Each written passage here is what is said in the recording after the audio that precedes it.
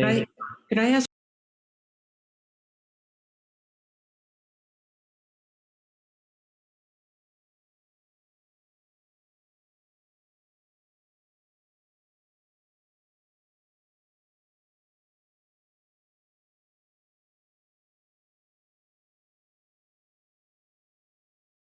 All right, welcome, Councilor Pine. I think Councilor Jang should be back any moment, so let's get started.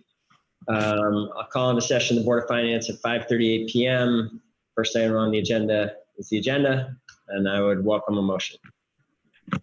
So, no, thanks. Councilor Paul makes the motion, seconded by Councilor Jang. Any discussion of the agenda? Excuse me. All those in favor of the motion, please say aye. Aye. Aye. Any opposed? Motion carries unanimously. And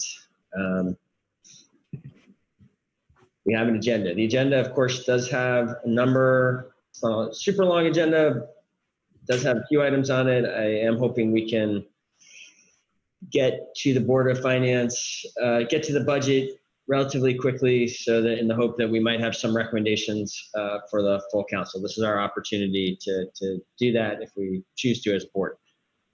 With that, Councilor Paul. Thank you. As items 3.01 and 3.02 are both grant amendment and agreements, would it be possible to do those together, or would anyone have an objection to that?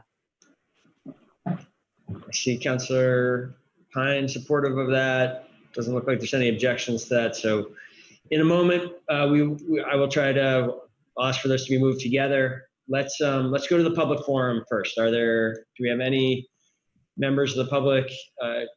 Chief of Staff Riddell is shaking her head no. I don't believe we have anyone wishing to speak to the board. So we will close the public forum. And now we're at 3.01/3.02, and I welcome a motion, Councilor Paul. Thank you. Thank you. So I would make a motion that we recommend to the council the approval of the acceptance of the corrections grant amendment, Safer Communities, and take the actions indicated, and as well to recommend to the City Council to approve acceptance of the court diversion grant agreement and take the actions indicated. Excellent. Seconded by so Councilor Jang first. Discussion of the motion. Seeing none, we'll go to a vote. All those in favor of the motion, please say aye. Aye. Aye. Any opposed? Motion carries unanimously. Welcome, Rachel and Luke. Thank you.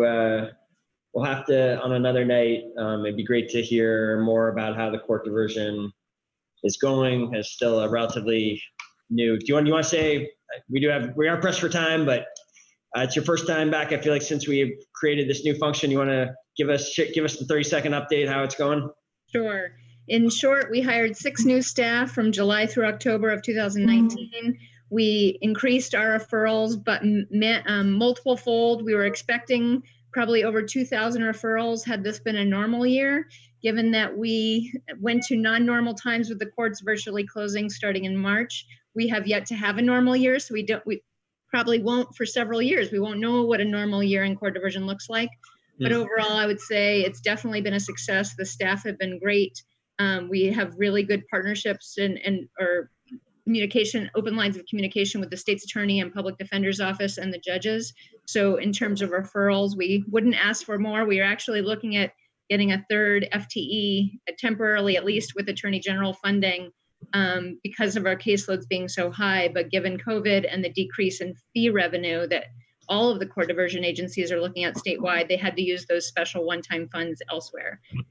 So we're looking forward to another year. Nobody knows exactly what's going to be happening with the courts, but we are really excited to play a bigger role around community justice in this coming year, given the opportunities that have presented themselves. Excellent. Thank you, Rachel. Okay, I'm going to move us to 3.03, authorization to sign contract for multitasking equipment with Fort Brand Services. Airport item. Welcome, Jean. How would the board like to proceed on this? Happy to. Go ahead, Councilor Paul. Thank you. I mean, I'm happy to make a motion to get this started, or if others have questions, but if it's okay with you, I would just make a motion to approve and recommend to the council that the Director of Aviation's Gene Richards be authorized to execute a contract with Fort Brand Services in the amount of $2,090,880 over 10 years for the leasing of 2 multitask equipment units, subject to final review and approval by the City Attorney's Office. And it appears as though there's a little, I don't know if that's me, but I hear some feedback. Thank you. All right, thank you, Councilor Pauls, seconded by Councilor Pine. Any discussion? All those in favor of the motion, please say aye. Aye. Aye. Any opposed? Motion carries unanimously, and we appreciate it to the airport team. Thank you. Good to see you all. Nick always has the most interesting backgrounds. I can't quite tell what's happening. Is that one of the pieces of equipment? I can't tell. That's very similar to what you just authorized. Yes, All right. yes, sir. Okay. Skillful use of the Zoom background, even while on an iPhone. Impressive, Nick. We'll move to 3.04, obtaining standby letters of credit for the city's workers' comp program. Catherine, you want to add anything about this before we go to the board? I would just add that this is totally standard, something that we do every year, and I would thank Rich for being proactive in seeking out a better rate and being able to save us a little money, as pointed out in the memo. Excellent. Are we ready for a motion?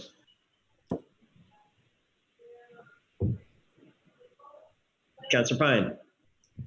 I will move adoption by the Board of Finance. Excellent. Is there a second? By President Tracy. Discussion. All those in favor of the motion, please say aye. Aye. Aye. Any opposed? Motion carries unanimously. And great. If there's not an objection from the board, should have thought of this at the outset with the agenda, but I would recommend that we quickly skip to 4.01 and deal with the last item that needs approval, and then we can come back and spend the rest of our time on the budget items. Maybe actually, why don't we go to 3.08 first, which is a waiver that is sort of an administrative item so this is the item that would basically, we are going to start to collect gross receipts again on July 1. We have not done that since the emergency began. That will start on July 1. This gives a little bit of a grace period for people to make their payments without penalty is what this does. Do we have are we ready for a motion on 3.08? So moved. Thank you, Councilor Pine. Do we have a second? Seconded by President Tracy. Discussion? Councilor Pine? So really, we're giving folks just an extra 30 days to pay it. Is that what it is? Yes, that's right. Just kind of a continued acknowledgement that we're still in these tumultuous pandemic times, and if people need a little longer to get their paperwork together, we're not going to ding them for it, especially since I think some people we've sent out the communication reminders that this is starting again on July 1 for some time, but it's possible some people might miss that. This is, since we are sort of starting this up again after a hiatus, I want to make sure no one's caught in the kind of teeth of that. And since the tax is based on gross receipts, if a company is seeing their receipts go down by 80%, they're paying a much reduced tax. So I think Absolutely. People should just know we're not asking people to pay a disproportionate fee, and if revenues go way down, then we're bringing in much less revenue. I just wanted to make that. It's obvious, I think, but I think it's worth saying it. Yes, exactly right. All right, I think we have a motion and a second. If there's no more discussion, we'll go to a vote. All those in favor of the motion, please say aye. Aye. Any opposed?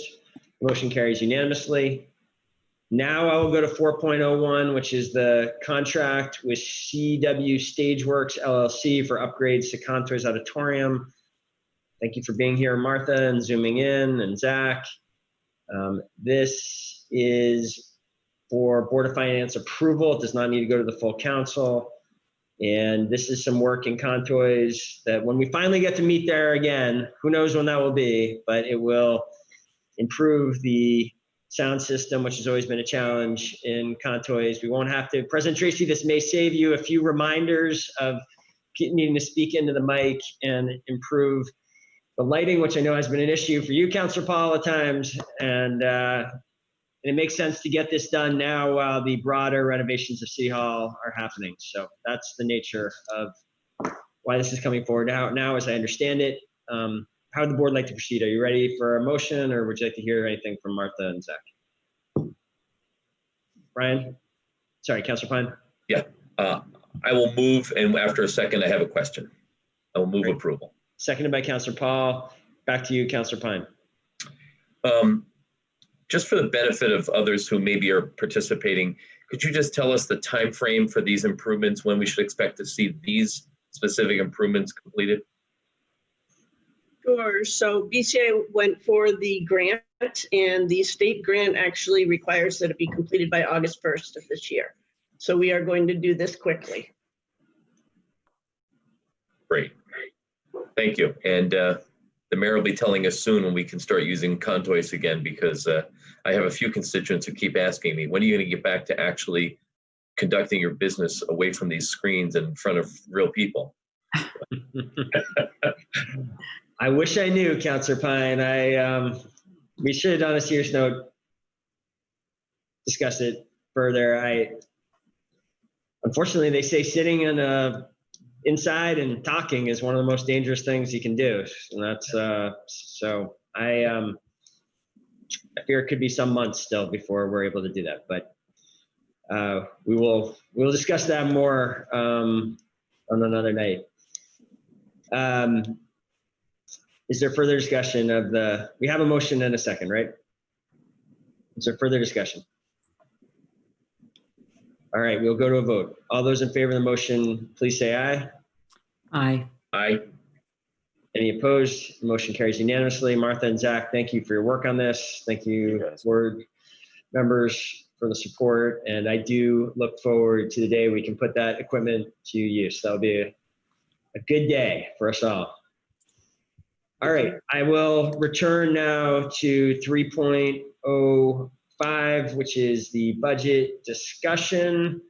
And just to summarize, my hope is that we, in the next hour or less, it'd be great to have a little bit of a break before the 7 o'clock city council meeting, are able to take action to make a recommendation on the two budget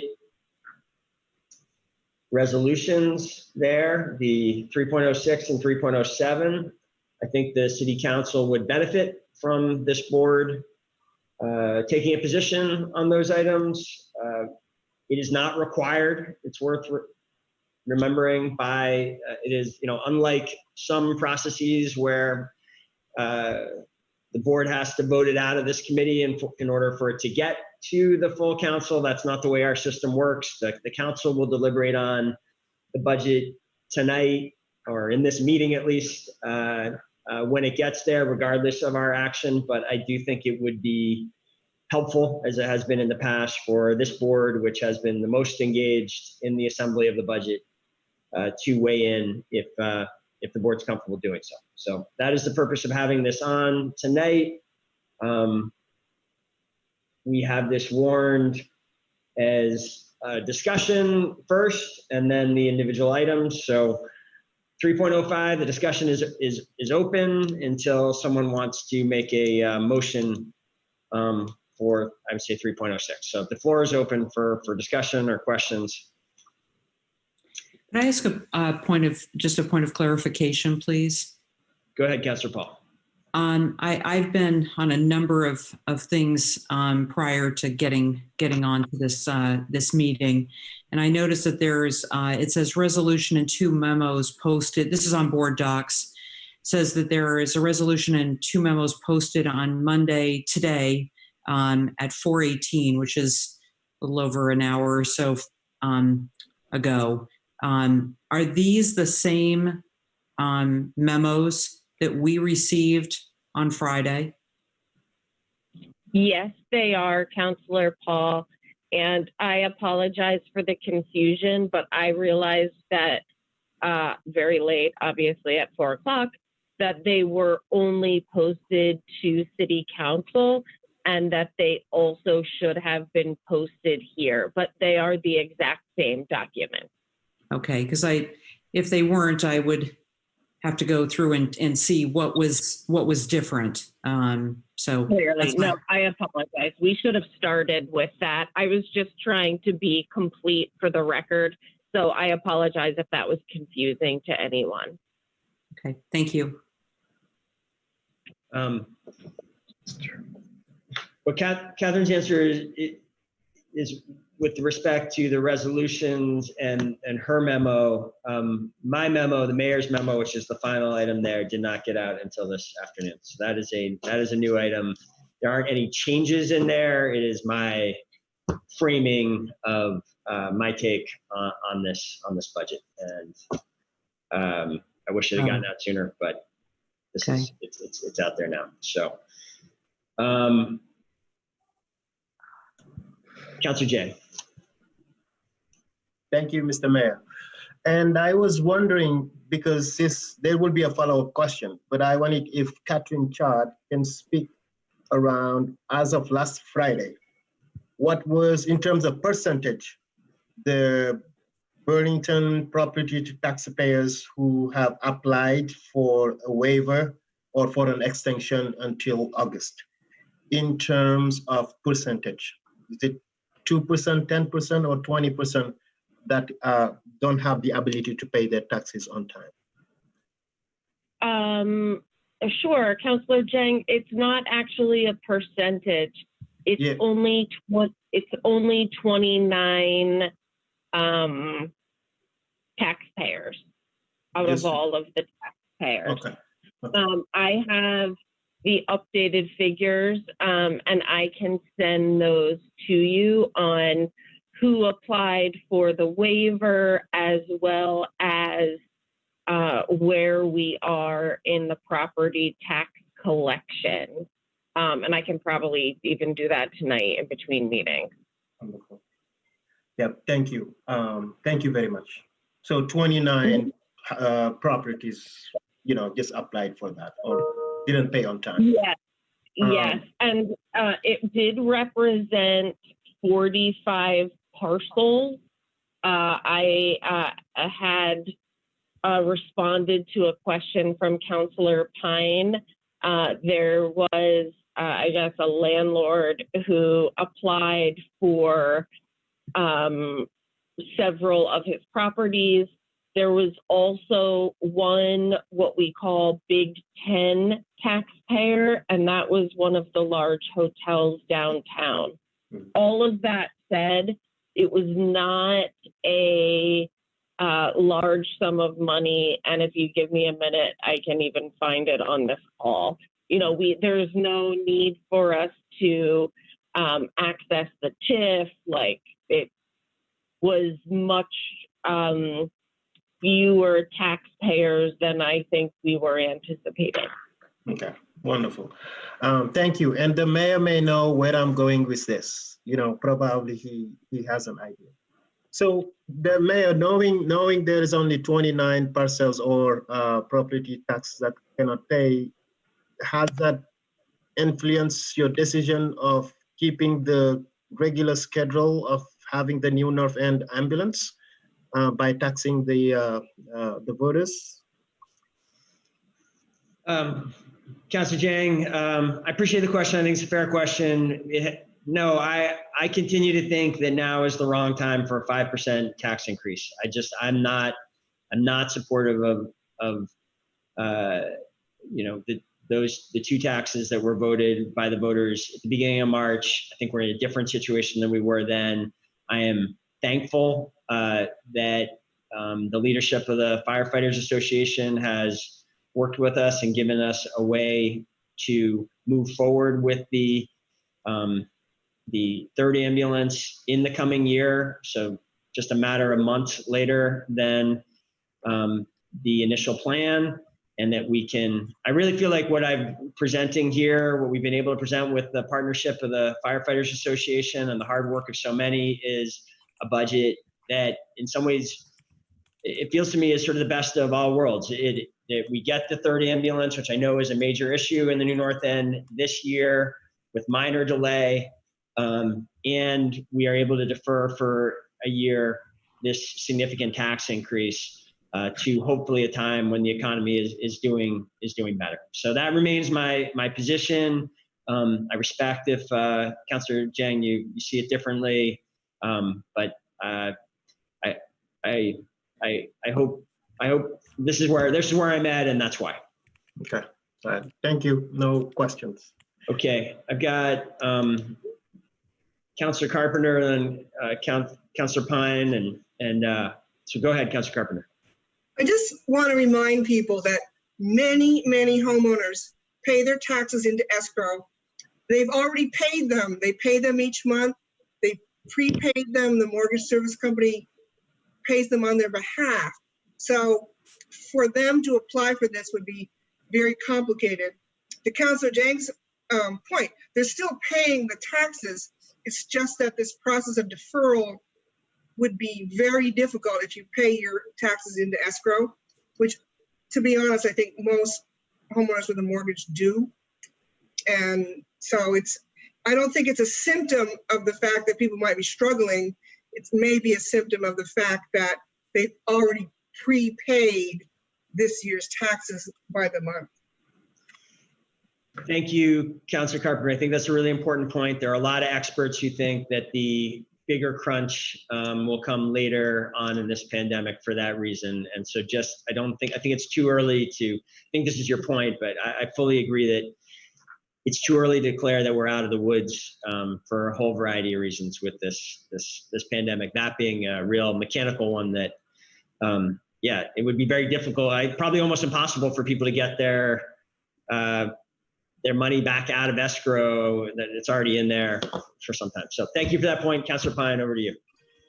Actually, my first point was actually very much along these lines, that I don't want us to think that just because 49 parcels sought the relief, that means all thousands of other parcels were not making tough decisions to be able to pay their taxes. I just don't want us to conflate those two, because I don't think that's actually evidence. That's just, there's a correlation but not causation here. And I just want us to be careful not to derive too much meaning from the fact that people paid their taxes. I just would add that when I worked for the city, it used to be amazing to me to hear from other community and economic development officials when they'd say, how come you're not just reusing your tax foreclosure properties for affordable housing? And I would say, we don't have them. People pay their taxes in this city.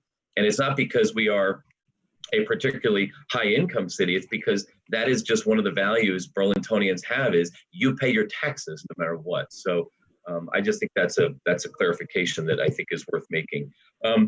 You know that there's some budget amendments proposed, Mr. Mayor, and there also is the resolution that focuses on reallocation of resources within the police department. I just want you to speak first to the budget amendments that Councillor Hansen has introduced, not in detail because they get into some very small numbers, but broadly speaking, can you talk to us about what impact some of those changes, some of those reductions would have? Not even answering that, because we don't yet know exactly how they'd be reallocated, but Councillor Hansen has proposed to reduce some line items. And I don't know if have you looked at that in detail enough to speak to some of that? Councillor Pine, I'm aware that I became aware of it this afternoon. I'm not sure what time they came in, but sometime earlier today, both Councillor Hansen and Councillor Stromberg have proposed changes on, I think dozens of line items together is my understanding. Some of them for as little as $30 amendments. I believe many of the changes were to training lines that we have already dramatically reduced to get to the balanced budget is the proposal that we've made to the council. I think it's, we basically cut those budgets 75, 80% in some cases, really to the bone. And really, we're only preserving what was really fundamentally necessary to keep licensing requirements and other sort of essential training. So I certainly don't advise, I don't have a positive reaction to that. I don't know why we would be debating on the council floor or even the Board of Finance floor $30 changes. That seems to be a sort of unprecedented level of micromanagement of the budget by a councilor.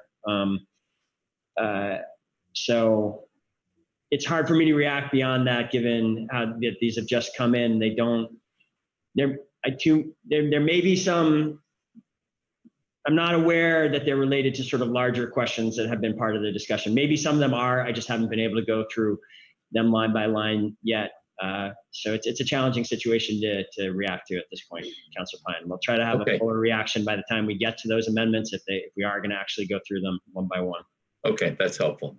And how would I want to make sure we relate this conversation to the larger conversation we're going to have as a full council around a resolution that does essentially change your budget resolution, doesn't it? So that's, I guess, my question. Maybe Councilor Tracy could speak to that, or the mayor, either one.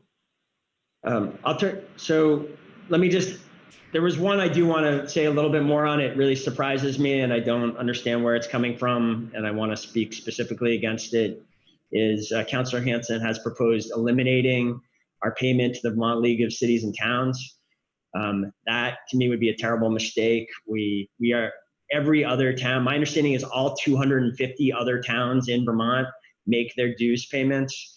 The suggestion that we would not do that is really kind of cuts against the, I think, important value that towns try to work together. We have real shared interests. I'm the president of the Vermont League of Cities and Towns currently. I would actually, I think, have to give up that position, which serves Burlington well to have the mayor serving in that position. I think if we were ceased to become a member town, we would actually have to give up that role. Certainly, there is some cost to that. We pay on a per capita basis, so we pay more than anyone else. We pay about $50,000 a year, but that is worth every year that we're a member, many times that in terms of the benefits that we get out of engaging the debate in Montpelier. So in particular, that one would caution the council not to accept. So sorry, your question was, how do we make, can you repeat? I heard your question, but I'm not sure I understood exactly. Can you repeat exactly your question on the changes to the budget you're asking? Okay, go ahead. The resolution that is co-sponsored by several members of the Board of Finance has budget implications. So I just want to be clear with ourselves as voting on this, but also with other members of the council and with the public by, if we were to advance your budget and then we're, I guess, revisiting your budget a little while later with an amendment, right? Is that essentially what we're doing then? Because it feels... Well, let's talk about that, Councilor Pine. Maybe I would welcome a different interpretation. I understand, so just looking at the council agenda, not what we're doing now, I guess, but looking at the council agenda, here's how I understand the way things are set up. I believe President Tracy has the budget resolutions going basically at the end after the resolution regarding racial justice led, with the Councilor Hightower and the co-sponsors. We have, over the course of the day, we did get a question from another councilor about what the budget impact would be of Councilor Hightower's amendment. And CEO Shad did respond to that. And I actually don't know, Catherine, can you speak to whether that went just to Councilor Freeman or did that go to everybody? That did not go to everybody. I sent it to everybody on the list, which was also Counselor Hightower and Counselor Stromberg. Okay. I am Well, happy to.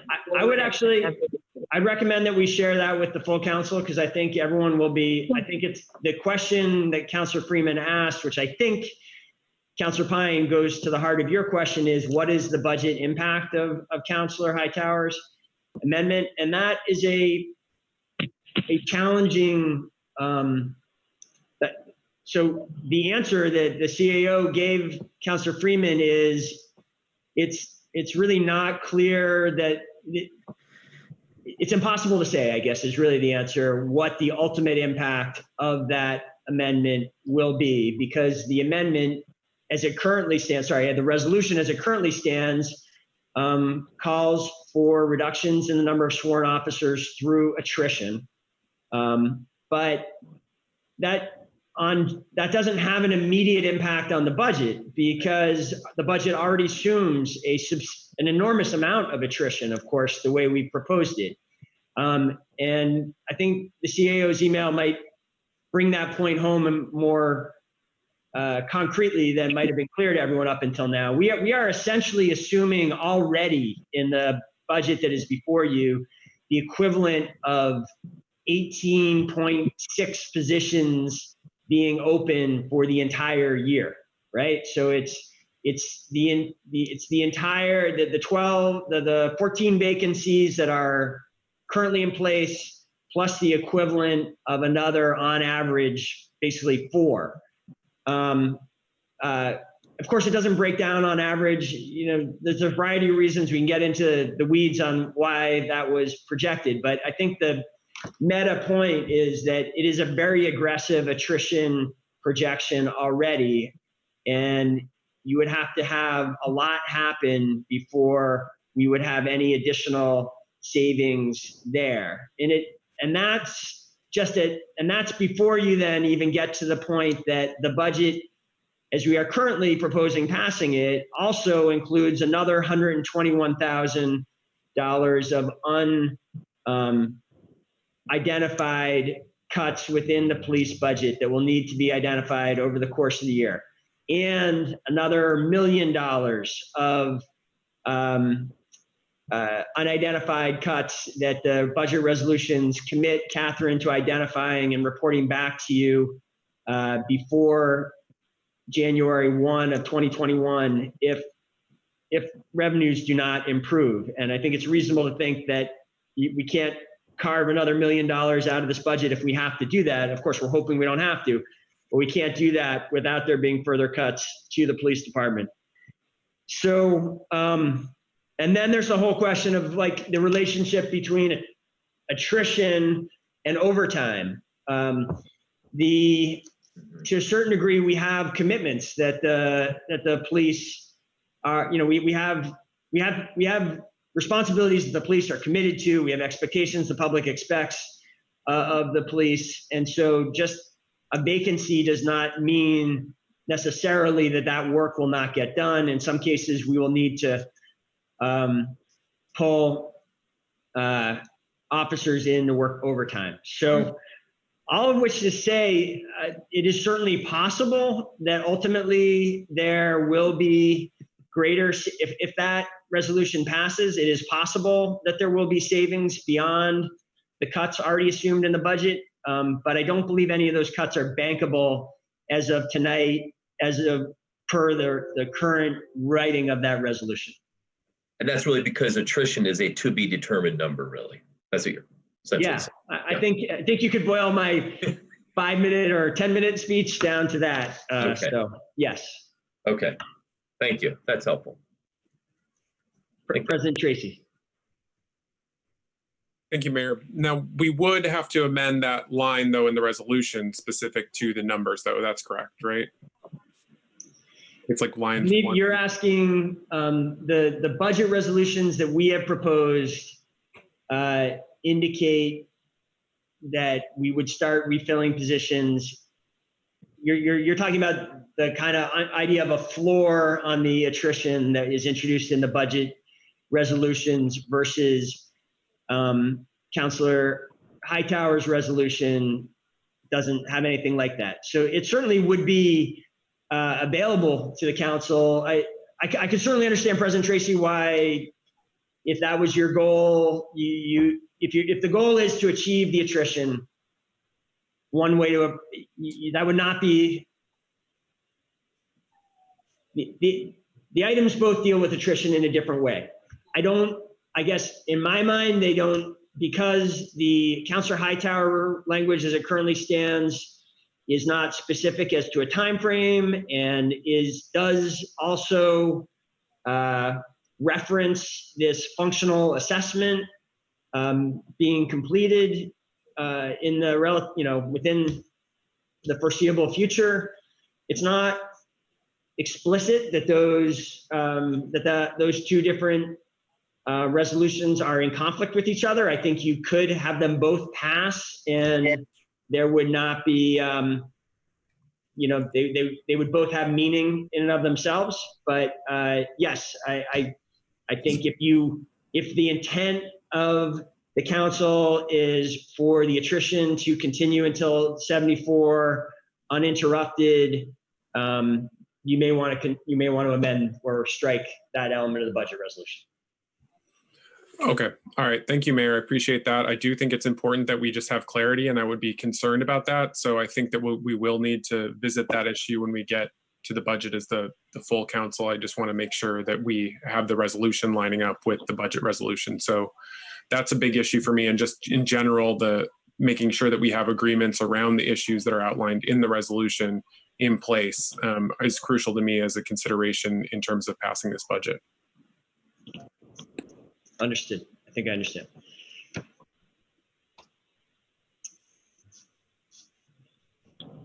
So just to remind people where we're at, we're in 3.05 in the agenda. We have about a half an hour before it would be good to start wrapping up. Would it make, Councilor, is there anyone, how would people like to proceed? We would like to get one of these items sort of on the table formally to explore whether we're going to have consensus for a recommendation or not. Councilor Paul, did you raise your hand there? Yeah. Yes, I did. I'd like to, moving on to item 3.06, to make a motion to approve and recommend that the City Council adopt the attached resolution, which is the annual appropriation and budget for the fiscal year beginning July 1, 2020 and ending June 30, 2021. Thank you, Councilor Paul. Is there a second to that motion? It's a point of information. Go ahead, Councilor Jang. It seems as if the motion is to approve and recommend. And I believe that we should not approve, we should just recommend, move it to the council. Is that appropriate? Great question, Councilor Jang. I feel like we often use that approve and recommend language, but maybe in this case, it really should just be recommend. I'm happy to redo the motion, just say to recommend that the council, et cetera. Yeah. What I said. Yeah, it is. Why don't we just do it that way, given the nature of the budget, which is somewhat unique, that yeah, that goes to the council. We have a second. Yeah. Yes. Second by Councilor. Jang. Was that a second by Councilor Jang? Okay, thank you. Discussion. So this, just to be clear with the board, but also for anyone watching, the budget is essentially broken into 3.07 are the tax. This is essentially the appropriation side of the budget.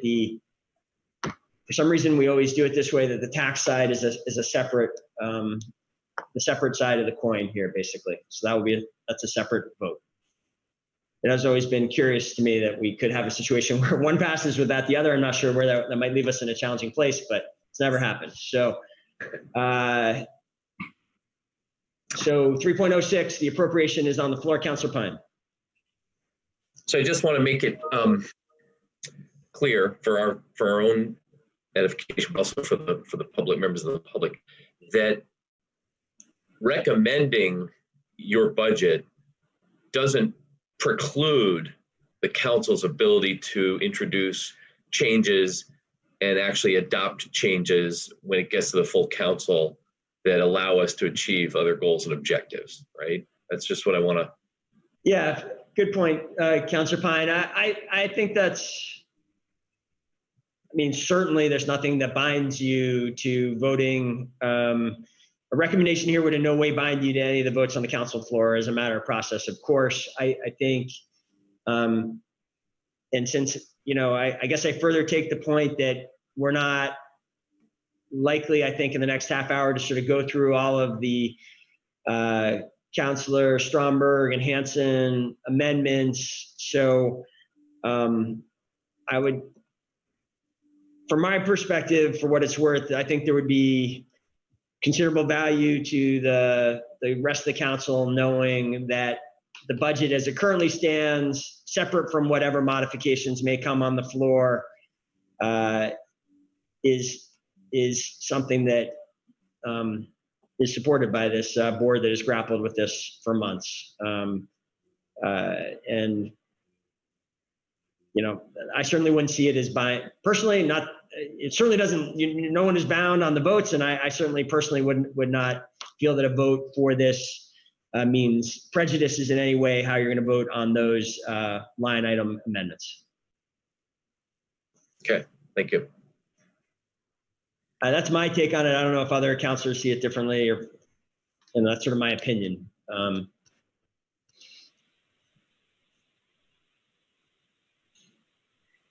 Councilor Paul. I thank you. I was going to say thank you, President Tracy, but that's not what I meant. I would agree. I mean, I think there have been times where people have voted yes at the Board of Finance, essentially to move it forward, and yet have made it very clear that they have not made up their mind about what to do when it got to the full council. So that's not that unusual. I'm not sure that it's happened with the budget, but it has happened in other instances.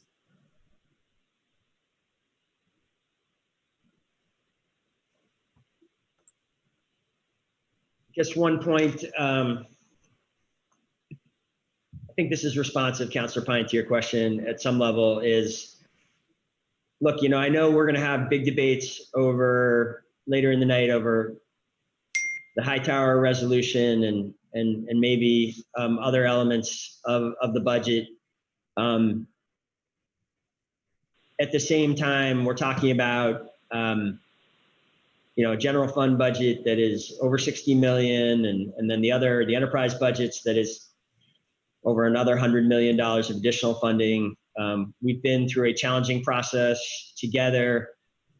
The city staff team, I don't think there's controversy over the sense that the city team has really worked very hard to, in these very unprecedented times, to bring this budget forward. I hope there's broad agreement that even if there may be details, elements of the budget that you still seek, that some members of the council seek to change later in the evening, that there's the principles of this budget, which we have discussed many times together, are good principles that are to a very significant degree achieved in the budget that's before you. And I certainly would welcome, I'm sure everyone that worked very hard in the last 3 months to bring this here would welcome a sort of general sense from this board that there's a lot of good in this budget, even if we end up debating and disagreeing over other, over details later in the evening. And I think there would be some value in signaling to your colleagues that even if there are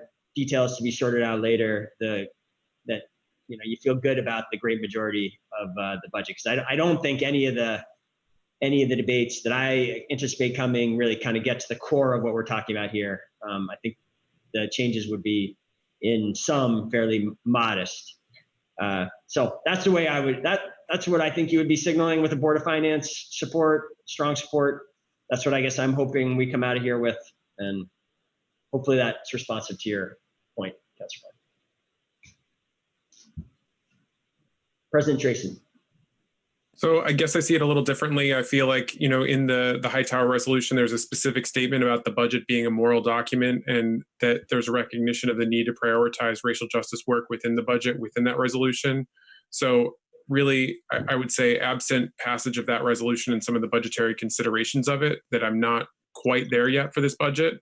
I do appreciate all the work you've done to, avoid givebacks from our bargaining units. I think that was enormous. Restoring and taking feedback from counselors about specific funds in a lot of cases. I think that that's been helpful. And then also the willingness to create these additional funding sources for racial justice work, as well as the public safety new fund that you created for transforming public safety in the city. I think that those are all positive aspects, and that ultimately I may yet vote for the budget. I think that the weight of a potential government shutdown and a pandemic does also weigh on me, and I do want to be cognizant of that. But I also think that we have two pandemics happening here in the city. We have, the COVID pandemic, but we have had a pandemic going on for a long time, and that's that of racism. And so I see us needing to really send a clear signal on that first and foremost before I'm ready to support this budget. And so because of that, that's the reason that it's sort of the opposite of your motion, Mayor, is the sense that I'm not precluding voting on it, sending a signal, and not precluding ultimately voting on the budget, because I do understand the dynamics at play. At the same point, I do feel as though we really do need to make sure that we get those agreements in place prior to that. So that's where I'm at on it. But I do really appreciate your work, and then especially CO Shad. I understand this is your first budget. What a budget cycle to have to go through this in. This must have been so hard. And so I know you've worked really hard on this, and I just want to elevate you for, doing such hard work on this. I know you've, from what I understand, worked 80-hour weeks. So that really does, that's incredible. So thank you for all your hard work on it. That's not what I'm trying to signal here, is a devaluation of any of the hard work that you or the rest of the clerk treasurer team put into this. Well, fair points. And I appreciate all that, Councilor Tracy, especially thank you, as you're always very generous in recognizing staff sacrifice and commitment, and the CAO team has done great here. I do think it's important to point out that every department in the city has had to respond to this moment and make substantial changes. Really so the department heads and their financial, the people that help them with the budgets also worked very hard for this. To your substantive point, and I think it's fair, and I get where you're coming from, and I'm not really trying to dissuade you from taking that perspective. I understand your point. I do just want to make sure it is clear that the change that, the big change between the June 15th submission to you and the budget resolutions on Friday speak directly, I think, to your point that we need to prioritize racial justice and racial equity work over the next 12 months. The June 15th submission, not because I wanted to do it this way, but at the time I thought we needed to, and we've been able to, through additional work and analysis, find a way to avoid this. If we were acting on the June 15th budget tonight, there would have been a real conditional element of the racial justice work, that we had 300,000 committed, and the rest, the additional 700,000 only would have flowed there if things broke in our favor over the course of the year. I expressed confidence back on the 15th that would happen, but it was not committed fully beyond the 300,000. The big difference in what is in front of you now with the budget resolutions now is that upon passage of the budget resolutions as currently written, $1 million, the full amount, goes into that racial Equity and Justice Fund and is available for that work in the year ahead.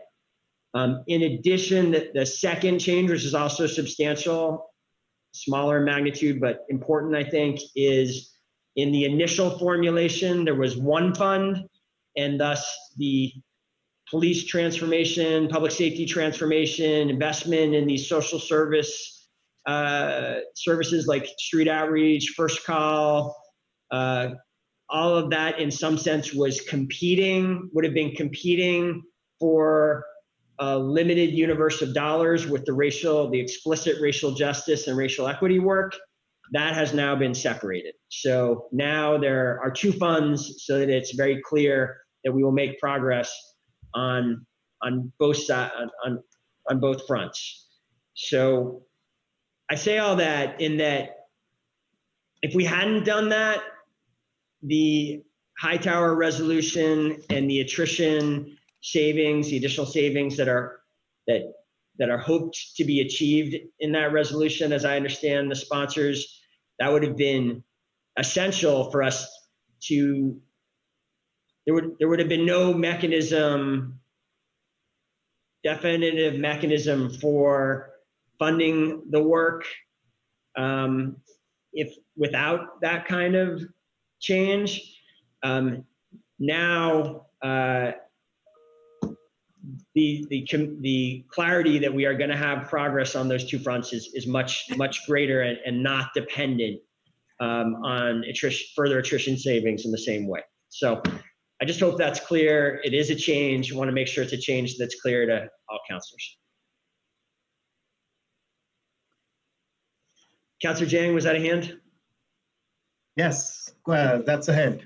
Go ahead. So I was also wondering if department heads will be at the meeting, if they would be present in case we have specific questions about their departmental budget.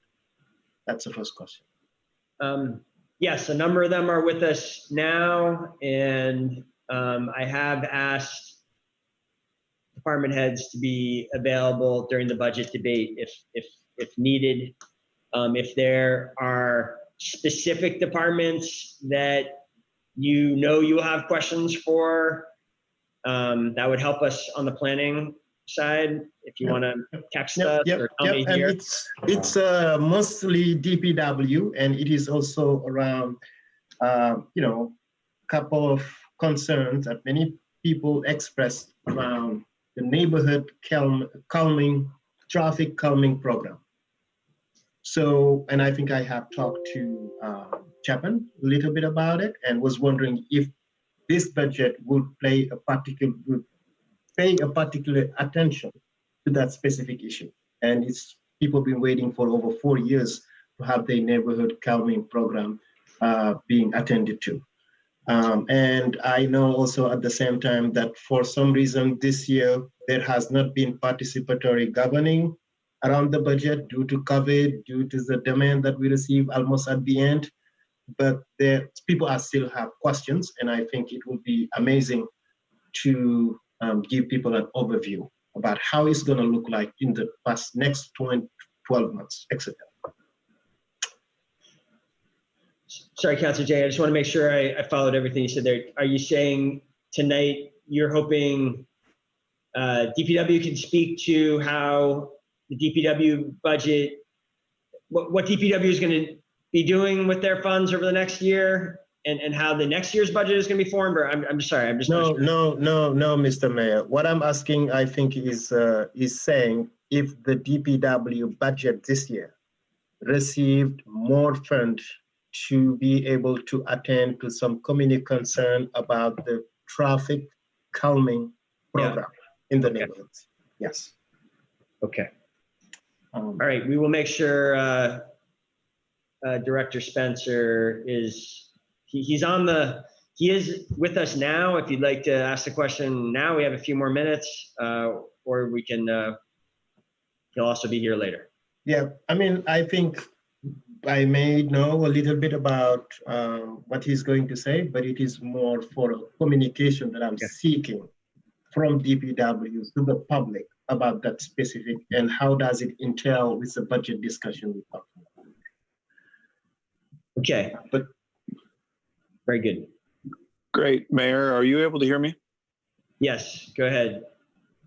Great. This is Director Chapin Spencer. Thank you, Councilor Jang, for that question. I will have more detail for you at the council meeting, but yes, we do have funding in this proposed FY21 budget, not only to complete the overhaul of the traffic calming program, but also to implement traffic calming for the top issues, safety concerns of the streets that are on the list. We are moving from a first in, first out request program to a program that is going to prioritize streets with demonstrable safety concerns.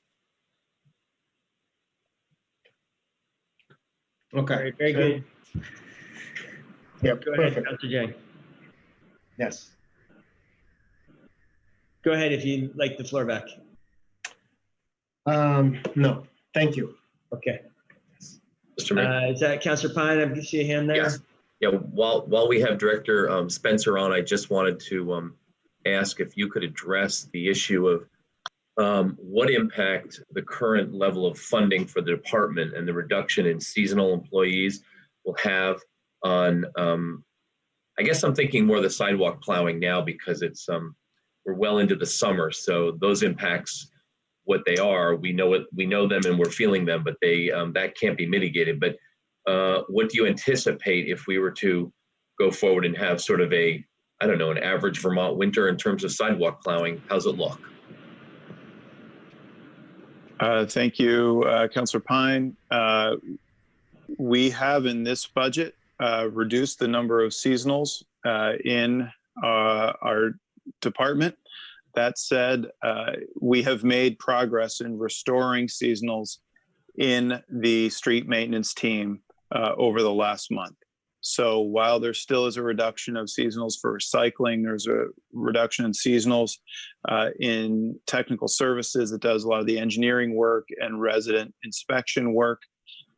We have been able to flat fund the seasonals for street maintenance, which is the core of our plowing team.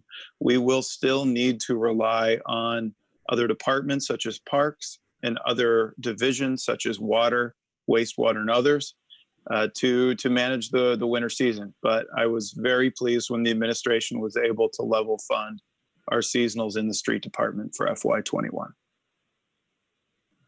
for that very reason of managing plowing for the winter. Yes. And Councilor Jang. thank you. And since you're here, Chapin, I know that we've been receiving a lot of communication about the consolidation of both garbage pickup and recycle pickup. And it seems the city is working in partnership with South Burlington, I believe, right? And recently you have done a public forum where people have to come and talk about their view on it. Correct. But this question is specific to Act 148, I believe, from the state, which requires by, I think it's 2020, for municipalities to also collect food scrap.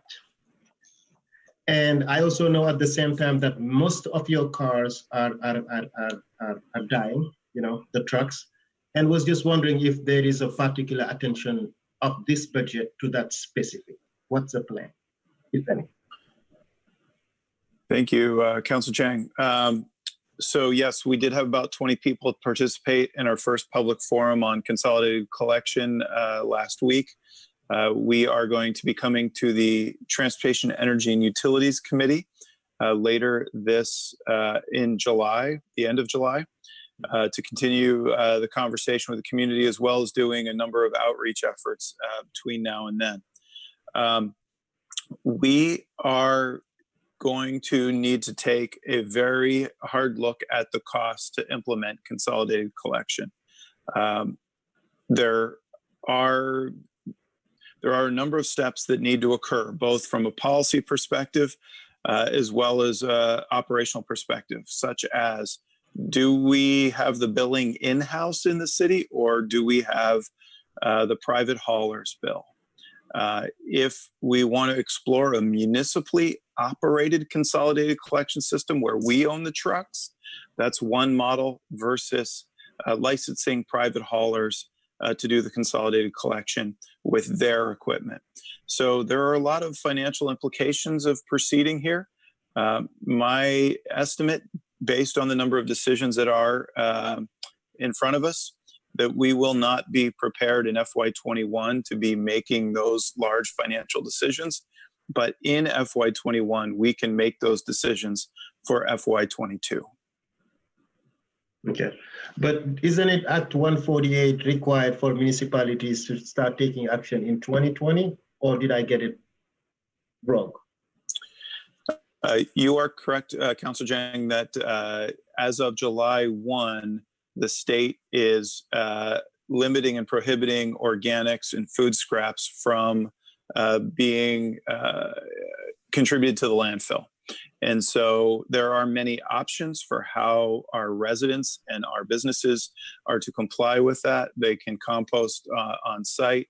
They can contract with a hauler to have them pick it up, or they can go to Chittenden County drop-off center, CSWD operates, to deliver their organics there. So consolidated collection will not be in place for July 1 for that prohibition. Okay, thank you. Yeah. All right, thank you, Councilor Jang. Thank you, Director Spencer. We have a motion and a second on the floor. Councilor Tracy, President Tracy has made it clear and explained why he will not be, at this point, as I understand it, voting for the recommendation, though he may ultimately vote for the budget.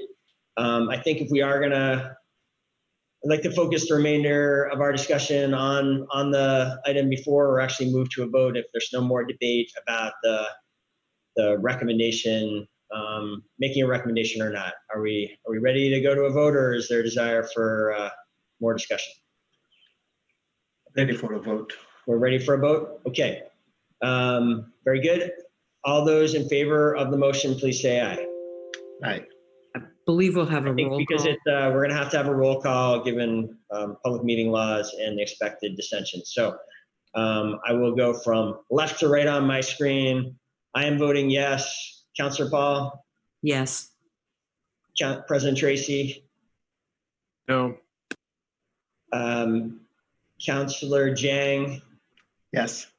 And Councilor Pine?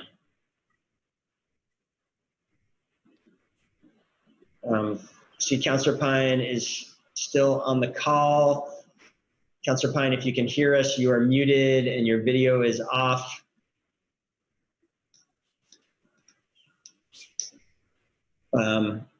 For now, Councilor Pine is an abstention until he returns to the meeting.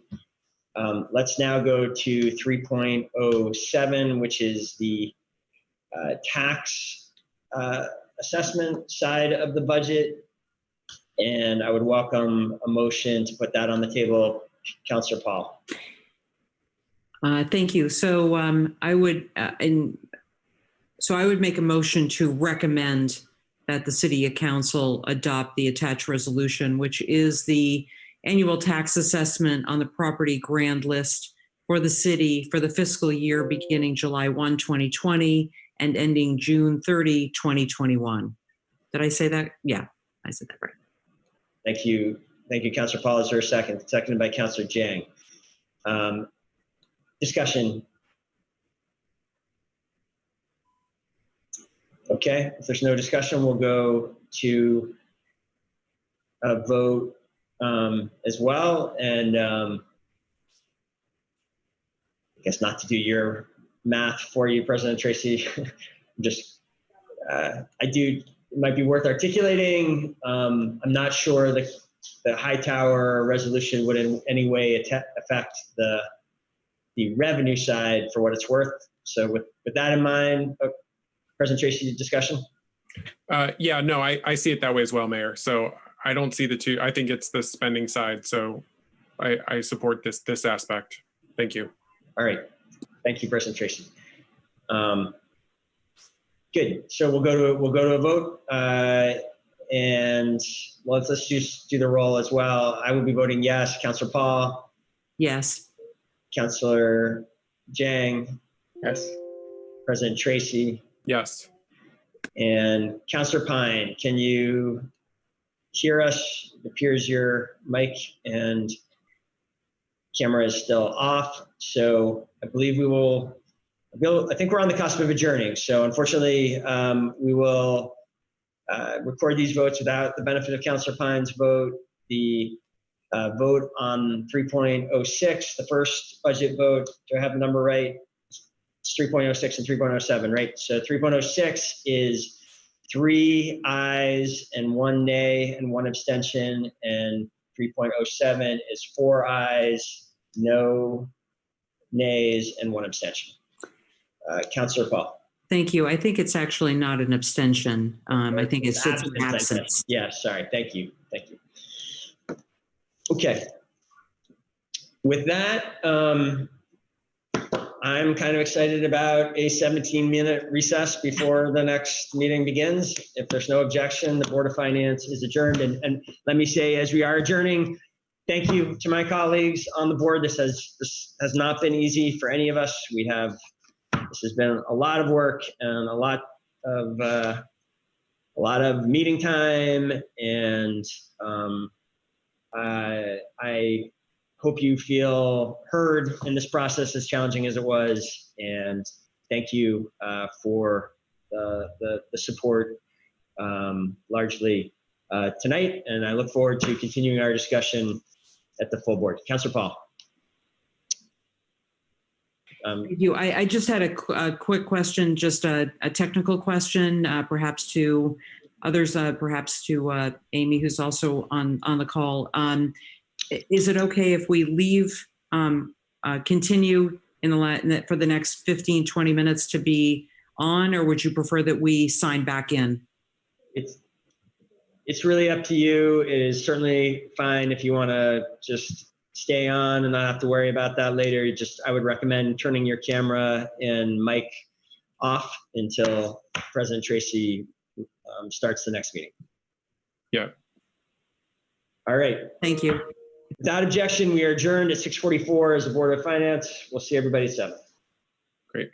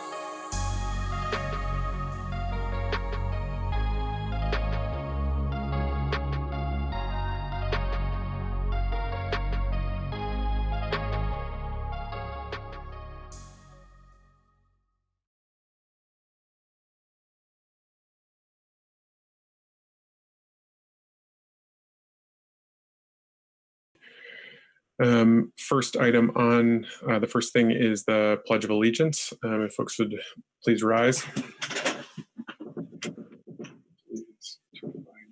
United States of America, to the Republic, which it stands.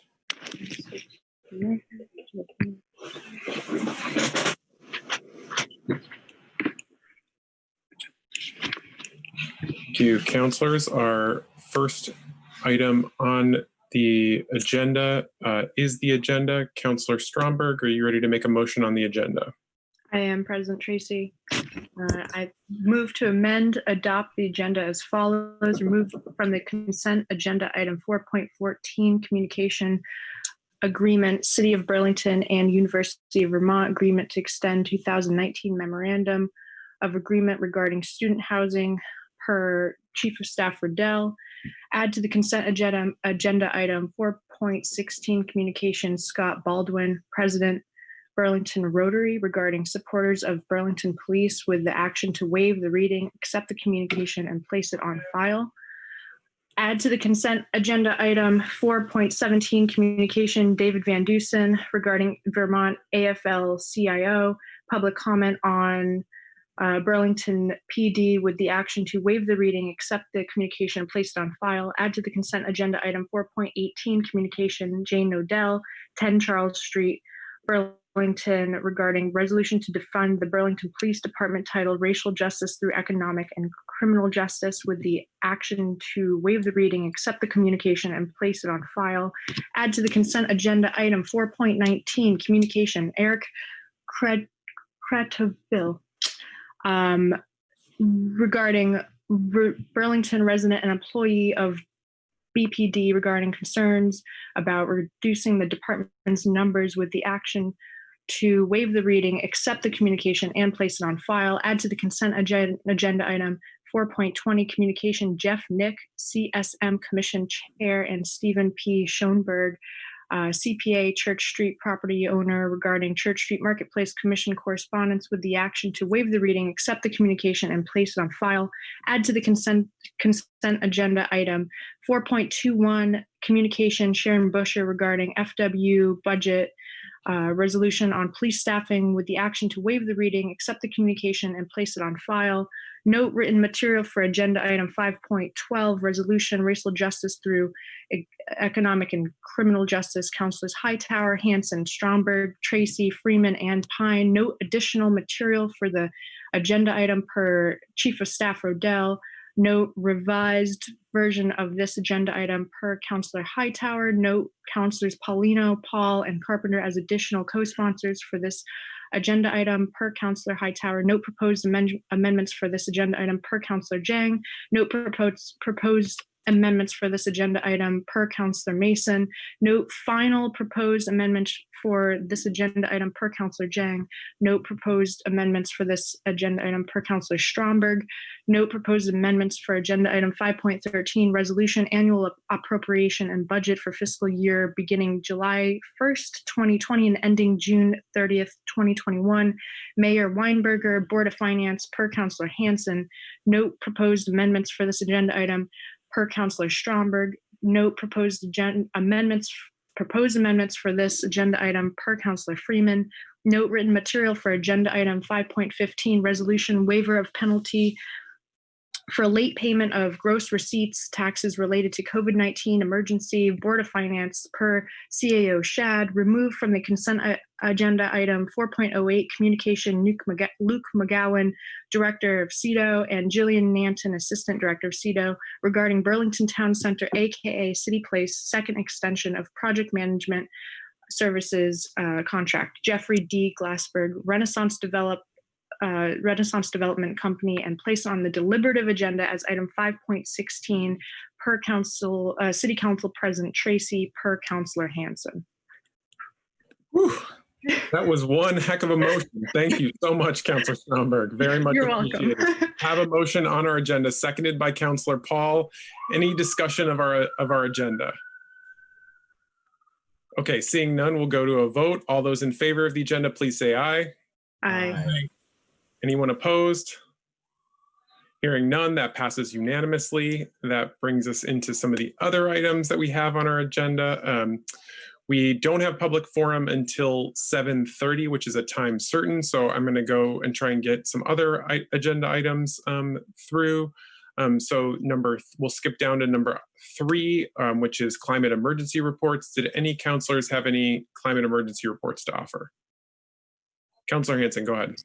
Great. Thanks, President Tracy. I'll be quick because I know we've got a lot of ground to cover, but I just want to say really quick, and this will be follow-up and ongoing discussion, but I just want to highlight the more we can, as we continue to dive deeper into racial justice work as well as climate justice work as a city, I think the more we can continue to draw the connection between the two issues, which are very interrelated, and the fact that the climate crisis is so far and will continue to disproportionately impact people of color. I think it's as much as we can continue to draw that connection. So it'll be an ongoing conversation, but I did just want to put it out there for now, and we can pick it back up later.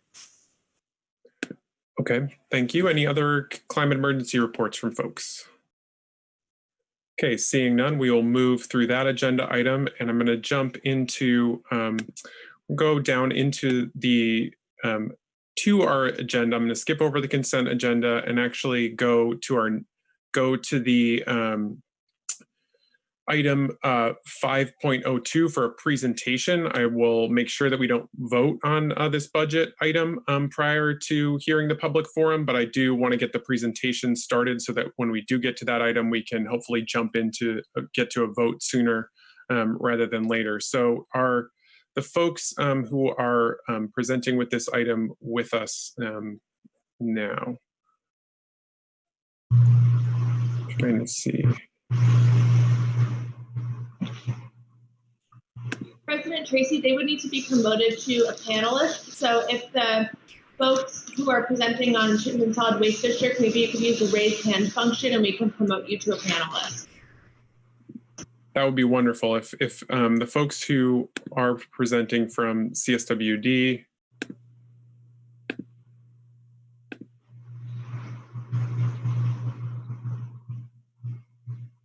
could raise their hand.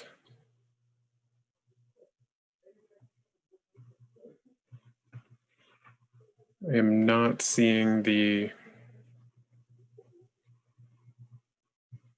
CSWD folks as being with us right now.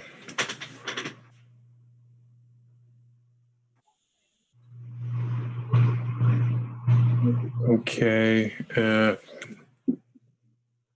Then in that case, I guess we will have to just wait and we'll come back to that agenda item.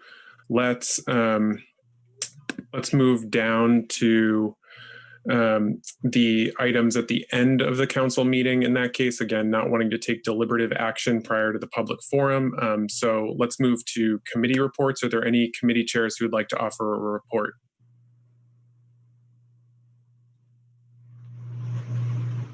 Okay, seeing none, I will then move to City Council General Affairs. Are there any city councilors who would like to offer any thoughts on City Council General Affairs?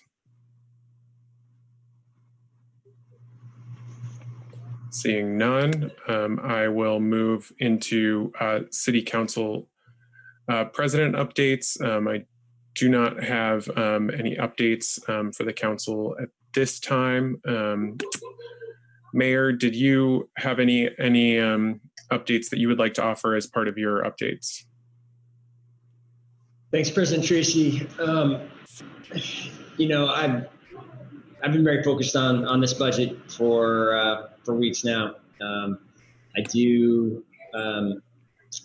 So I think most of what I have to talk about is going to be the debate and discussion of the night. I do want to make sure all councilors saw, and I wish it was possible for us to get this out sooner, but we did have a final of the many documentations, many pieces of information for the budget. We did have a mayor's memo go out today, and hope people have had a chance to see that. I would just summarize, there's a lot in there. There's no new proposals or changes, but one point that I would make here and I make in that memo is that this is the 9th budget that I've submitted to the council.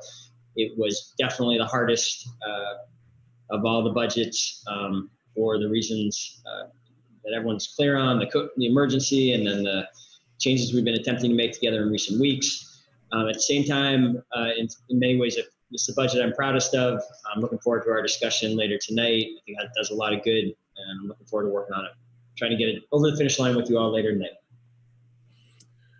Great. Thank you, Mayor. All right. So that takes care of sort of that back end of the agenda. And I believe let's try one more time to see if we have the CSWD folks on the call. If the CSWD folks could raise your hands. Okay, I'm not seeing Amy Jewell. Okay, so in that case, what we will do is I will go to the public forum where we have a number of folks already signed up. So it's not as though the public forum will be over at this point. Tonight, we will have folks who are, we do have a number of folks who have signed up. In terms of this, I have set a hard stop for public forum at 9:30. This is because we do have quite a bit to get through in terms of our agenda, both in terms of resolutions, in terms of board and commission appointments, as well as the budget itself. And so there is that issue to get those issues to deal with, and I want to make sure that councilors have a chance to do so and engage on those issues when they are, as more awake than less. And so that's going to be the hard stop for today. I'm going to give folks 2 minutes, so if people could please, given that constraint, just try and respect those limits. In terms of the signups, looking at the sign-up sheet, I'm going to manage that sheet. It looks like we, at this point, are going to be able to get to everyone on the list. I'm going to I have prioritized, so of those folks that have signed up, we will be able to get to pretty much everybody on the list at this point. So that's great. And within that list, I have prioritized folks of color as well as Burlington residents. So if you're not a Burlington resident, I put you towards the end just to make sure that we get to Burlington folks in the queue. So that is sort of the terms of the public forum. Given that we are starting a little early, we can go back to some folks. So I am going to, our first speaker in the public forum is Jessica Laporte. Okay, great. We got the timer up. That's awesome. Appreciate Clerk Bovee. I really appreciate your assistance with that. That's really helpful. Let me find the So the first speaker is Jessica Laporte. Jessica, I'm going to be enabling your microphone. Hi, City Council. I am here speaking before you again in relation to the budget. That seems to be the predominant agenda item this evening.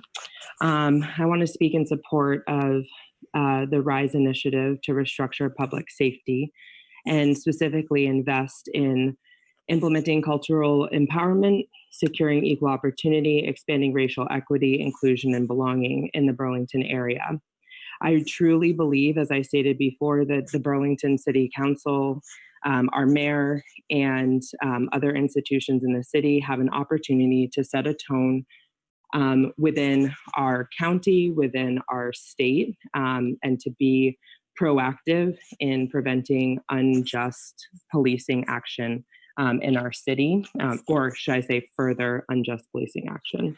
I specifically want to call to account a comment that was made by, I believe, the interim police chief. I'm not sure. He spoke last Saturday with a group of us, and he said he is specifically concerned about the calls to defund the police because he does not want to turn off what we have now if other systems aren't ready. I find this particularly concerning because until we are willing to divest in policing in its current form and invest in other forms of public safety, we are never going to be ready for the shift. So I do believe where we put our money says a lot, and where we put our money creates opportunity. I also want to call on the City Council, as I've been in emails with a number of you, and I know many people have been in emails with you as well. I want to encourage you to do all that you can to take action to revise the budget, and then to be very clear and explicit and say what it is that you cannot do publicly. Make it clear where you're being silenced or where you're being curbed in your powers and how you would like to see that change in the future. Thank you. Thank you. Our next speaker will be Ashley Laporte. Ashley, I'm enabling your microphone. Hello, can you hear me? Oops, yes, I can hear you. How about now? Yep, go ahead. There you go. Great. Well, you just heard from my sister, Jessica Laporte. I also live in Burlington in the South End in Ward 5, represented by Chip Mason and Joan Shannon. I spoke at the last public forum and asked that you not pass the budget until it meets the RISE demands of the Vermont Racial Justice Alliance as a part of Operation Phoenix. I'm joining today, again, to clearly vocalize my support for the demands as outlined by the Vermont Racial Justice Alliance. We call on the City of Burlington to join the Racial Justice Alliance in implementation of Operation Phoenix Rise. We call upon the mayor or the City Council to declare racism a citywide health crisis. We call upon the City Council to resolve that a task force be established to consider an apology and proposal for reparations for the role Burlington has played in chattel slavery. We call on Burlington to make a moral statement by prioritizing the eradication of systemic racism and the creation of the budget. Since the last I spoke at the City Council meeting, I've emailed with each member of the board. Many of you expressed your support for divesting from the police and investing in communities of color. Councillor Chip Mason, you said, and I quote, "I support the objectives of the Alliance in a community conversation on reallocating our budget to support housing, education, mental health, and other identified community needs, particularly those benefiting BIPOC." Councillor Joan Shannon, you said, "I'm acutely aware of the unfairness in our society and need for dramatic and meaningful change." It seems members of this council see the importance of divesting from the police and investing in communities of color. I am now begging you, act on it. Use every means of influence you have as elected officials, citizens in good standing, as community members and community leaders. Become the abolitionists you seem to want to be and make the change needed. Councillor Mason, you said, "These are difficult times and we need to find a way to move forward together or our community will be ripped apart with everyone actually wanting the same goal and only disagreeing on how to get there." Know this, the best way to prevent this community from being ripped apart is to center the lives of Black, Indigenous, and other people of color. How we get there is as important as the outcome. This issue, systemic racism that plagues our society and this state and this city, is the single most important issue of your tenure on the City Council. I truly believe that solving this issue in an equitable way will lead to solve the other issues that it intersects. I'm watching. We're all watching. Please do right by us. Thank you. Thank you. All right, so our next speaker will be Katarina Campbell, to be followed by Noel Green. Katarina, I'm enabling your microphone. Good evening, beloved community. I'm meeting you today at the intersection of my anxiety, my fear, and my courage. I haven't written a speech for today, and I am really coming with an earnest hope that what is most genuine throughout my heart, my conscience, my soul, and my ancestral history, with a deep sense of love for our Black community and for my Black kindreds, that what is most meaningful will find its way to you. What I wish to offer is my experience in working with the police. I served previously as the director of a statewide anti-violence organization. At one point, we had 2 staff members. And what was most challenging about that position for me wasn't being a survivor of violence myself while bearing witness to the trauma of those who we love through that program, but it was the need to both try to intervene in the system of harm that is our policing system, while also trying to create another system that served our people.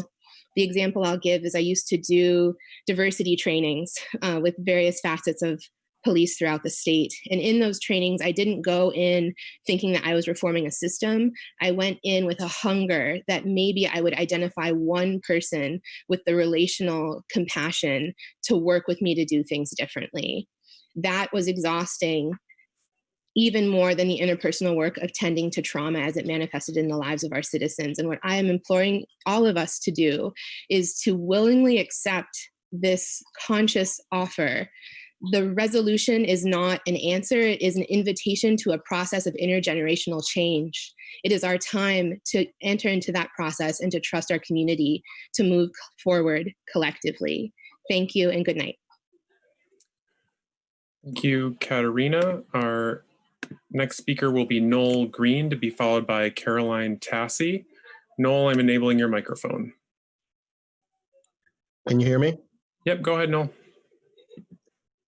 Hello, members of the City Council. I welcome this opportunity to provide you with information that might help inform our collective work in regard to how we better serve the youth in our community. The 2 most important aspects of my job include promoting academic achievement and maintaining school safety. A school is a complex system of intermoving parts that support these 2 priorities. And what might be helpful for people to know as I read this, and I forgot to mention, I am the principal of Burlington High School. The school resource officer and SRO program are part of this school ecosystem, and they play an important role in collaboration with our other support services. The SRO programs were originally created to serve as community builders within schools. They were also created to provide a platform for officers to be valuable resources to students, especially in regard to working with students in a preventative way and steer them away from a variety of legal predicaments that could lead to a future in the legal system and eventually incarceration. This role morphed as events like Columbine began to happen with regularity. An emphasis on school safety became more prominent and in tandem with being a resource to students. This reality still exists, and our SROs play a vital role in collaborating with school administration to provide a safe, healthy school where students can learn every day. BSD and BPD created an MOU several years ago with these fundamental principles in mind. The use of restorative practices is at the foundation of most interactions they used as they build relationship with students, faculty, and parents, and at the same time provide a needed level of security commensurate with the realities of school violence that currently exist in our society. In my 4 years at BHS, I can speak to the efficacy of this program based on what it was designed to do, and I can with confidence say that it has achieved most of its goals. Where is the scrutiny coming from in regard to the SRO program right now in Burlington? It is obviously in reaction to events that have unfolded in our society over the last 2 months that have placed a glaring spotlight on morally devoid policing practices that have unfairly targeted people of color for over a century. As an African-American male, I am not afraid to say publicly that it shouldn't have taken this long for our society to believe that this was happening and that it is time to do something about it. This is the 4th quarter, and many of us are late to the game, unfortunately. I do believe, though, that each community needs to deal with these issues according to what is happening in said community. Is reform needed in policing across the country? Absolutely. As with any situation in need of change, it must be done smartly and with purpose. This means research into the problem, an analysis of data, interviews with people most involved, and a created system of accountability to continue needed change. You can please I wrap feel up. that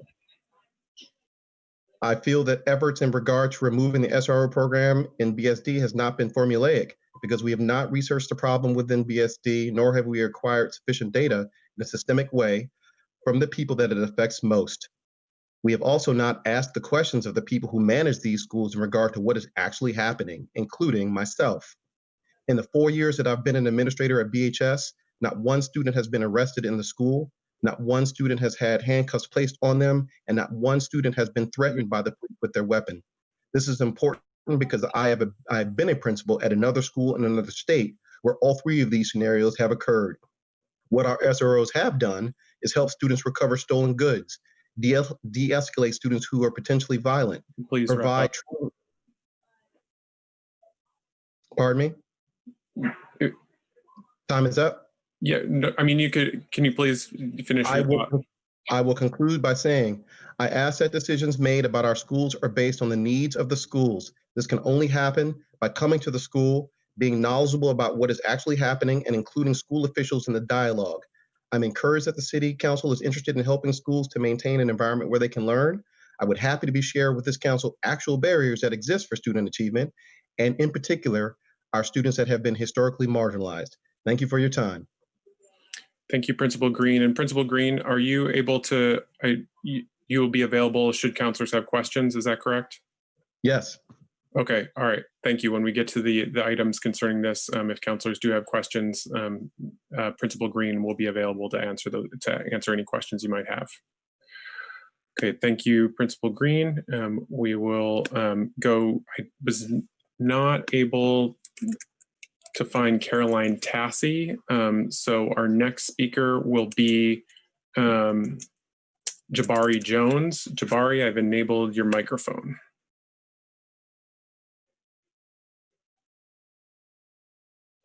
Jabari, I think you'll need to mute it on your end, unmute on your end. Thank you. Perfect. Thank you, counselors, for convening tonight. Thank you for prioritizing the voices of people of color. Thank you for all of the work that you have done on this budget. This budget, which is a moral document. And thank you for doing your part. And just want to recognize that there's only so much that you can do. The rest is up to us, the people. And it's up to us really to create the culture that will support a budget that centers anti-racism, that centers care, that centers compassion, and most importantly, centers justice, rather than centering and advancing abandonment and punishment and exploitation of the most vulnerable in our communities. And I hope that you will continue to do your part. I hope that we, the people of Burlington, will do our part to create that culture, whether it's in the streets or in City Hall or in the schools. And I just wanted you to continue to think of this budget as a moral document. I was thinking about the demands of the Racial Justice Alliance and this emphasis on chattel slavery and its role in Burlington. I just did a quick Google search and found a page in a book entitled Inventing Ethan Allen, which talks about the family of Ethan Allen owning enslaved Black people here in Burlington, and how unsurprisingly the town's residents accepted slavery in their midst, implicitly and willfully ignorant. I think we're seeing the direct opposite of that. People are waking up, and we want a moral budget and a more moral Burlington. Thank you.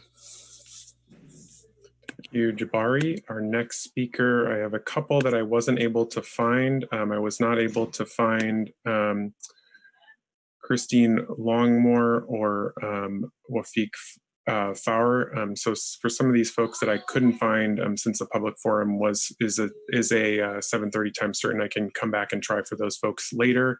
I was able to locate Mayumi Cornell. So Mayumi, I'm going to enable your microphone right now.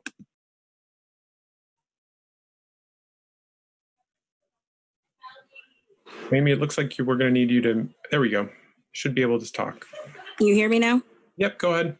Okay, my name is Mayumi Cornell. I am a member of the Racial Justice Alliance, and I just have a poem that I would like to read. Being poor is like being in the army. Everything is contingent on someone else's say-so. There is never direct, only in circles. If you want this or that, you must go here or there. Spend a dime, a nickel there. They get you coming and going. And for me, this poem is important because I think it describes everything that we're trying to work for and to change. And I would hope that people realize that what we're asking for is not going to happen in a vacuum, and it's going to outflow to the rest of the community.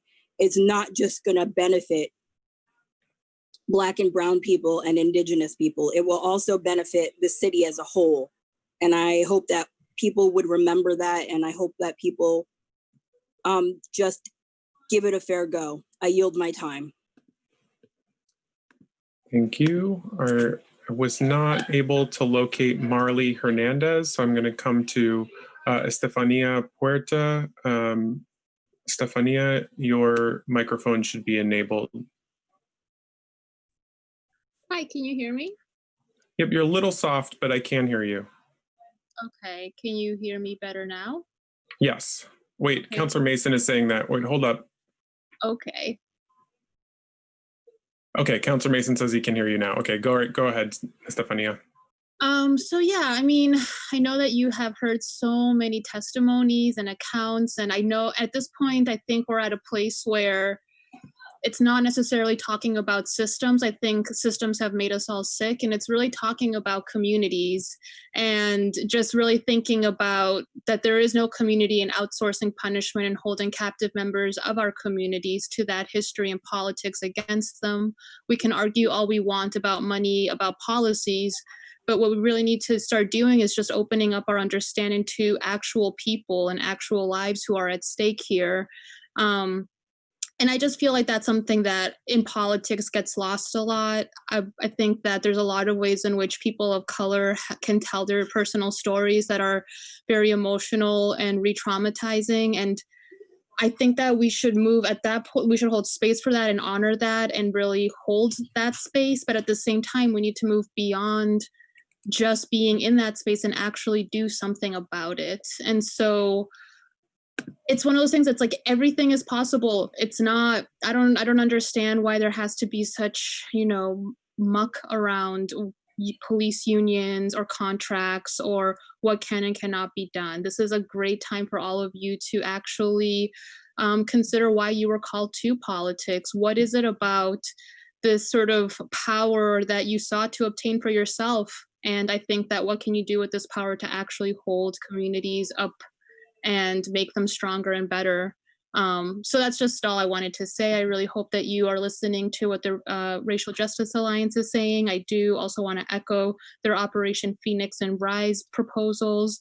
And I definitely want to highlight that the City Council to resolve a task force to be established to consider an apology and a proposal for reparations for the role that Burlington has played in chattel slavery. That's huge, and we really need to put that at the front and center of the debt that we actually owe our Black communities. So thank you very much. Thank you.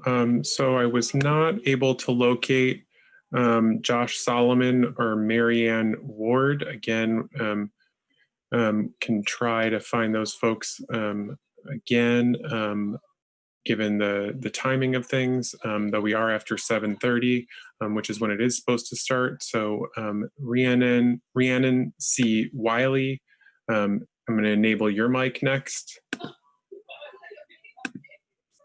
Rhiannon, your microphone should be enabled at this point. Hi, can you hear me? Yep, go ahead. Hi, so I'm Rhiannon Wiley. I live in Ward 6. Thank you guys for being here today. Today, I want to speak in support of the resolution relating to racial justice through economic and criminal justice. And I also want to share with you my own thoughts and personal experiences. And these are addressed in particular to those of you who are white.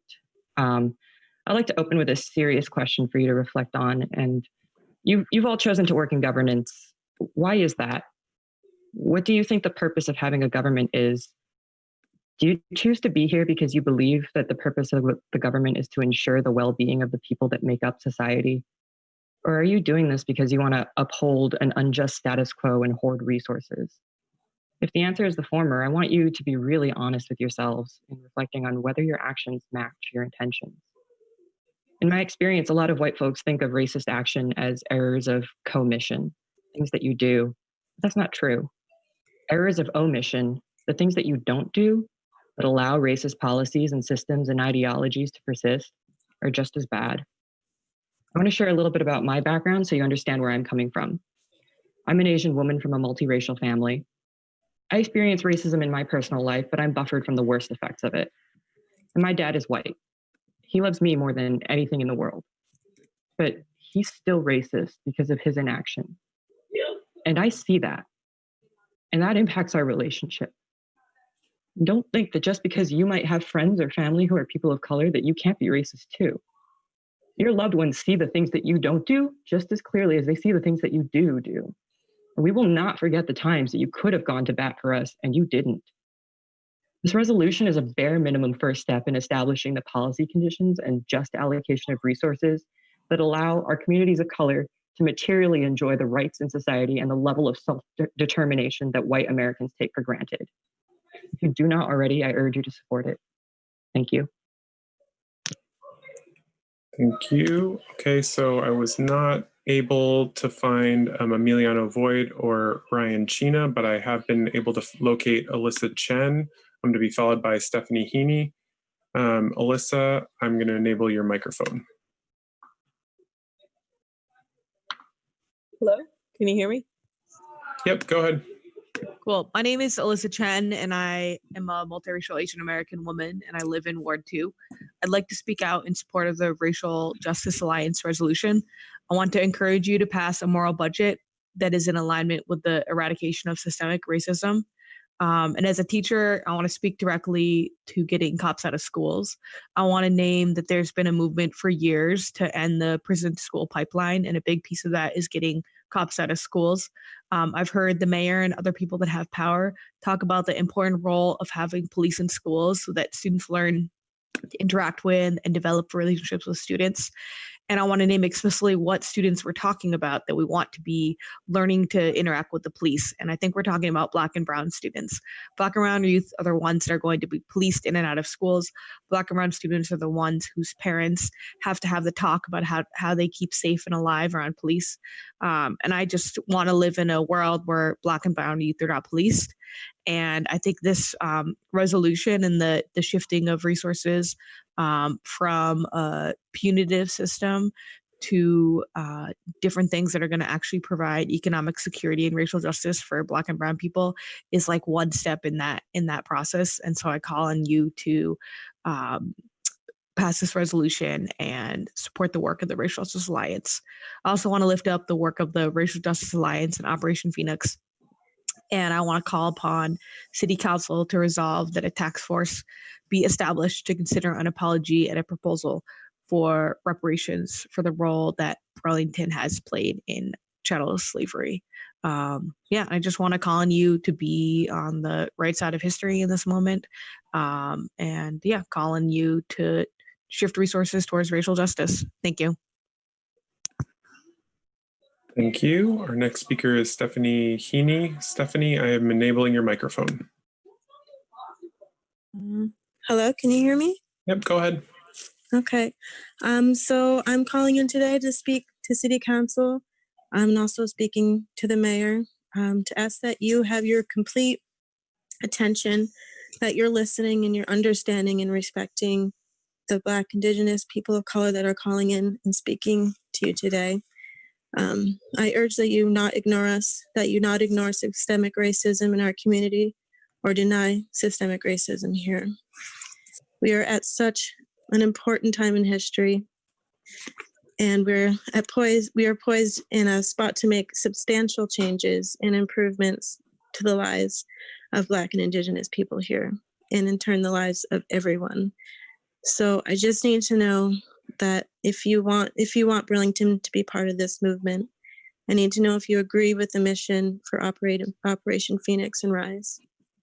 To quote Operation Phoenix, we need to transform the lives of Black and Brown people by investing in their lives, holding space for their culture, providing them opportunity, and ensuring the equity they deserve. And just to conclude, I just wanted to be honest and say that I am emotionally drained today and I'm tired. And I really just want to know if Burlington has the love and respect for me and other Black and Brown people, especially the young adults and children here. Please listen to us and support our future here and our safety. Thank you for your time. Thank you. Our next speaker, I was not able to find Liz Curry, so I'm going to go to Aaron Starr. Aaron Starr, I'm enabling your microphone. Hi, can you hear me? Yep, go ahead. Great. I just want to call in support of the Racial Justice Alliance resolution, and I want to support all of the city council. I want to urge or ask all of the city council members who are not currently supporting it to really look at why and find a way to support it, because this is clearly what the community is calling for.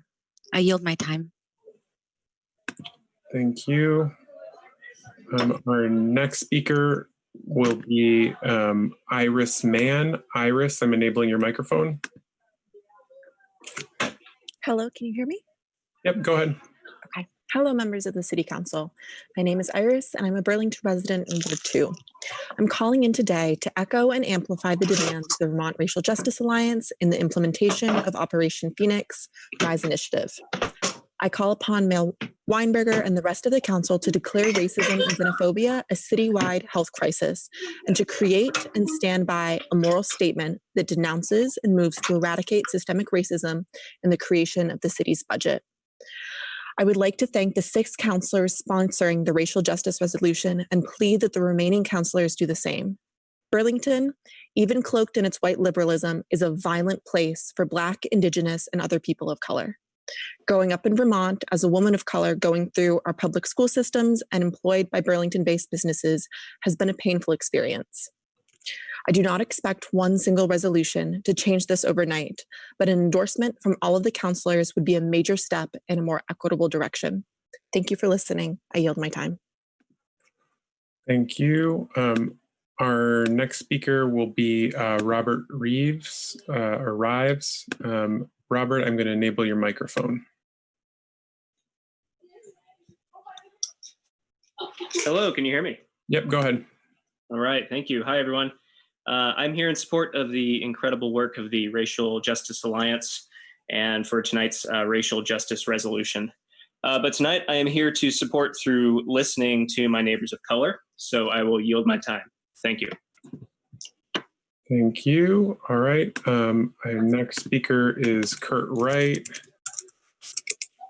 I just wanted to flag, you may have missed Liz Curry, because I saw someone with Liz's hand go up after you said they were not. Okay. All right. I do see that. I will go back to that. Thank you, Councilor Hightower. Liz Curry, I'm going to enable your microphone. Okay. Thank you, President Tracy, and thank you again for the time. And Liz Curry from Ward 3, former school board commissioner. I'm just commenting that I want to support the school board's request to create a task force with the understanding that the SROs will be removed from the district by the end of the 2021 school year.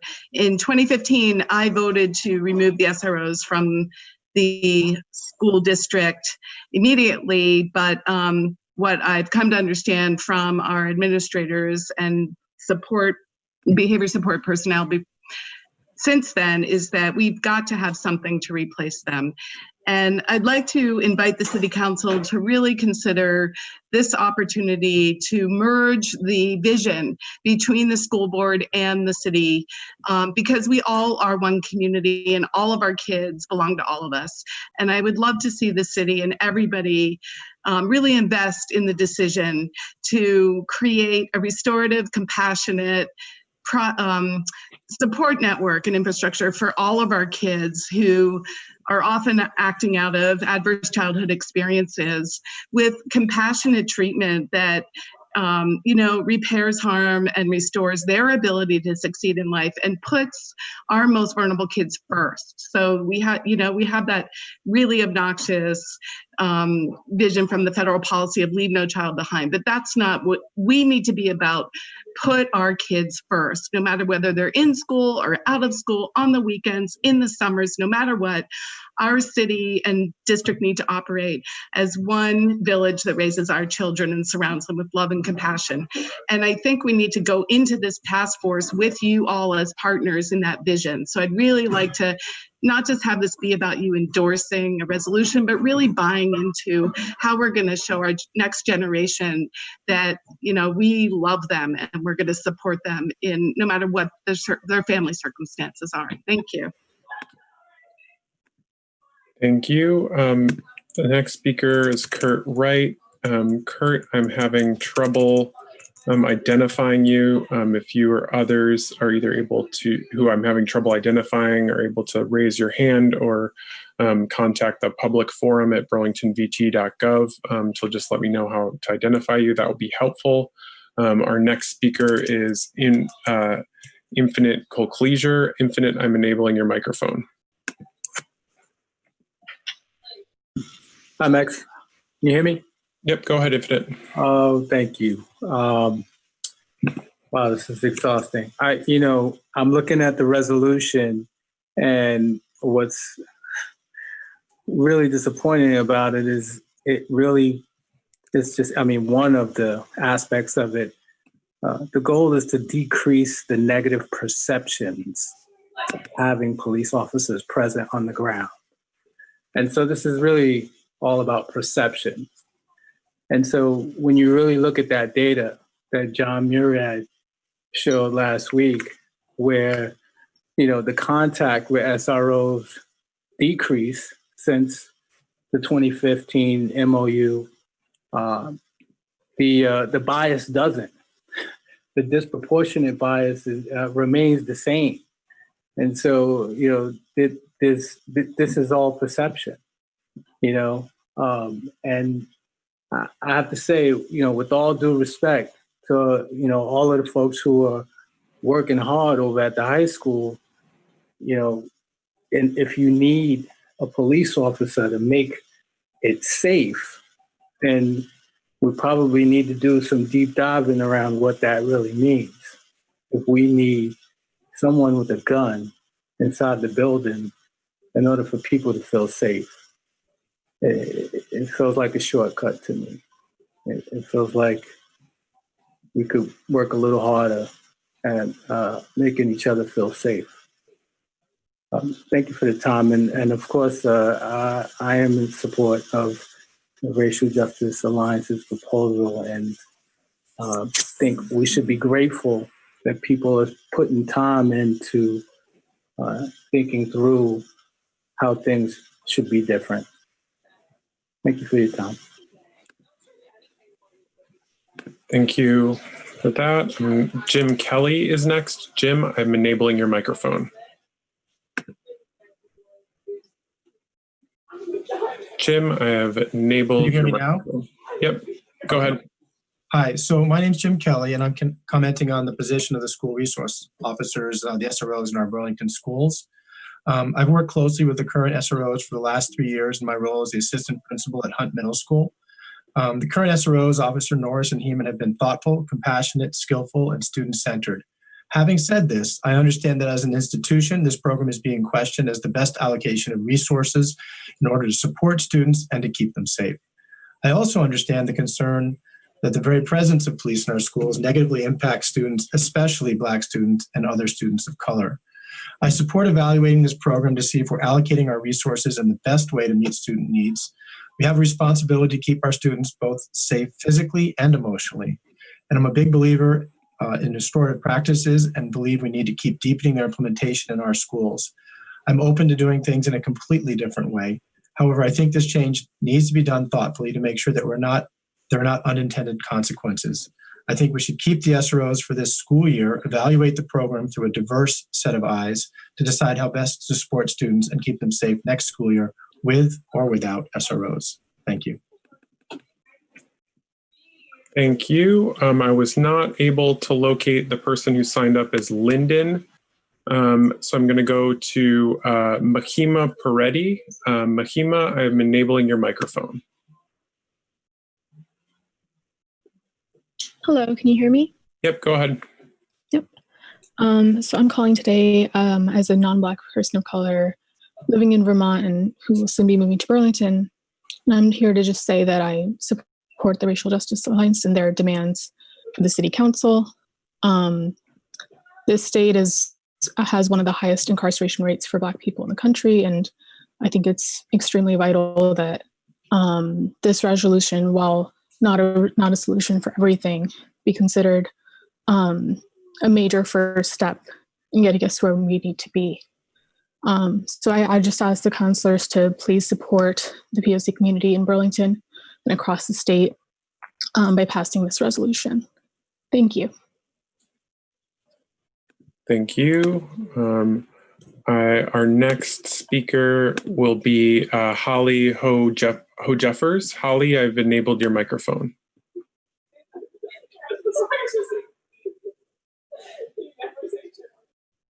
Holly, you need to unmute on your end. All right, I think I'm unmuted. Can you hear me all right? Yep, go ahead. Okay. Mother of 4, some of which are in the house. Sorry, you're cut out. They've all gone through the Burlington. We've gone through the Burlington school system, and I have 2 that are still there. Sorry, you're cutting in and out. Holly? We're not able to hear you. And system. Can you hear me now? Yes. So I completely agree that racism and systemic racism needs to be addressed. But I also hope that you do reach out to Noel Green as well and all of these discussions, because you know the phrase, action speaks louder than words.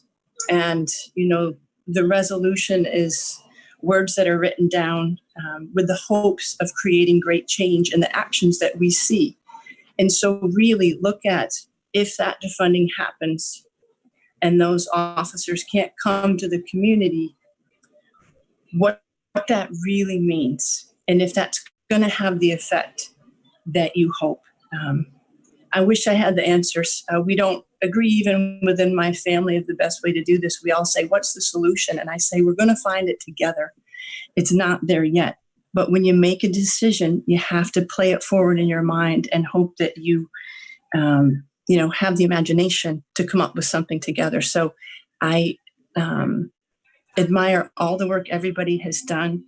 I will do everything that I can to help. And please continue to reach out to Noel and the others and play forward as best you can how these words of this resolution will play out in the actions within the community. And thank you for your time. Thank you. I was not able to locate Nate Lantieri. So I'm going to go to Fern Aguda Brown. Fern, I've enabled your microphone.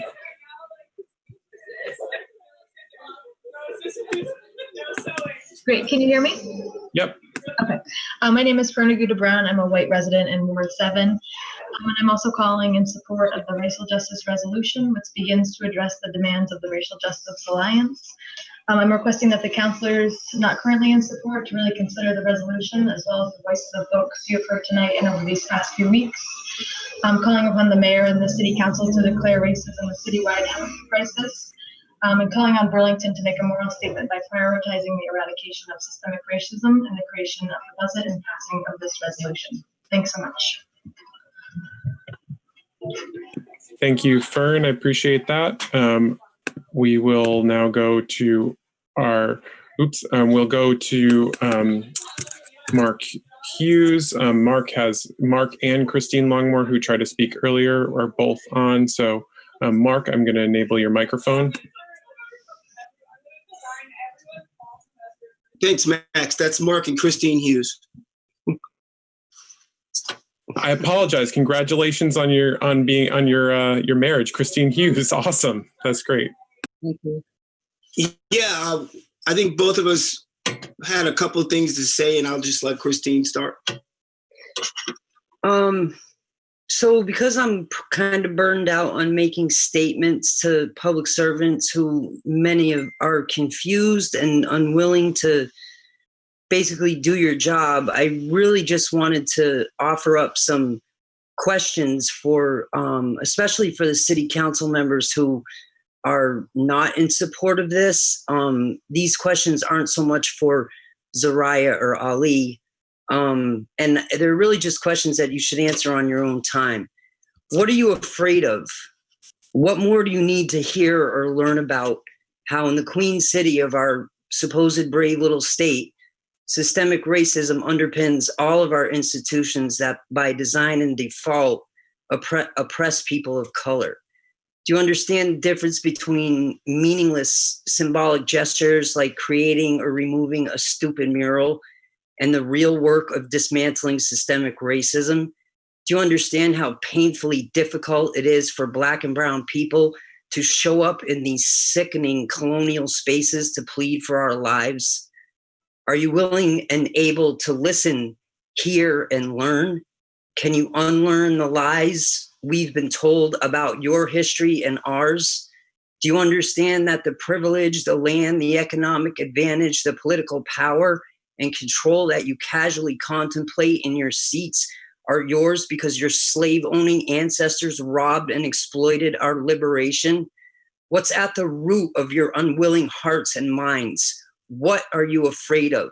What will it take for you to get past your weakness and fear and let go of your ill-gotten gains? How do you sleep at night?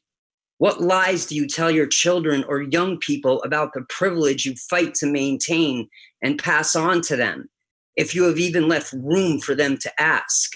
What do you teach them about your public service? What should I tell my children and grandchildren about systemic racism that will instill a sense of hope for their future? Or should I just lie like you do? What are you afraid of? Why can't you find the courage to stand up for us and for once be on the right side of history? What are you afraid of? Thanks. Could reset the timer for Mark. I want to say that the conversation that we've been having for the last several weeks is a conversation about systemic racism, a complex array of anti-Black practices, the unjustly gained political economic power of whites, the continuing economic and other resource inequities along racial lines, and the white racist ideologies and attitudes created to maintain and rationalize white privilege and power. It's rooted in genocide and slavery. It's at the heart of, and it also sustains our economy and our society, including and not limited to housing, education, employment, health services access, economic development, and yes, the criminal justice system. So this is a broad conversation. Now I can sit here and tell you how in every single one of those aforementioned systems that we have empirical and anecdotal data that supports the fact that, you know, in a nice way we could say it is that, oh, well, there are racial disparities. No, there is systemic racism at the root of it that's causing that, okay? Which is why we asked Taisha to come, which is why we've been doing all this other work, And yes, there are implications across the criminal justice system. And I think it's really important to understand that that creates a problem. We can talk about that for a minute, but if you think about the fact that every time a Black or a brown person walks out of their house, that they have to come into engagement with that system and the impacts that it has on their lives, affecting all of the other aforementioned systems, then yeah, it's an issue. And oh, by the way, what we want to get at is we want to get at a conversation when we can just simply stop asking you to stop killing us, and we can start talking about where is the economic development, where is the prosperity, understanding that at the end of the day, there's the median wealth of a African American family is 1/13 of that of a white family. One more time, the median wealth of an African American family is 1/13 of that of a white family. Now, after you consider all of the other implications that creates, as well as the so-called justice system creates, then you have to ask yourself one question: how in the hell do you fix that in 5 lifetimes of honest work? So that's what we're here to talk about. So, as I, move toward concluding, I would just, first of all, let me just thank all of you with the Vermont Racial Justice Alliance, those who are on the council, you know who you are, and those who have supported the efforts that we've brought forward. I want to thank all of you. I want to remind you, however, that this is about Operation Phoenix. This is about transforming lives of Black and brown people by investing in their lives, by holding space for their culture, by providing them with opportunity and ensuring equity that they deserve to thrive. This is about restructuring public safety. This is about implementing cultural empowerment. This is about securing equal opportunity. And this is about expanding racial equity, inclusion, and belonging. This is what Operation Phoenix is at its core. This is what it's always been. We're not just asking you to take the knee off of our neck. We're also saying it's time for us to come together and prosper and thrive. Now, so I thank again all of you who've participated in this, and I just want to remind all counselors as well as the mayor is this is a big ass deal, okay? This is historic, where you are right now. The seats that you sit in, the papers that you're looking at, the things that we're doing, all of the stuff that brought us to this place is a really big deal, okay? So when you make your decisions, I hear you, Max. I'm almost done. When you make your decisions, just understand that this is that precipice in history. Okay, this is that time. This is your moment. This is your defining moment. So now you get to decide which side of history that you're on. Good luck. Thank you. Thank you for that. Sorry, I was muted there for a second, so I don't know that I was getting being heard there, but thank you for that comment. Both of you. Our next speaker I have is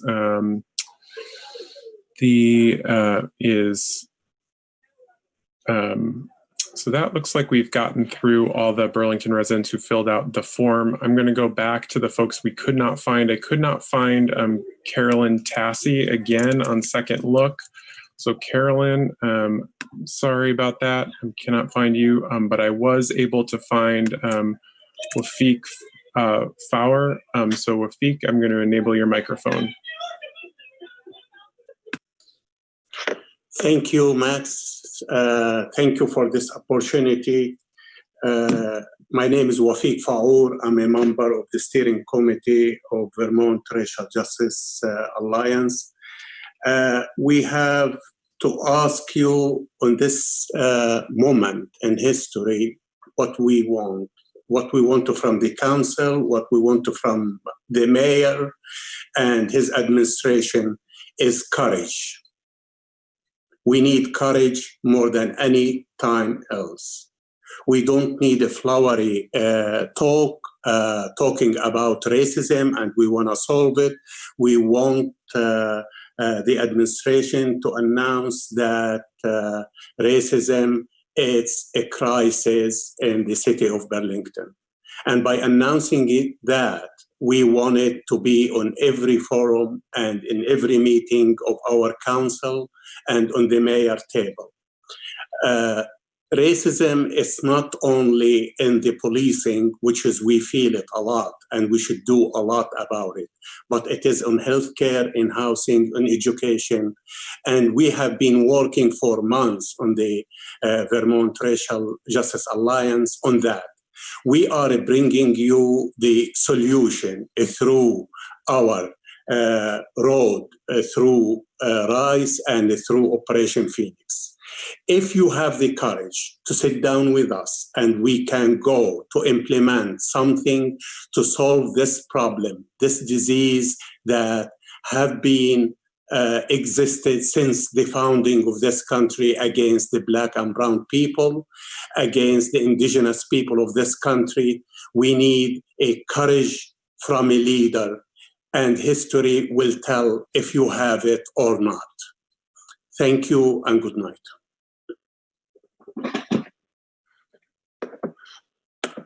Thank you for that. Our next speaker, I could not find a couple of folks. I could not find Carolyn. I said I already could not find Carolyn Tassi. I can't find Marley Hernandez, Josh Solomon, or Marianne Ward. I could also not find Emiliano Void, but I believe I have located Brian Chena. Brian, I've enabled your microphone. Thanks. Can you hear me? Hello, can you hear me? Yeah, sorry. I was just telling you to keep it down. That's all right. Just wanted to make sure. So this is Brian Chena. You all know who I am. A few weeks ago in public comment, I asked you two questions. I asked, what will Burlington do to set an example for the rest of the state on reparations and reconciliation? And what will Burlington do to dismantle white supremacy and to create a system of public safety that truly protects and serves all of the people? The resolution relating to racial justice through economic and criminal justice that is before you today is the beginning of the answer to those questions. This resolution is the beginning, not the end, of a process that may take many generations because it took many generations of racism to get us into this current mess. In order to address the public health emergency of racism, we need to come together as a community and check the receipts of the last 400 years, and this task force will begin that process. When we talk about reparations, we have to think beyond the individual level. The choices of individuals over the past 400 years have led to benefits and losses for entire classes of people. So the reparations ought to be systemic. And Audre Lorde said, the master's tools will never dismantle the master's house. We must reallocate the resources of our society from systems of oppression into systems of liberation. And this resolution takes a step in the right direction by reducing the harm of the existing systems and investing in social and economic solutions. However, in order to truly build systems of liberation, we must initiate community engagement processes to explore the restructuring of public safety and to reimagine our entire way of life on this planet. And how we do it is just as important as what we do. It can't be the same old prepackaged plans that are vetted by certain power brokers and then marketed as being supported by entire communities. These answers need to come directly from impacted, marginalized, and vulnerable communities. So I ask you tonight to please vote yes on the resolution before you. And please follow through on the promise that you make to the people of Burlington to build a community grounded in love and justice. Barbara Jordan, a congresswoman from Texas, once said, what the people want is very simple. They want an America as good as its promise. Thank you. Thank you. Our next speaker is Kurt Wright. Kurt, I believe, has called in on the phone, and I've located the phone. Kurt, I've enabled your microphone, so you should be able to speak. All right, you can hear me? Yes, go ahead, Kurt. Okay, so I urge the City Council to not pass this resolution tonight. Are police reforms needed? Sure, they're needed, and reforms are happening. They're happening right in Burlington, at the police commission level. They're happening in Montpelier. They're happening across the country. That's important. We need reasonable, well thought out reform. What we don't need is the council, this council, to decide that they know all of a sudden that this council knows that 74 is the correct number of sworn police officers for our Burlington Police Department. That needs to be evaluated, studied, and assessed by a professional outfit not by the city council deciding tonight that a resolution appeared late Friday afternoon and suddenly this council signing on to it. And this is just too important to every Burlington resident to be making a decision like this in this fashion. Again, I urge you to step back and do this in the correct way. There's a lot of city councilors, you're brand new city councilors. And again, to make this decision that you know what the correct number is, I think is really astonishing. And I'd frankly say it's irresponsible. Burlington Police Department, I've talked to many of the officers. The morale is low. I was told today that it's as low as it's ever been. And they also told me the passage of this resolution tonight will only further to erode morale in our department. I believe it will weaken our department further, and it will potentially decrease public safety for residents across the city of Burlington. So I urge you to be responsible, to step back and do the right thing, and do this in the right way. Reasonable reform that works, yes. Making a decision like this now on an issue so important, doing it in this way is just simply wrong.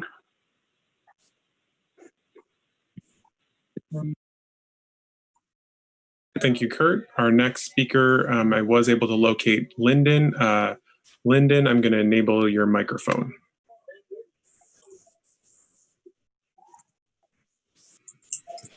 Can you hear me? Yes, I can. Go ahead. I'm sorry, I think I'm having technical difficulties. Can you say something again? Yes, I can hear you. Okay, all right. I wrote you guys a letter. I'd like to read it.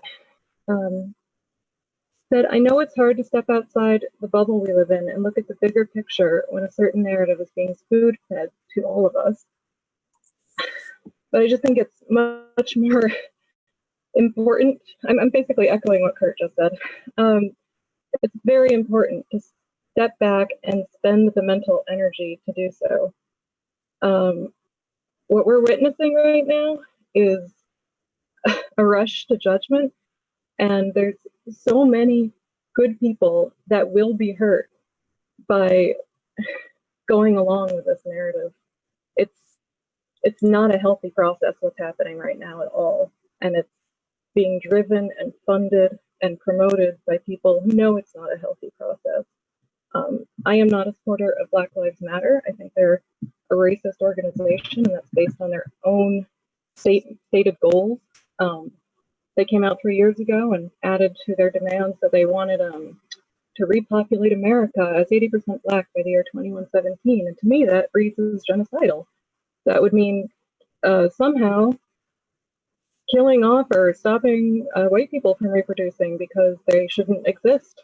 And I don't understand how we're putting up murals and clapping and being like, oh, wonderful, so brave. That's not brave, that's hateful, that's racist, that's horrible.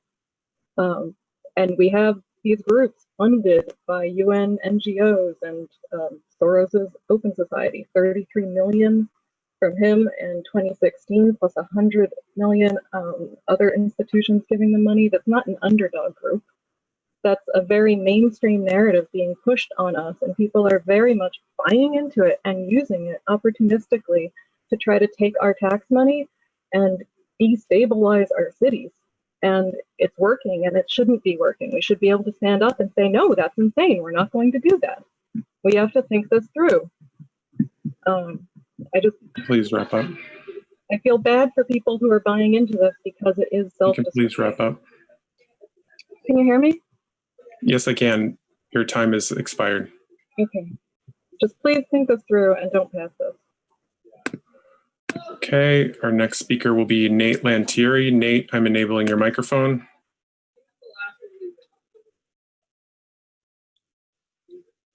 Hi, can you hear me? I accidentally stayed muted. Go ahead, Nate. Yes. All right. So I have kind of a twofold comment, and I want to just say, start out and, thank a lot of our BIPOC neighbors for coming out tonight and sharing their thoughts. This is kind of in relation to some of the last comments that we've heard, talking about rushing into these things. I want to just, combat that and say that a lot of these folks have been doing this work for a long time. The Vermont Racial Justice Alliance has been doing this stuff for years. So, saying that this is a rush is somewhat of a fallacy, and I'd like to push back against that. I'm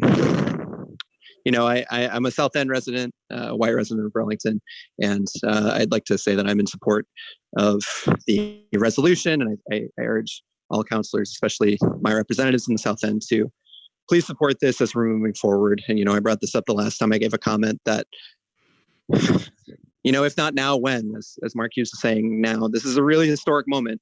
And, what does it look like if we as a city are looking at this moment in the rear view and saying we still haven't done anything regarding police reform? So that's, one half. And it seems kind of interesting to, while this incredible moment's happening, to, talk about the minutia of council work. But I'm also applying for a commission, the Marketplace Commission, and it's one of the few seats that is going to a full vote tonight.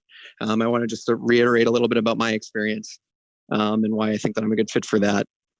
I formerly was actually a city employee myself. I worked for the Marketplace Department. I really have an inside look at what that department looks like and how it functions within the overall city scheme, how it works with the commission, how the commission works with other departments, how the commission and the department work with retailers.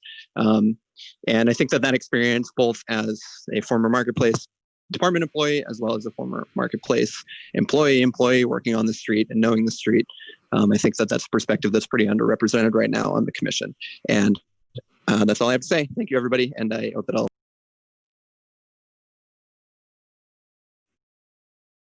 Thank you, Nate. Our next speaker will be, I was not able to locate Jude Smith Rochelle. So I'm going to go to Remy Uwaling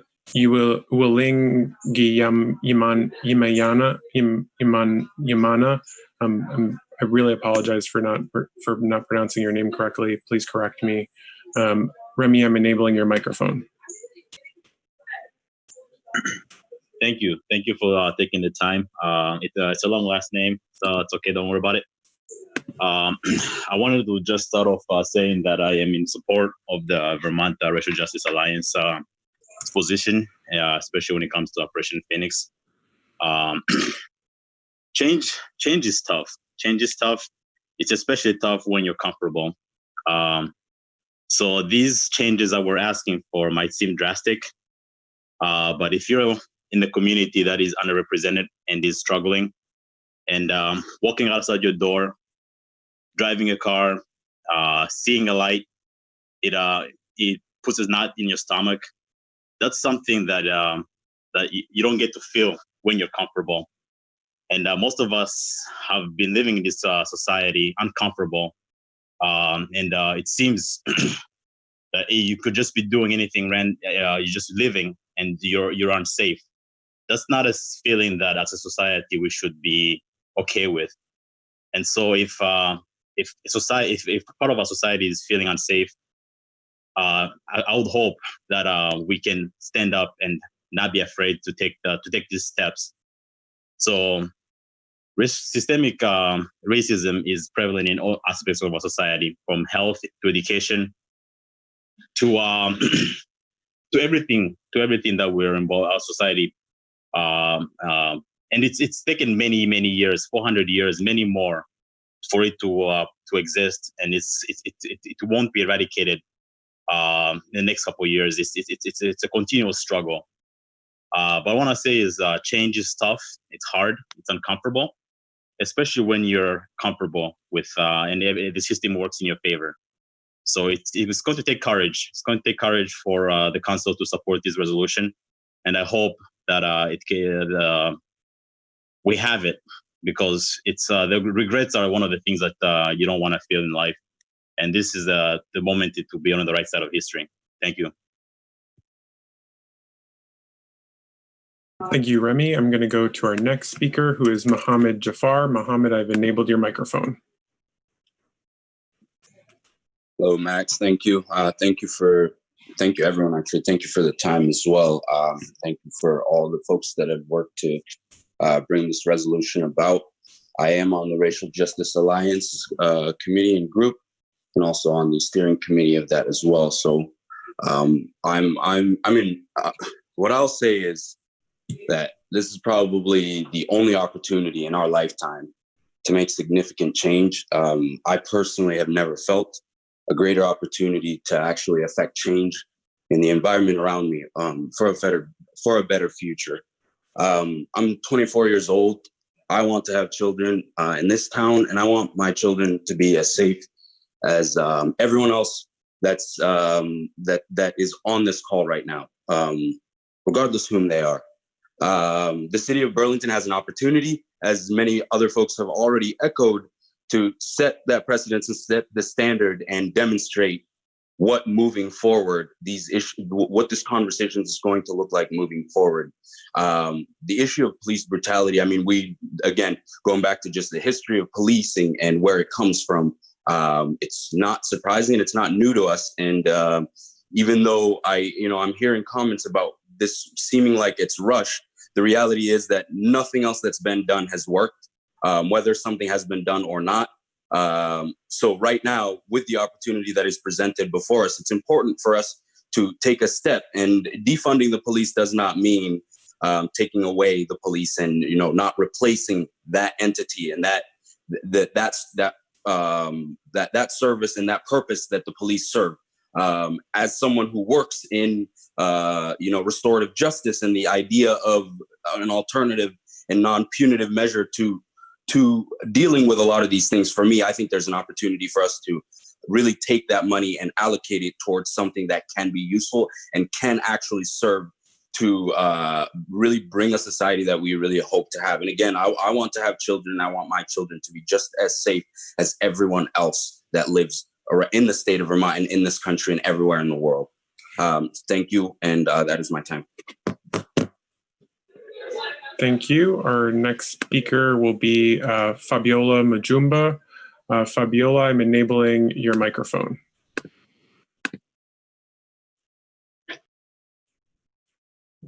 Can you hear me? Yes, I can. Go ahead. Okay, thank you. I like to open with the poem. As I sit here and reflect on the countless of burdens overloading my spirit, I ask myself, is all this really worth it? This hate is overwhelming.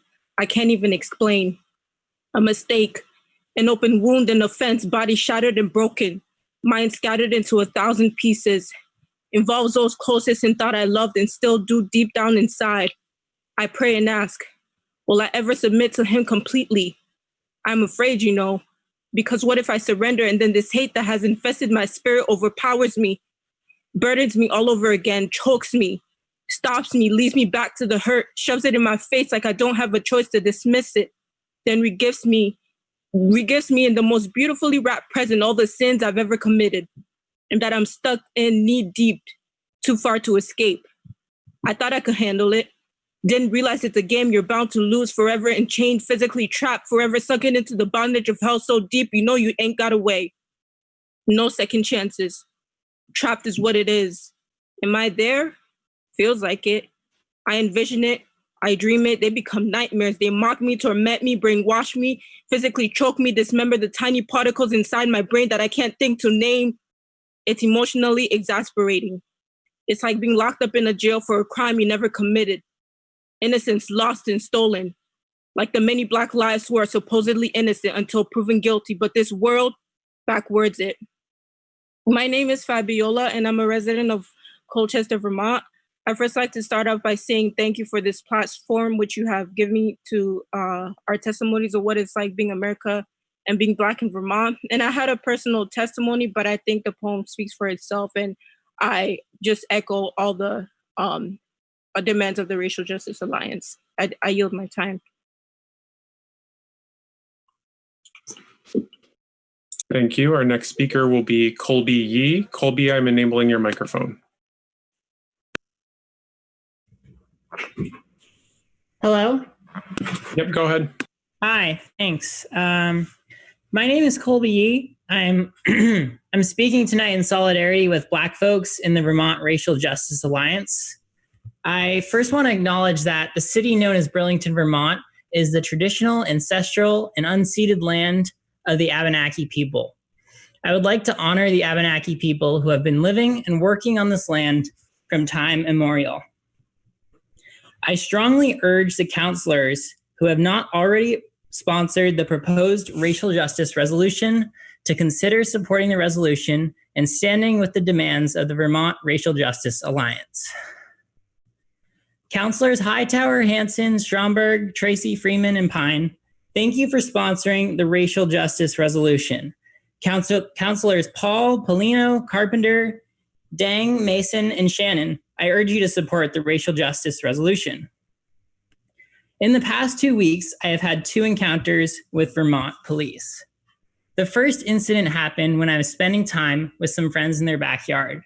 A Burlington firefighter with a Burlington police officer alongside him made their way into the backyard to inquire about a fire. Why a gun-toting police officer was needed in this situation, I have absolutely no idea. The other incident happened a week later. I was driving through Heinsberg Town Center at night and was pulled over by 2 police officers for a burned-out headlight. Again, why not only 1, but 2 gun-toting police officers were needed to address a burned-out headlight, I have absolutely no idea. Currently, Burlington's rate of police officers per capita is over 30% of that of the national average when compared with similar cities. The Burlington Police Department exists under the guise of justice and public safety to uphold white supremacy. My last comment is to Mayor Moreau. Mayor, as the adoptive father of 2 daughters of color, I urge you to envision the world that you want for them as they grow older. Just because you might feel safe under the protection of the police does not guarantee that they will feel safe with the same protections. It's time to trust the work that the Vermont Racial Justice Alliance has been engaging in for years. Please wrap up. Thank you. Okay, thank you. Our next speaker is Arnold Thomas. Arnold, I'm enabling your microphone.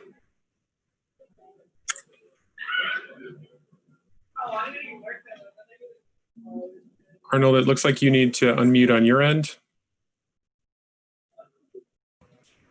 My name is Arnold Thomas. I'm pastor of the Good Shepherd Lutheran Church in Jericho, Vermont. I'm also a member of the steering committee of the Racial Justice Alliance, and I'm here to endorse and encourage members of the council to support the Racial Justice Alliance Phoenix Rise Vision program. If we're going to say that racism is a public health crisis, that needs to be sustained by intentional efforts on the part of the city's government to promote funding and vision that will address this crisis. This crisis is historically sustained by the fact that Vermonters, even as early as the inception of this state, thought, even though they felt that slavery should be abolished, they also felt that African Americans should not be allowed to prosper and compete equally with white Americans, and therefore encouraged them to return to Africa in a colony that was established called Liberia.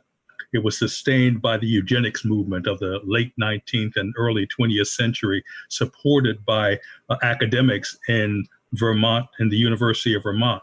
It was sustained by the fact that most white Vermonters and most white Americans do not have meaningful relations with people of color. The Phoenix Rise offers an alternative to the mere scraps that fall from the city's municipal table. It is a way of addressing the crisis and providing funding and innovative approaches that can only be sustained by innovative and imaginative and prioritizing funding. Americans are realizing that we're not just asking for a piece of the pie when the recipe is poison. We have to change the recipe and provide new approaches to bringing everybody to the banquet table, especially those that have been historically denied. Thank you. Thank you. Our next speaker is, I believe, is Sean Pratt, which I believe I found under Annalee Pratt. Sean, I'm going to enable your microphone, the microphone for Annalee. If this is not Sean Pratt, is that Sean, are you with us? Sean Pratt?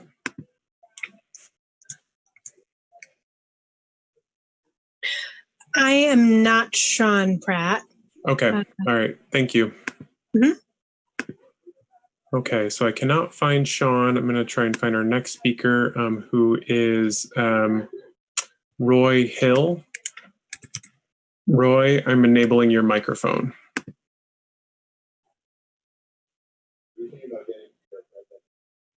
Roy Hill, I've enabled your microphone. You just need to unmute on your end. Okay, are we ready? Yep, go ahead. Oh, excellent. Thank you. First of all, I want to thank everyone who is a public servant to move into a situation like that and do your job. RISE offered the opportunity for you to do that job. I am a 32-year Vermont resident. I am a member of the Vermont Racial Justice Alliance Steering Committee, former president of the Vermont Ecumenical Council and Bible Society. I sit here as a 77-year-old, and what I hear is the SOS. Same old stuff, but we can rise above that. As we look at the resolution calling for the city council to declare racism a citywide health crisis, I'm reminded of the mayor's comment that the city is in crisis. That crisis I'll enumerate with reference in a second, but I'll first say that earlier comments by Mrs. Christine Hughes conveyed the essence of what I would share with you and what I truly prayerfully hope you heard. The rise that comes out of the Vermont Racial Justice Alliance offers concrete steps to help all of us as a people move ahead and be the freedom and unity city that we can be. The RISE, you've heard it already, I'll underscore it: restructuring public safety, implementing cultural empowerment, securing equal opportunity, expanding racial equity, belonging, and inclusion. But what does that mean when you speak to the African American, when you speak to people of color? Not the white template that has existed post-1619 for 400 years. White has to be right. This is not immediate. This is not wrong. We've endured. We've been lynched. Yet the knee is still on our necks. And for someone to come to a session like this and say we're ill thinking, it is wrong, we are rushing ahead too quickly in the face of 400 years of abuse. Come on, people, we're part of one human family here. Let's act like that. Let's step up to the plate. RISE says that we can do that. We can do that. And I ask and pray that you will do that. So we'll have the freedom, we'll have the unity, and not the divisiveness based on gender, color, and those other ills which have continued to keep the knee on the backs of black, white, and our children. They see this. And when you talk to them, I will shut up in a minute. Excuse me. Shut up. Yeah, okay. In a minute. By saying the children from the age of 3 on, they see the discrimination. And as they grow, they don't have the cognitive battle armor to thwart the stuff that their parents throw at them. And as a result, we see these suicides among our kids. As a result, we see the use of drugs among our kids. And we who say, you know, you're moving too fast. White is not always right. God gave all of us skills, wrap up. Betterment of the whole. And I suggest, my brothers and my sisters. You could please wrap up. I suggest, my brothers and my sisters, that we have a sincere, genuine conversation, and we'll all rise together. Thank you for listening. I pray that you'll move forward in a tangible, meaningful manner. Thank you. Our next speaker, I'm trying to locate Mr. Pratt, Sean Pratt. I'm not having success with that. I'm going to keep going to our next speaker, Human Haidarian. Human, I'm enabling your microphone. Yes, hello, that's Human Haidarian. Thank you for your time. I am a UVM grad student, as well as a policy analyst for Racial Justice Alliance and a member of the steering committee. I am in support of the Vermont Racial Justice Alliance Operation Phoenix Rise, and I strongly encourage the Burlington City Council to pass a resolution before them. We call upon the mayor and the city council to declare racism as a city-wide health crisis, and that a task force be established to consider an apology and a proposal for reparations. We need Burlington to make a moral statement by prioritizing the eradication of systemic racism in the creation of a moral budget.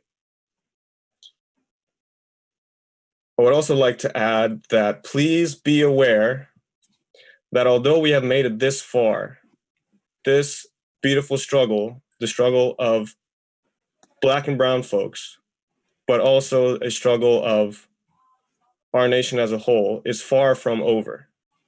And although this is a historic moment, this is only the beginning. And we will, the Vermont Racial Justice Alliance and Black and brown people, will continue our work to create a more just and equitable future for Black and brown people in Burlington and throughout Vermont. I am currently residing in Maryland as I return to my home state due to the pandemic. And I do plan on returning to visit Burlington and UVM. And when I do visit, I want to step foot in a changed city that cares about its Black and brown residents and cares about racial equity. Thank you. Thank you. I apologize for mispronouncing your name. Our next speaker will be Michelle Downing. Michelle, I'm enabling your microphone.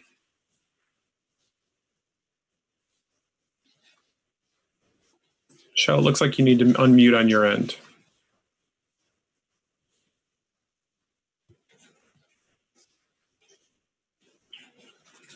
Michelle, you're still muted on your end.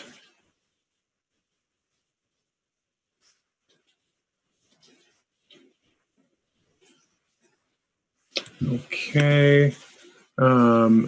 Next speaker is Jude Smith-Rochelle. Jude, I'm going to enable your microphone. Jude, go ahead. Thank you very much, Max, and thank you to everyone this evening who's come on to the call. I'm Jude Smith-Rochelle. I'm a newer resident of Burlington, having moved to the city the end of November of 2019, so I only had the pleasure of a few months of a normal life up in Burlington before COVID. I just wanted to give my support to the resolution this evening. I chose to move to Vermont 5 years ago. My first 4 years were down in Bennington County, which is a pretty lonely and isolating place as a person of color. And then the move to Burlington was a hopeful move, but I have to say that in having chosen to come back to the States, having lived overseas for most of my life, have been born in the States, I had a lot of hope in Vermont being able to live up to what it touts to the outside world as being a place that is open-minded and progressive and that really supports social justice. And it's been a really disappointing experience. I've looked very closely at liberal bigotry that exists inside of the state that I think paralyzes a lot of good people. And it is a point in time where this is going to take some courage to undo. I appreciate the callers who said that it might be quick to make a decision about how do you get to the numbers for police. But I want to just say we live in a rule by law. We don't have rule of law. And that's something that I think we need to look at as a nation, but certainly Vermont needs to step up to the plate and show its goodness for that. I don't believe that we have the capacity for restorative justice because we haven't seen justice yet. So the courage to this council right now is to create justice. Thank you. Our next speaker will be Farid Qureshi. Again, I apologize if I've mispronounced your name. Please correct me. Farid, I'm enabling your microphone. Hello, can you hear me? Yes, go ahead. Excellent. I thank you so much for listening to my testimony and just for enabling this meeting and for listening to all who have meaningful things to say today. I also support the demands of the Racial Justice Alliance 100%, and not take up too much time, but I do want to tell some short anecdotes about why I support those particular demands. I live on School Street. I've witnessed the Burlington Police Department mobilizing their SWAT unit to respond to a call for people of color on my street for no reason. They came with like battering rams and stun guns and shotguns. And it seems like the Burlington Police Department's response has overwhelmingly been using overwhelming force to deal with problems in this sense. And I feel like in addition to that, they selectively choose when and when they do not want to serve the people of Burlington, because I've also called the Burlington Police Department for several issues. One of them being assaulted in downtown Burlington, and the police department did not show up and did not respond to the call at an appropriate in any way, shape, or form. If I had a white sounding name, if I was John Smith, or if I was Gary Turner, or if I was some other name, perhaps the Burlington Police Department was proportionate to the severity of the call. But every time that I've called the Burlington Police Department, it's always been a badgering of my name and my address and a spelling of my name. And wait, can you tell me again how to spell that again? And I just feel that the Burlington Police Department is a completely overfunded entity within the city of Vermont. And thank you very much for your time. And I support the demands. Thank you. Thank you. All right, I'm going to go back and try and enable Michelle Downing again. Michelle, I'm enabling your microphone again.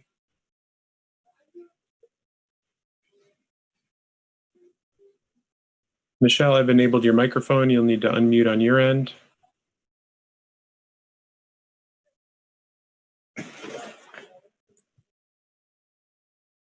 Still not able to hear you, Michelle. Okay, I'm gonna move on to our next speaker, which will be Brittany Langdon. Brittany, I'm enabling your microphone. Can you hear me? Yep, go ahead. Hi, I just want to speak and just say that I stand with the Racial Justice Alliance and Operation Phoenix. And I also want to take this moment to reach out specifically to the woman who spoke early, who discredited the Black Lives Matter movement. You're entitled to your own opinion, but this movement is not just a movement of something that's happening right here, this time and place. City Council, I urge you to take this opportunity as an opportunity to change history. And things have been done a certain way for hundreds of years and it hasn't worked. And the way things have been done for hundreds of years have left a large percentage of the population of the people that live here in America and put them in a position of struggle. And it's not a level playing field at all. And to the woman that did speak, I believe your name was Lindsay, and if I'm wrong, I'm sorry. I urge you, if you would like to reach out and speak to me. My name is Brittany Langdon. I also go by Iva May as a musician. You can find me on Facebook as Brittany May, and I'm more than willing to share information with you of the history of the racial justice, of the struggle of Black folks in this country, and the work that's been attempting to be done for hundreds of years. And as well as the work that the Racial Justice Alliance has been doing for a lot longer than the month that this has been trending in the media.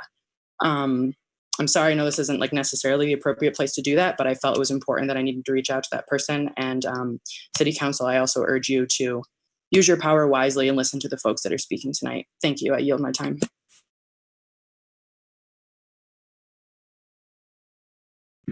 Thank you. Our next speaker will be Emma Levy. Emma, I'm enabling your microphone.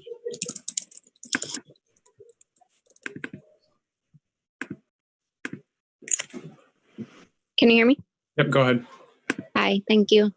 I was not initially going to come on tonight's call because I was under the assumption that this was specifically to be a space for people of color to speak tonight. But like Brittany, who just spoke before me, I also found that comment really troubling and just wanted to come on and be another voice to stand with the Racial Justice Alliance's demands on Operation Phoenix. I have been hearing a lot recently from activists who have been doing this work for years, just about how we have done a lot of things in our history around racial oppression and injustice, and they have not been working. And I think that we as a community need to reconsider the fact that those things aren't working and ask ourselves what we can do to make real change, and really think about our specific community. I think that there's a lot happening all over the country right now, and all of those things are really important. But just because we live in a white liberal state, that doesn't mean that there aren't injustices here and that there aren't people who are uncomfortable with having police in schools. And just because the people who run those schools don't think that it's bad to have police there doesn't mean that that's the overarching opinion of everyone in the community. So I urge all of the city council members who have not already sided with the racial justice's demands to really consider those, and as a place where we can actually make a difference. We're a small place and we can enact real change, and I think we really need to do that. So I ask that you consider that. Thank you. Thank you. Our next speaker will be Mac Meredith, to be followed by Rebecca Mack. Mac, I'm enabling your microphone. Hello, how you doing today? Good, thanks. Go ahead. I was just calling to speak in about the racial justice, being a black male in Burlington, Vermont. Like far as like the housing, like you got a lot of Europeans that own these houses, and like black people try to apply for the houses, and when you go for the viewing, they see as a black person, they be like, we can't let y'all. We found somebody else that was moving in, and then when you ride past 3 days later, the house still vacant. Like I got put out just recently by my landlord on 60 Clark Street in Burlington, because the building was like majority white people. I was the only black man staying in the building, so they was like low key saying like I was disturbing the peace because I was black. So they put me out May 29th, and I've been homeless ever since. And I reached out to the landlord, and I just kept on telling them like why would you put me out? But then I thought to myself, it's about color. And another thing I want to add about the police department, Burlington Police Department, South Burlington Police Department, Vermont police just in general. They see a black man walking up the street, driving in the car, they pull you over. And how I'm thinking is it started with the government. It started with y'all, the city council, the state police, the governor. It's all got to do with y'all. Like is y'all racist? The people that sit and listening to y'all, is y'all racist? Because like all these people around here, if you're not black in Vermont, you really ain't got no say so. Or you can't even really move around how you want to move around because you got the white people looking at you crazy. They make you feel uncomfortable. They spitting on people. Like you can't even really live as a human in Vermont because you a black male. Either they think you selling drugs, you about to break in the house, or you about to snatch a purse, or just something just out of the ordinary. And all black people ain't even like that. I moved to Vermont to further my education and trying to find a better life. But I came to Vermont and it didn't turn out today. I came to Vermont and this was the most racist place I ever been to in my life. And I've been almost to all 50 states. And Vermont is the most racist place I ever been. So I'm thinking like it started with the city council because I think y'all probably racist. That's why these people walk around and do what they do. That's why they was, during the pandemic, this black male renting a house and they put me out during the pandemic though. But if it was a white man standing there during the pandemic, would you say something to him? No, you wouldn't have. So it's just a whole bunch of chaos with this black and white thing. And it all started with the city council. It ain't got nothing to do with black people speaking out. We got a right to speak out. When y'all speak out about us and get in the court, go in the court, put y'all right hand up to God and say, yeah, it was a black man. He out in the black hoodie. Yeah. So, I mean, like, we got a right to speak out, too. Y'all speak out about us all the time. Y'all feel so uncomfortable about us and so intimidated by us because we just got natural power within just being a human being walking on this earth. Y'all feel threatened about us. Sorry. And another thing I want to say, I hear you when you saying wrap up, but what I want to ask you is why you trying to have us wrap up and have our voice. I know it's that the people want to speak, but is y'all really going to get to the bottom of this, or are we still going to follow racist injustice tomorrow? Is this just a waste of time or what? Thank you. We will now move to our next speaker. We have a few more. I have David, Nick, Rebecca Mack is our next speaker. Rebecca, I'm enabling your microphone.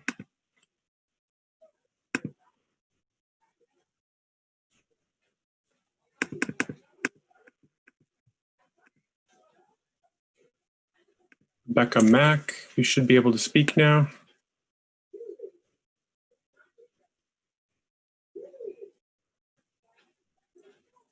Rebecca Mack.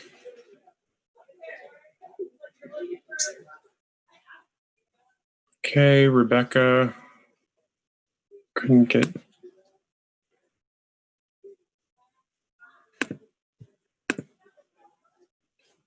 Okay, I cannot activate your mic.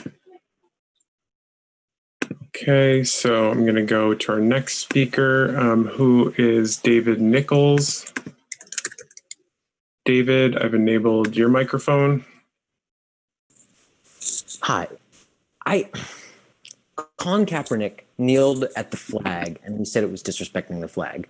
People protested and we ignored them. People protested violently and we said that that's not how you're supposed to protest. The Racial Justice Alliance has been working on this plan for years. And for some reason, because white people have only learned that systemic racism exists recently, we think that these plans have only been made recently. They have been working on these plans for such a long time. They are amazing plans and they are well thought out and they are well structured. I yield the rest of my time.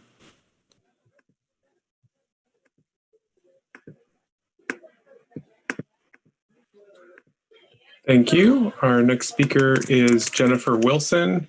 Jennifer, I'm enabling your microphone.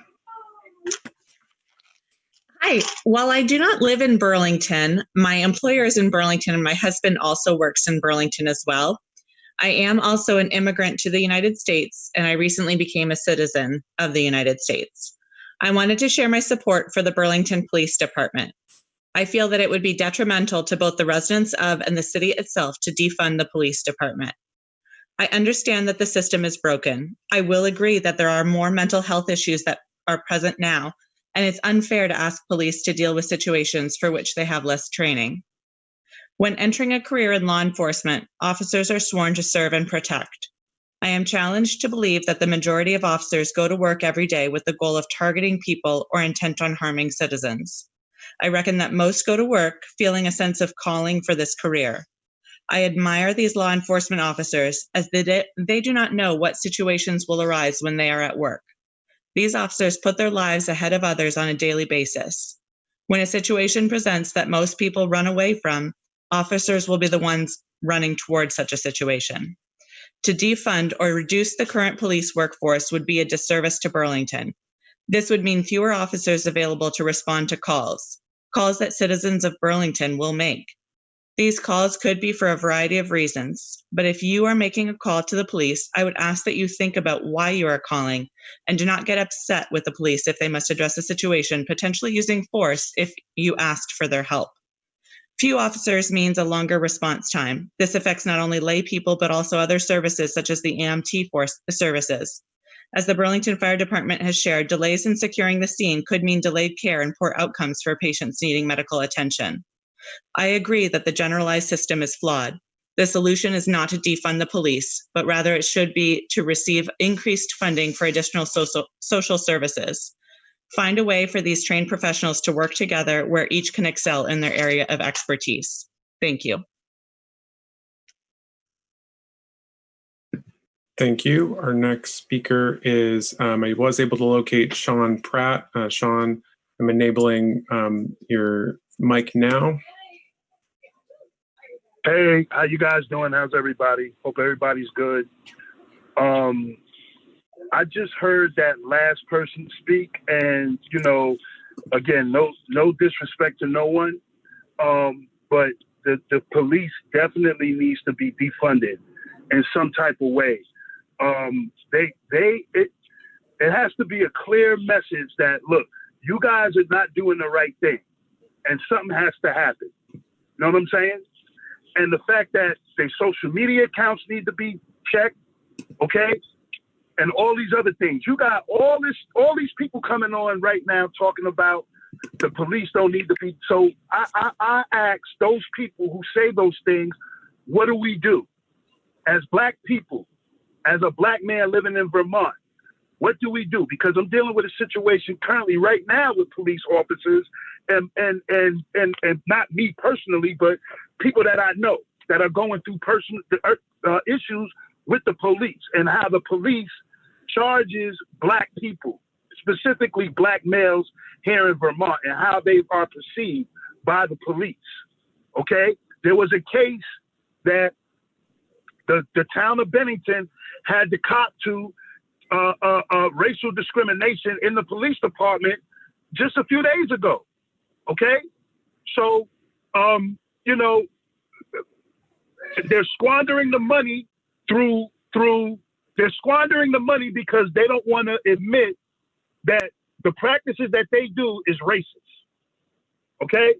So, again, I've been on a few of these calls already, and I heard my man talk a few minutes ago, and I want to echo some of the stuff that he's saying. You know what I'm saying? Because like Black people, we got all this other bullshit going on, excuse my language, right? No disrespect, with all these things that they're talking about that ain't got nothing to do with racial disparities or racial discrimination. And, we talking about all this other ice cream stuff that don't really mean nothing. You know what I mean? Let's get to the real problems. Let's get to the real crux of the problems, right? You got Black Lives Matter out there, which I understand Black Lives Matter. But now where's the money so that these poor people, whether they Black or poor whites or whoever they are, why can't they get their hands on some of that money? Send the money. Reparations is owed to Black people anyway.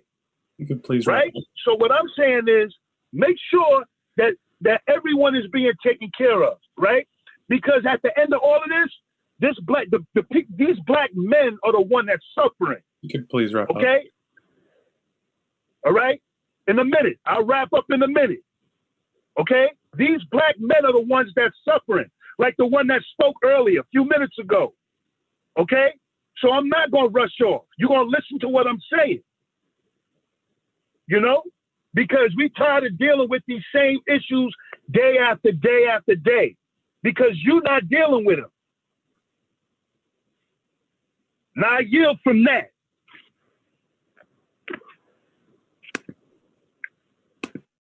Thank you. Our next speaker is Rebecca Mack. Can you hear me? Yes, I can. Go ahead, Rebecca. Okay. Did you want to say who's following me next? No, go ahead. Okay. What I really need for everyone to understand is that racism in Burlington is not a media sensation right now. That is, if there is anyone listening to this that thinks that, you need to check yourself. And especially if you're in government, please take a good long time with yourself. Racism in Burlington is real, and racism in the police department is real. Racism in the schools is real. Okay? So you can listen to everybody all night long. Please take it in. Please take it in. And I want you, especially the white city councilors, to experience how, to really fully experience how not just intimidating, but dangerous it is to have police presence if you're a person of color in Burlington, okay? So to have officers in schools, I don't find it appropriate at all. I don't see the point. They need to not be there. They need to, those funds need to be relocated into the services that they would be providing if they had the skills to do so, such as guidance counselors. And I really, really want everyone to understand and really take into their hearts that at this moment, we have an opportunity to reinvent the world that we knew it before. We can reinvent it in a place where my children of color, my students of color can truly achieve excellence in this town. We can do that. We can do it now. So I support the resolution. I support the Racial Justice Alliance, and I support all of those city councilors who are taking this for real, as though this is your family, because they are. I yield my time.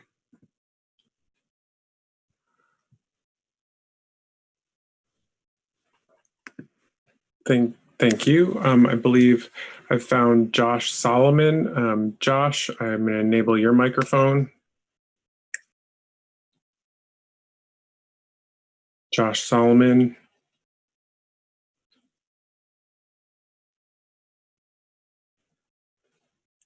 Okay. Trying to look, make sure.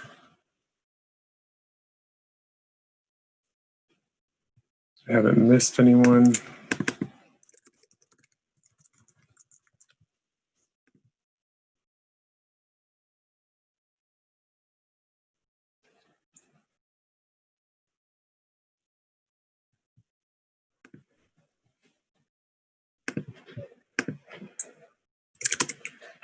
Michelle Downing, I'm going to come to you one more time. Michelle, you need to unmute on your end.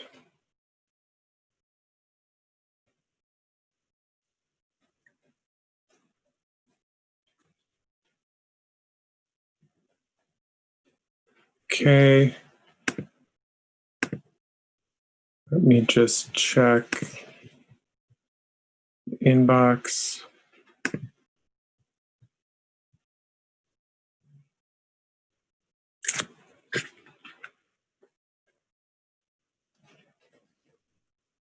Okay, I believe we have gotten through everybody on the list for this evening. So thank you to everyone who spoke this evening. I very much appreciate it. Thank you to Amy Bovey for running the timer during that public forum. I really appreciate it. And thank you to members of the public for bearing with me on this. I'm trying to balance all the tech, trying to find people and keep track of everything. So really appreciate everybody bearing with me on all of that. I apologize for any errors that I might have had there. Okay, that will conclude the public forum. So we'll move into our agenda for the council meeting. We'll move to our next item, which is item number 4, the consent agenda. Councilor Hanson, are you able to offer a motion on the consent agenda? Yes, happy to. I will move to amend and adopt the consent agenda, taking the actions as indicated. Remove from the agenda item 4.08, communication, Luke McGowan, Director Cito, and Jillian Nanton, Assistant Director Cito, regarding Burlington Town Center, aka City Place, Burlington's second extension of project management services contract, Jeffrey D. Glassberg, Renaissance Development Company, and place it on the deliberative agenda as item 5.16 per City Council President Tracy, per Councilor Hanson. Remove from the agenda item 4.14, communication agreement, City of Burlington and University of Vermont, agreement to extend 2009 memorandum of agreement regarding student housing, per COS Riddell. Add to the agenda item 4.16, communication, Scott Baldwin, President, Burlington Rotary, regarding supporters of Burlington Police with the action to waive the reading, accept the communication, and place it on file. Add to the agenda item 4.17, communication, David Van Duzen, Vermont AFL-CIO, public comment on Burlington PD with the action to waive the reading, accept the resolution, and place it on file. Add to the agenda item 4.18, communication, Jane Nodell, 10 Charles Street, Burlington, regarding resolution to defund the Burlington Police Department titled Racial Justice Through Economic and Criminal Justice with the action to waive the reading, accept the communication, and place it on file. Add to the agenda item 4.19. Councilor Shannon, what's your point of order? Haven't we done all of these amendments that are currently being read? When we adopted the agenda, these were all, this consent agenda was already amended. So Councilor Shannon, it looks like, okay, yes. Thank you, Attorney Blackwood, and for that clarification. I believe the confusion is that when you click on 4.01, Councilor Shannon, that is what emerges. That's what the motion that is listed there. So Councilor Hanson was just reading that motion. So Councilor Hanson, I believe you've already captured it just by saying move to adopt the consent agenda at the beginning, what you said. Oh, okay. Got it. So appreciate that. And thank you for the clarification, Councilor Shannon. I do appreciate that. So we do have a motion from Councilor Hanson regarding the consent agenda. Is there a second? Seconded by Councilor Stromberg. Any discussion of the consent agenda? Councilor Mason. Thank you, President Tracy. I just have a question. And forgive me for not seeing this earlier. I don't see the slate. How are we handling the slate of nominees that were approved or advanced by the committee? Councilor Mason, this is on the consent agenda. Understood, but typically we have by consent adopted the slate. So I'm wondering what your plan was for the slate. Understood, Councilor Mason. When we get into the commission appointments, it is on there. It's under the budget work session. So if you go to Churchill Marketplace, it's on the actual item is there. So my plan, Councilor Mason, is to have Councilor Hightower when we get to this, the appointments are split between the city council and the city council with mayor presiding. My plan for those items is to have Councilor Hightower read off the slate prior to us voting on it, and then have us vote on the slate itself prior to getting into those items that we have not yet, the items that we will vote on as a full council. Thank you, President Tracy. Does that clarify? Yes, thank you for that. Okay. All right. Is everyone clear on the consent agenda? Okay. In that case, then we will go to a vote. All those in favor of adopting the consent agenda and taking the actions as indicated, please say aye. Aye. Aye. Any opposed? Hearing none, that passes unanimously, and we have passed our consent agenda. With that, I'm actually going to, we have a number of different meetings tonight, folks, members of the public and counselors, as you all know.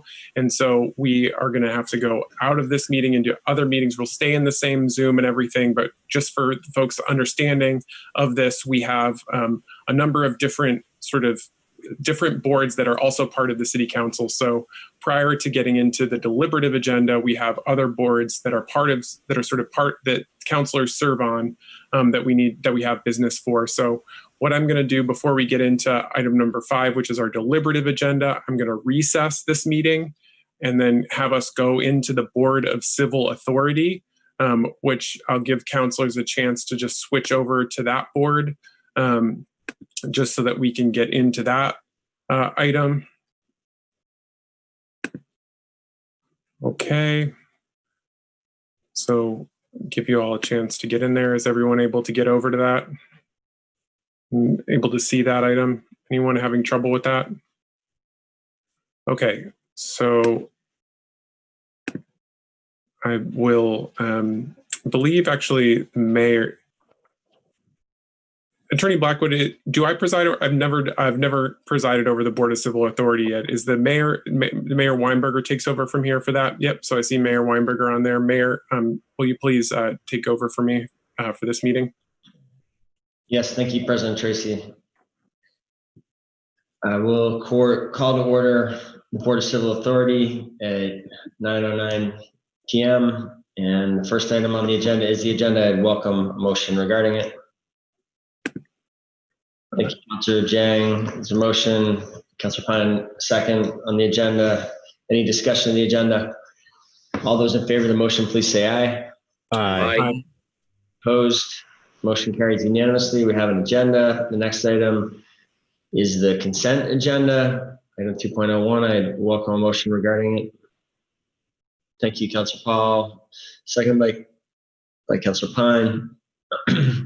Discussion of the consent agenda. All those in favor of the motion, please say aye. Aye. Any opposed? The motion carries unanimously, and we have designated a new polling place for Ward 7 for this election. It is something people should take note of. It is a change required by the COVID emergency. With that, the Board of Civil Authority is adjourned at 9:10 p.m. Thank you, Mayor. I'm going to then, actually, before we go back into our full council meeting, I'm going to actually have us go to the local control committee meeting. I will have us give you all a second to pull up the local control information. So I will convene the local control meeting at 9:11, giving everyone a chance to get signed over to that.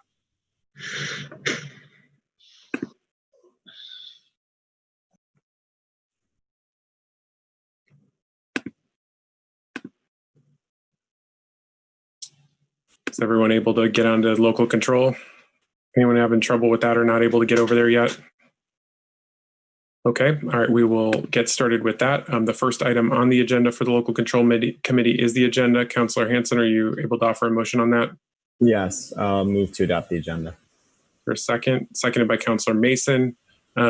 Any discussion on the agenda? Seeing none, we'll vote. All those in favor, please say aye. Aye. Any opposed? Hearing none, that passes unanimously. We have an agenda for that meeting. Item number 2 is the consent agenda. Councilor Hanson, are you able to offer a motion on that? Yeah, I'll move to adopt the consent agenda, taking the actions as indicated. Thank you. Seconded by Councilor Stromberg. Any discussion on the consent agenda? Hearing none, we will go to a vote. All those in favor, please say aye. Aye. Any opposed? That passes unanimously. We'll now move into the deliberative agenda of the local control subcommittee. May I please have a motion on item 3.01? Yes. Actually, I see Councilor Stromberg. Let's go to Councilor Stromberg for that. Great. Okay. Go ahead, Councilor Stromberg. Okay. I move to approve the outside consumption permit application Parklet for August 1st, 149 South Champlain Street, June 1st, 2020 through November 1st, 2020, Sunday through Thursday, 8 a.m. to 4 p.m., Friday and Saturday, 8 a.m. to 10 p.m. Okay, we have a motion. Is there a second to that? Seconded by Councilor Hightower. Any discussion? Hearing none, we'll go to a vote. All those in favor, please say aye. Aye. Aye. Any opposed? That passes unanimously. We'll now go into our next item, which is item 3.02. May I please have a motion on 3.02?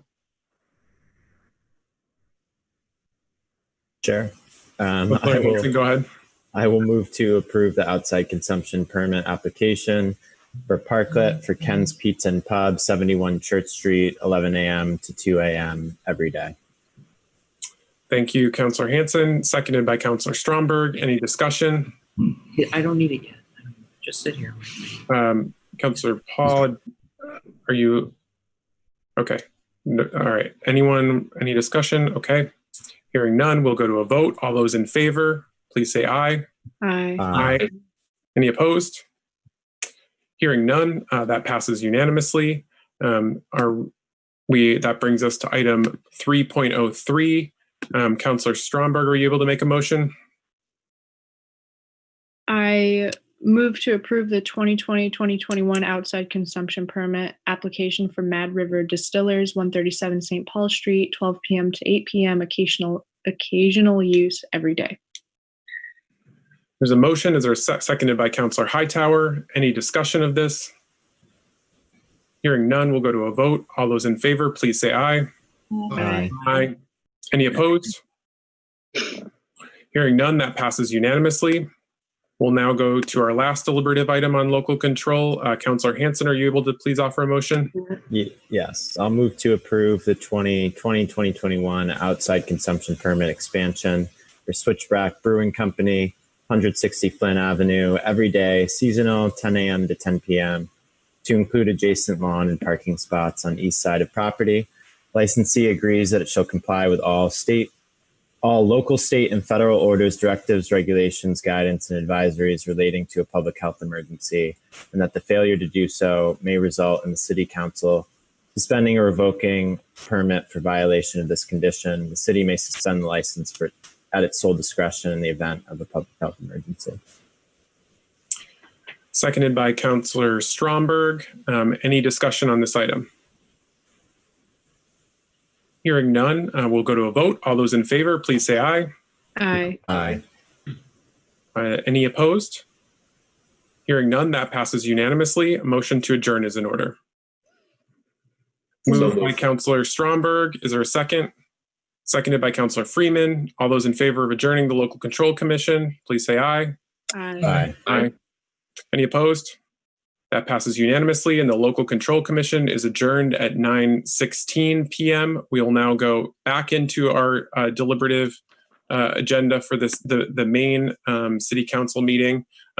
There's one item on there that I want to get to that has to do with that is similar to in the sort of local control committee vein. So I want to get to that before getting into the mayor presiding, just to give you a heads up, Mayor, that I'll come to you after we get to this one item on the,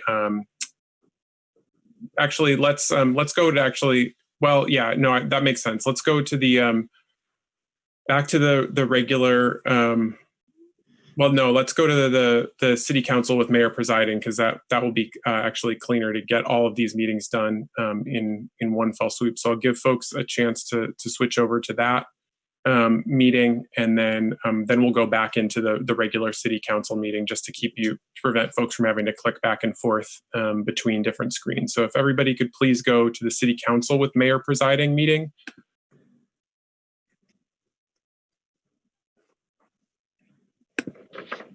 Thank you, President Tracy. I'm going to call to order the City Council with Mayor presiding at 9:17 p.m. and I'll welcome a motion regarding the agenda. Motion to approve. Is there a second? Second by Councilor Pine. All those in favor of the motion, please say aye. Aye. Aye.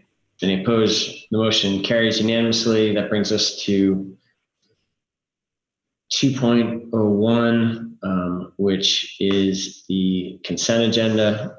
Welcome. Point of order. Councilor Shannon. Were we supposed to amend the consent agenda to add the slate? I know we're all just switching over to the agenda. That is my understanding. President Tracy, would you like to clarify on that? Councilor Shannon, what I would like, what I had spoken to Councilor Hightower, who is a member of the committee, to do would be to, the positions are listed there. What I would like for us to do in terms of the slate would be for the for Councilor Hightower to read the positions that are on the slate for each of those appointments that we did advance to the slate, and then we'll vote on the slate separate from the consent agenda. Just I want to make sure that people hear and understand, hear the names read out, which wouldn't be allowed on a consent item. So that's what my process would be. So I would say that after we approve the consent agenda and go to the deliberative item, we should then go to the slate. All right, President Tracy, I think so you're suggesting that we adopt the consent agenda and then at the onset of section 3, at that point, introduce the slate with the reading of the names at that point. Is that your suggestion? Yes. Councilor Paul, are people looking to be recognized to speak on this? Yes, I am. I would make a motion that we adopt the consent agenda and simply remove item 2.03 and put that at the very beginning of 3. Make it 3.015, so that it is at the beginning of the deliberative agenda. All right, very good. Any member, I believe, can remove an item from the consent agenda, so I'll consider that done. That leaves the consent agenda as being simply item 2.02. Is there further discussion requested on this item? No. So is there a motion on the remaining consent agenda? I made that motion. Okay. And second, do we have a second from that? Councilor Paul, second. Councilor Hightower, further discussion. All those in favor of the motion, please say aye. Aye. Aye. Any opposed? Consent agenda passes. Now the new 3.005, the communication regarding the boards and commission selection, I believe Councilor Hightower was looking to be recognized for this item. Sure. If we want to read the whole thing, I'm happy to do that. I think why don't we, I would suggest you make a motion for the recommended action there to approve this slate and read the slate, because I do think it is support President Tracy's suggestion that we hear the whole slate. Great. I would move that we approve the slate of applicants. Oh, sorry, I just exited out on accident. Give me just 1 second. I would move. I do have a change to it, so I want to get there. If you could give me. Board docs a second to reload.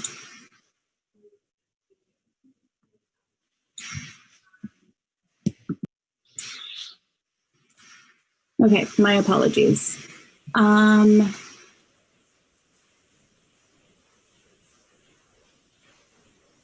I would move that we approve the slate of applicants as listed, except for agenda item 3.20 and agenda item 3.21. And I would add 3.03 and 3.04, which is not written in the recommended action. Okay. I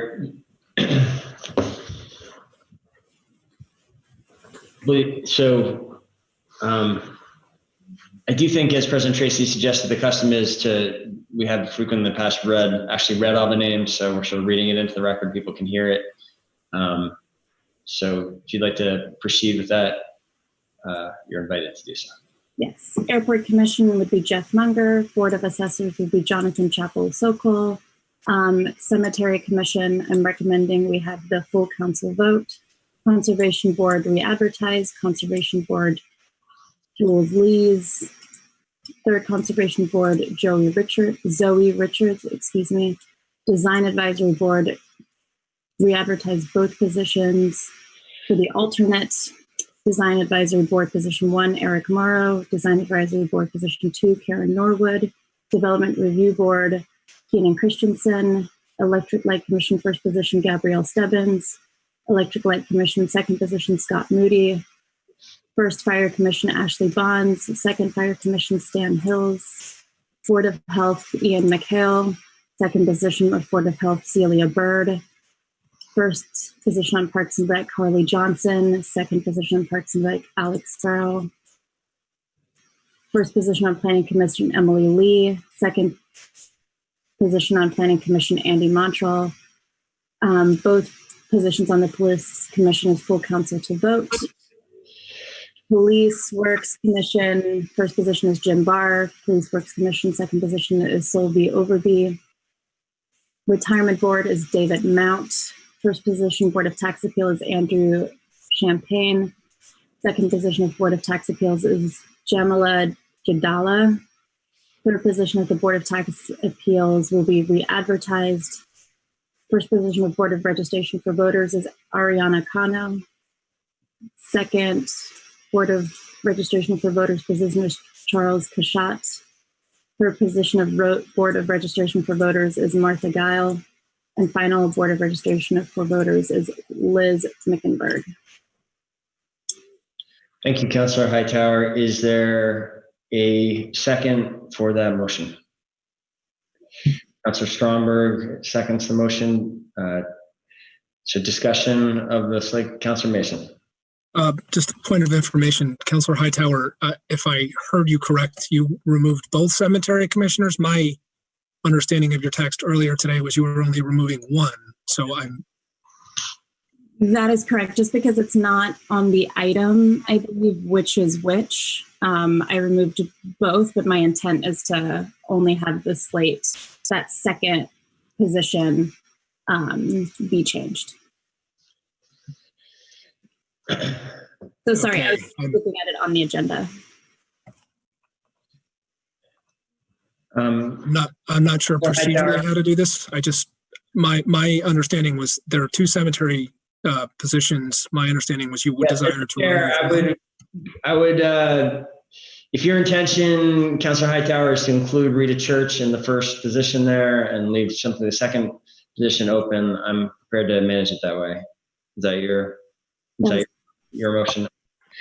All right, and Councilor Stromberg is the second. You're comfortable with that? Okay, so is everyone clear on what just happened there? The Rita Church is on the slate as in the first cemetery commission position. Any further discussion of the slate?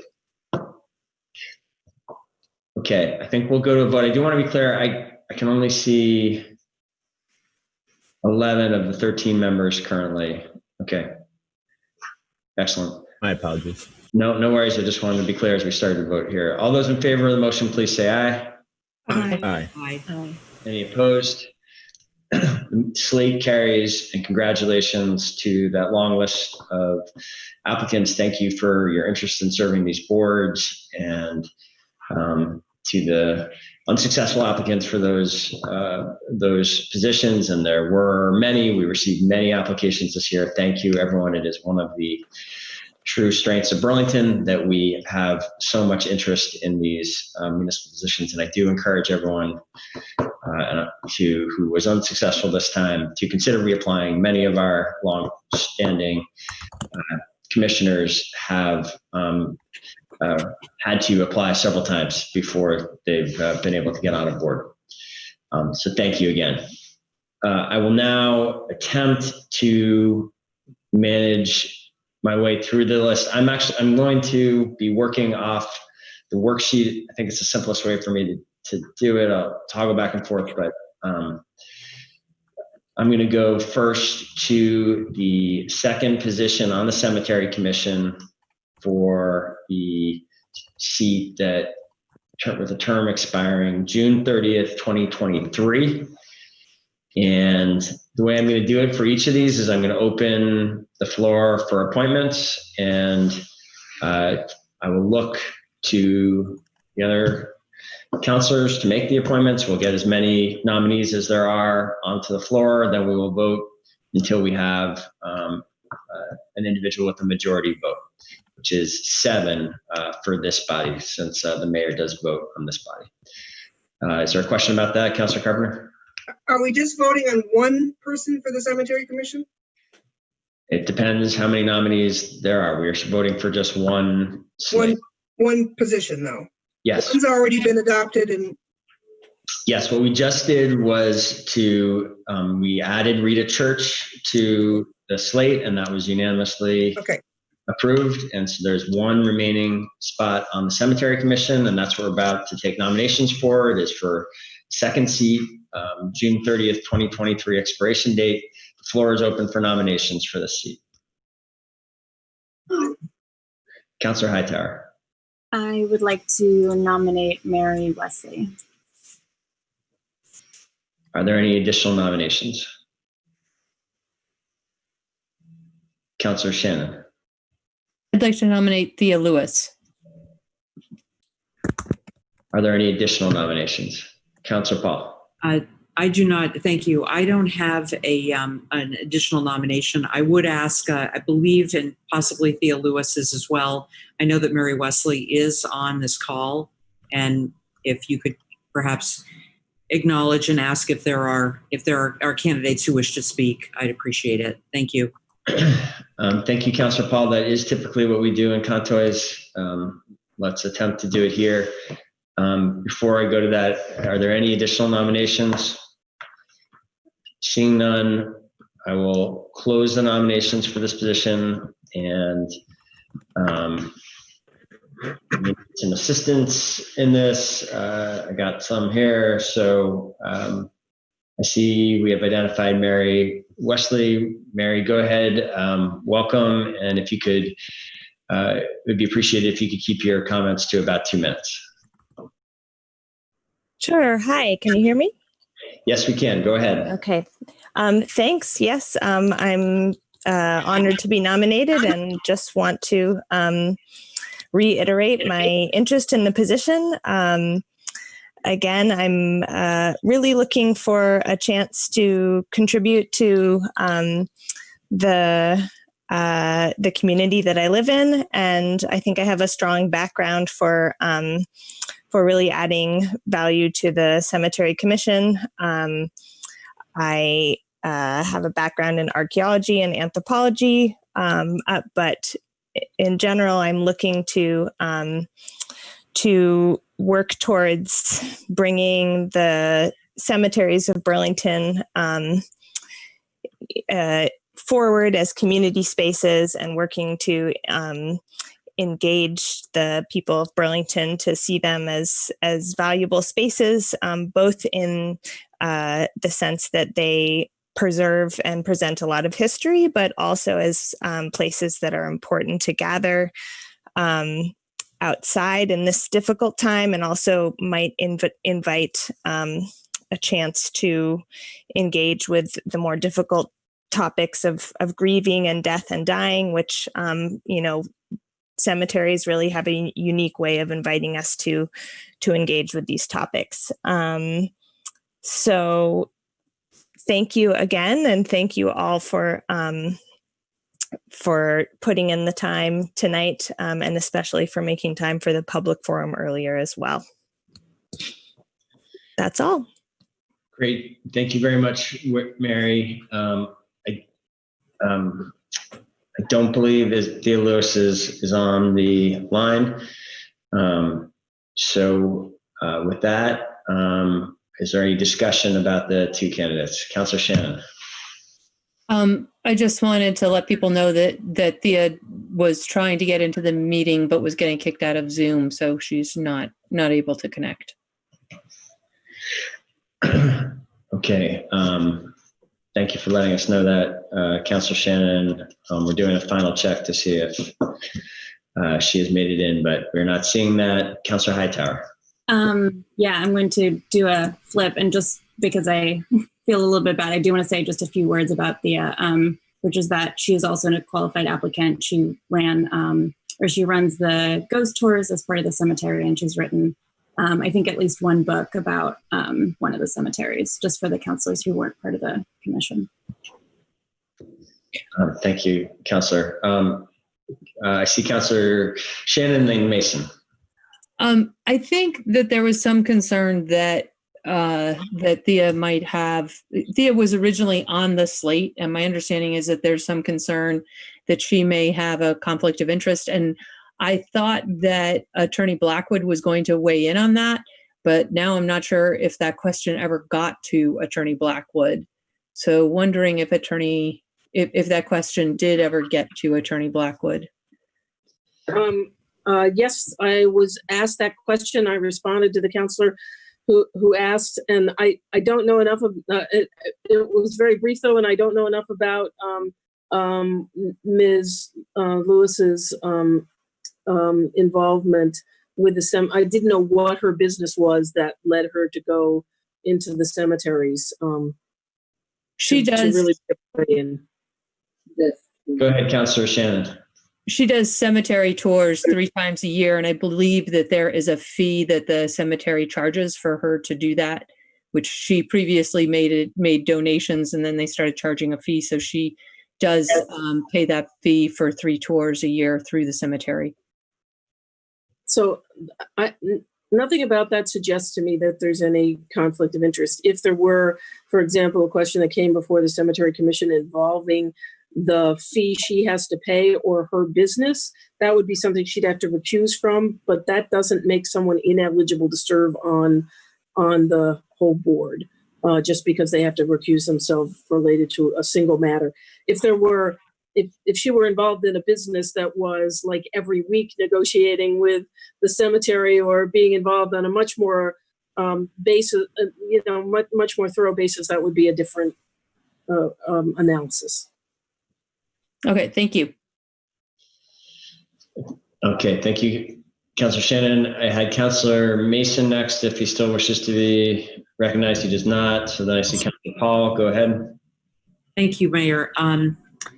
So this puts us in a little bit of a difficult predicament in the sense that we took this off the slate. The committee had agreed. The committee had agreed, and I try to be respectful of the fact that they do all this hard work. I know it's a committee that I never want to serve on because it's hard. Puts me in a tough spot. Mary is a Ward 6 resident. She's relatively new to Burlington and really wants to serve. And, I find that exciting and refreshing. But I know that Thea has done amazing things for this community, which, as I say, puts me in a tough spot. If we had kept the slate, I would have been very happy to have voted for the slate. But since we haven't, I will be voting for Mary. Thank you. Any further discussion? Okay, we will go to a vote. First, we will call a show of, City Attorney, can I do this with a show of hands, or I guess not? Do I have to call the roll? Is that the way with this technology, we should do it? Yes, you should. Okay, so first we'll call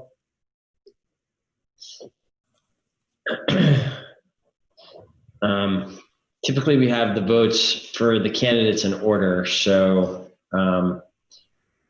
I guess, sorry, it's just a little bit different than we normally do it. So we will have, I guess we'll just, since it is a binary vote, I will read off counselors on the screen, and if you let's just do it this way. All those who are voting for Mary Wesley, say aye. Well, Mayor, yeah. Can we do a roll call with us expressing our preference? If people think they can handle that, when we get to your name, you can declare either Wesley or Lewis. Okay, that's how I see the city attorney nodding. Here we go. I'm gonna read off the names because I think everybody's screen's different. President Tracy. Wesley. I am next on my screen. I will vote for Lewis. Counselor Freeman. Wesley, please. Counselor Hightower. Wesley. Counselor Shannon. Lewis. Counselor Stromberg. Wesley. Counselor Mason. Lewis, please. Counselor Paul. Wesley. Counselor Paulino. Lewis. Counselor Carpenter. Lewis. Counselor Pine. Wesley. Counselor Jang. Lewis. And Counselor Hanson. Wesley. All right, congratulations, Mary Wesley. Good luck with your term, and thank you to Thea Lewis for your interest and for your many contributions to the city. Counselor Pine. Mr. Mayor, I feel like it's just a good time to also thank Lainey Rappaport, who I believe was up for reappointment but did not win enough votes tonight, but I just want to thank her for her service. Well said, Counselor Pine. Thank you. And yes, thank you, Lainey, for your years of service. Okay. We have a couple more spots now. I believe the next open seats that we are ready to act on, that we are not re-advertising, are the police commission seats. So again, on this, there are 2 seats for the police commission, both with terms starting July 1st and running through June 30th, 2023. We will take these one at a time. And again, the process will be similar to the last. So the floor is that a point of information? Councilor Pine, are you ready for a nomination? Just eager to nominate somebody. Okay, very good. The floor is open for nominations. I recognize Councilor Pine. Thank you, Mr. Mayor. I want to not place a nomination in the name of Milo Grant. Milo has been a neighbor of ours for over 20 years. She's a fellow UVM grad, sort of in the same era, not quite as old as me, but she served on the Special Police Review Committee and was very dedicated to that process. Felt that there was some really unfinished business and really makes it clear in her application that her goal is to really be a communication bridge between the department and the community and to build that. I just want to mention a personal note about Milo. She was the guardian for her 2 nephews and her niece and basically raised them while they went through school here in Burlington. And I think brings a very unique perspective as the aunt of African-American niece and nephews. So I just want us to honor that and to hopefully folks will join me tonight in supporting Milo Grant. Thank you. Thank you, Councilor Pine. Are there any other nominations for this first seat? Again, calling for any nominations. Okay, I'll close the floor to nominations, and we may be able to do this one by voice vote. All those in favor of appointing Milo Grant to the Police Commission, please say aye. Aye. Aye. Aye. Any opposed? That passes unanimously, so there's no need for a roll call. Congratulations, Milo, and thank you for your interest in serving on the Police Commission during this really critical time for that body. We'll now move to the second seat, again for a term starting on July 1st and running until June 30th, 2023. The floor is open for nominations.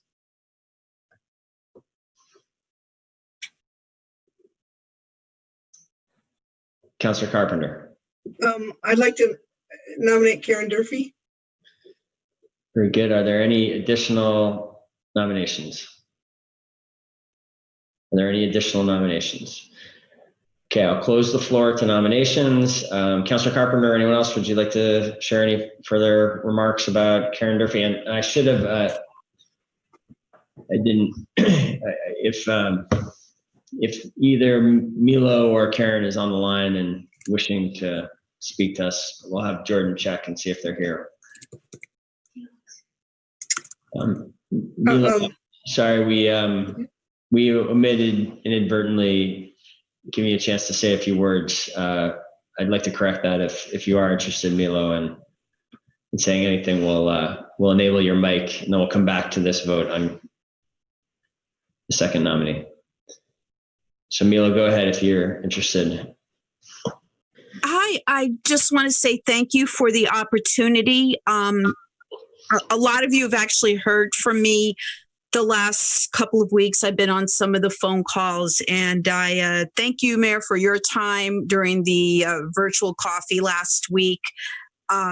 We discussed a lot of things on my mind, which was number one, communication, morale of the citizens, of the officers, how do we support good officers while meeting our goals in terms of moving forward in addressing racial disparities, controversies around SROs and other things. Very long list that can't be gone through in 2 minutes, but I appreciate the opportunity to work on these issues with you and the fellow members of the Police Commission.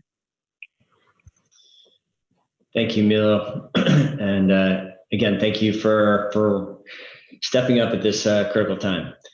So now I'm back on. Is Karen Durfee with us? I don't believe she is. So is there any further discussion about the nominee before we go to a vote? We will go to a vote. All those in favor of appointing Karen Durfee to the Police Commission, please say aye. Aye. Aye. Any opposed? The motion carries unanimously. And Karen, thank you for stepping up and also joining this commission that has so much work in the weeks and months ahead. Thank you for your service. And this, I will repeat what I said before. There were, I believe, at least 4 other applications submitted for these 2 spots. And I want to thank everyone who put in their application. I also want to thank Nairi Miles, who served as a commissioner for years and whose service is ending at the end of this month. So Nairi, thank you for your service. With that, let's see. We have, I believe, I think that's it, right? I think we will be re-advertising several positions, one for the Board of Tax Appeals, one for the two spots on the Design Advisory Board, and 1 spot on the Conservation Board. So anyone watching, and we do have good attendance tonight, hundreds of people with us. If you are interested in any of those positions, there will be a deadline approximately 2 or 3 weeks from now. Look to put an application. And I believe with that, my work presiding over the City Council with Mayor presiding is done, and we were adjourned at 9:47 p.m. And I hand it back to you, President Tracy. Thank you, Mayor. Appreciate that. I'll give folks a chance to just switch over their screens back to the regular City Council meeting. I know we had several of these different sorts of configurations or different meetings to get through, so I appreciate everyone bearing with us with all these different meetings and appointments that we need to do this evening. I'll give counselors a chance to switch over. Has everyone had a chance to get back to the regular meeting? Okay. Anyone having trouble? Okay. With that, we have item 5.01. Councilor Hanson, can I please have a motion on item 5.01? Yeah, I'll move to approve the 2020-2021 indoor entertainment permit application for GBG Kitchen, Indian Kitchen, 471 Riverside Avenue with all standard conditions. We have a motion seconded by Councilor Stromberg. Any discussion? Hearing none, we'll go to a vote. All those in favor, please say aye. Aye. Aye. Anyone opposed? Hearing none, that passes unanimously. We will now move into our next item on the agenda, which is a the item that we were trying to do prior to the public forum, which is item 5.02, a communication from Amy Jewell, Director of Administration for CSWD, regarding the proposed FY21 budget. Let me see if we have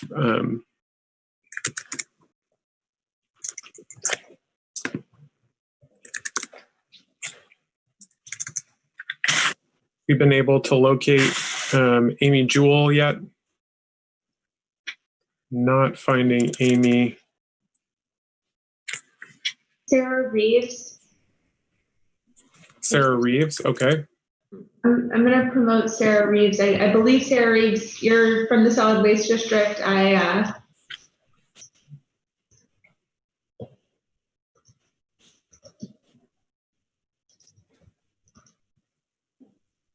Hello. Hello, Sarah. Welcome. Thank you for joining us. Thank you. So before we take a vote on the budget, it'd be great to hear from you about what is in that budget and anything you'd like to share with the council. Yes, thank you. If it's possible, would it be all right if I shared my screen? Yeah, sure. Go ahead. Thank you very much. Great. One moment, please. Thank you again for having me on this evening. I know it's been a long night, and I appreciate your time. Thank you.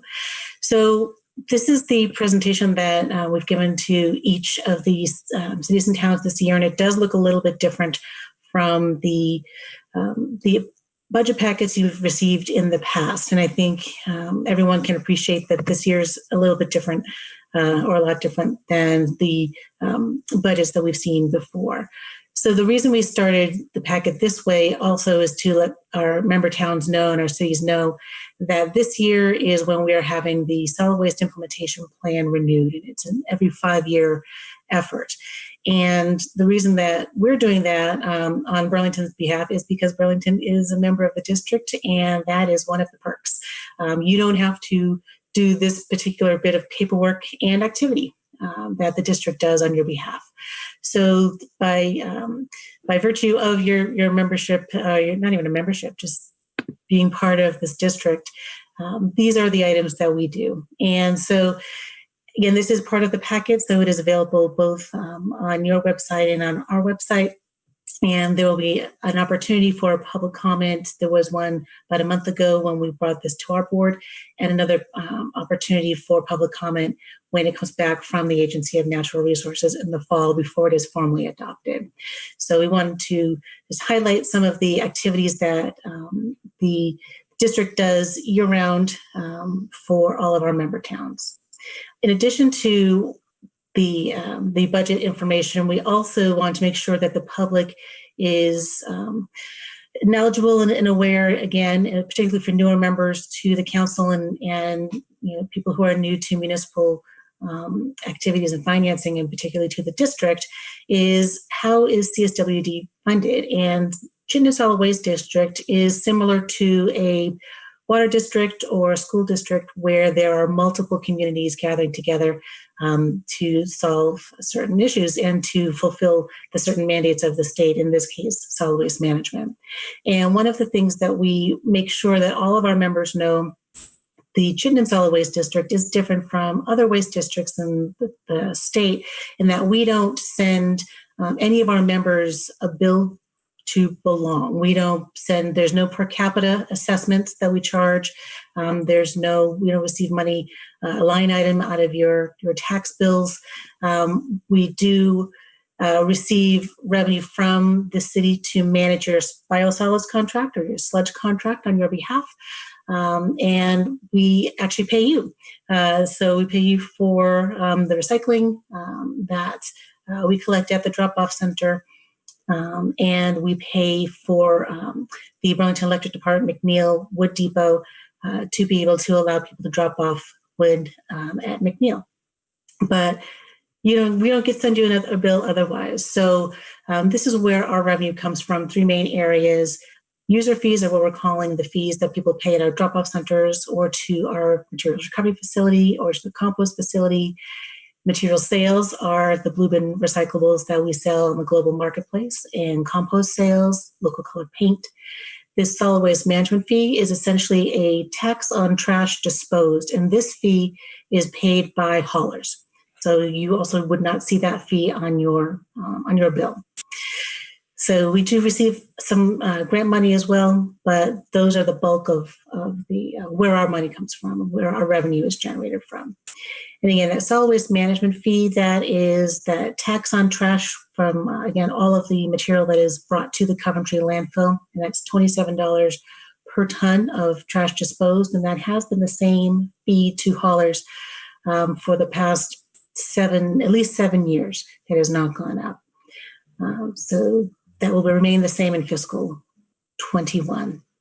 And this is an example of some of the educational material that we have on our website. This is our how are we doing in 2018. And so this top part of the pie represents all of the materials that are generated in Chittenden County. So of everything that was created, over almost 190,000 tons of material, you can see this is the portion here, the 39% of that amount generated that was sent to the landfill. So of that 39% that was landfilled, this is what it was made up of. So you can see that of the landfill material, there's still 25% of these tons, 121,000 tons of food scraps, yard debris that can come out and should come out. In fact, needs to come out by July 1. There's another 10% that are blue bin recycling that should be recycled. And this is kind of special recycling, so e-waste, textiles, et cetera. And then there's a small amount of construction demolition debris. And then this portion over here, the 52%, really at this point has no other place to go but the landfill. So you see the largest component of material that is available for capturing out of those landfill tons is food scraps and yard debris. And moving on to my budget memo for this year, as I mentioned, this was a different year. The difficulty was compounded by the fact that we were without a finance director for almost half of the year, actually a little bit more than half of the year. So it was a bit trickier this time. And then what we did present to our board represented the third iteration of our budget. So it was important to my finance committee to make sure that we let everyone know, all of our members, that again, the budget more than ever represents the best understanding of where the numbers, I say are right now in the memo, but really were about a month ago. Things continue to change, and we'll be continuing to monitor and adjust the budget as we go forward. So I've already reviewed our main sources of revenue. So I'm going to go down to the revenue snapshot. And this memo was put together in several components: a revenue snapshot, an expenses snapshot, a review of our cuts, the bottom line, and then a capital review, in addition to some of the other documents for review. So here you can see we want to make sure that every one of our communities understood kind of the thought process behind the changes and what we're anticipating. And the largest change in revenue that we're anticipating is that 27% reduction in that tax on trash. So we are, our revenue assumptions were based on many different items as included in the memo, and we are assuming a 27% reduction in that one wedge, in that 1/3 of a wedge. So it's 27% of 28% of our revenue. In other words, it's approximately 8% of the overall revenue is what we're assuming will be reduced by not having as much trash going into the landfill. And that is a normal scenario in times of recession. I have not lived through an actual depression yet, but in recession, yes, we will regularly and frequently see a dip in materials disposed. And this does represent all sectors, not just residential, but residential, commercial, industrial, institutional. And down here, we talk a bit about the assumptions. And again, these assumptions were being put together in late March and mid-April, reviewed by our board and by our finance committee. And we were assuming that the near complete shutdown, but for essential services in April was the bottom. as far as our waste generation in Chittenden County. So we built our assumptions off of that low point. So we took into effect, as you can see, various different sectors, educational, commercial. We pay close attention to the hospitality sector and tourism. And we are, back in April, we were assuming 40% of Chittenden County restaurants would not reopen to full capacity, and that is what is happening. We're assuming another percentage just won't reopen at all. And that while we're assuming that residential waste generation will slow, we know that trash is one of those things that doesn't go away. So it will slow. It will most likely where we'll see the largest drop off are on bulky items such as furniture replacement, mattress replacement, televisions, things of that nature that people can either make do, can repair, can swap, can trade, and they will not be making new purchases. Rather, they will be waiting it out and to see where things go. So basically durable goods. And we're anticipating, again, our user fees / our tipping fees, material sales assumptions. We had just recently raised the fee at the materials recovery facility, which is where the bottles and cans are sorted into commodities. We raised that fee in March, and we are holding that fee steady through fiscal 21. We are not anticipating raising that fee. We also are not anticipating raising the fee at our compost facility. We're keeping that steady as well. One of the silver linings for us is that our compost products have been selling like crazy. We are currently out of compost, which is a good problem to have. We'll have more in about 3 weeks. And so just everyone around the country who makes compost is in the same position. So we anticipate that additional sales will hold strong through the next year as these conditions most likely will remain the same. The drop-offs in our user fees, so the fees paid by customers going to our docks, are being held when they're viewed as an average. When we closed down the system in late March to do our deep clean and our reassessment for staffing and for COVID safety reasons, when we reopened, we implemented a flat fee system, and that was done to reduce the amount of coins and change our operators had to handle and had to make it quicker for our customers to be able to move through the facilities, and to simplify messaging, to encourage people to consolidate their trips. What had been happening when the shutdown first started to occur, when people were starting to stay home, was that the one thing that they were doing, they were looking for some place to go. And our drop-off centers were providing that someplace to go, and we were being inundated, and it was not safe. So when we reopened first Williston and then in turn the remaining 3 now, so there are now 4 drop-off centers open, we did so with the eye towards keeping our employees safe.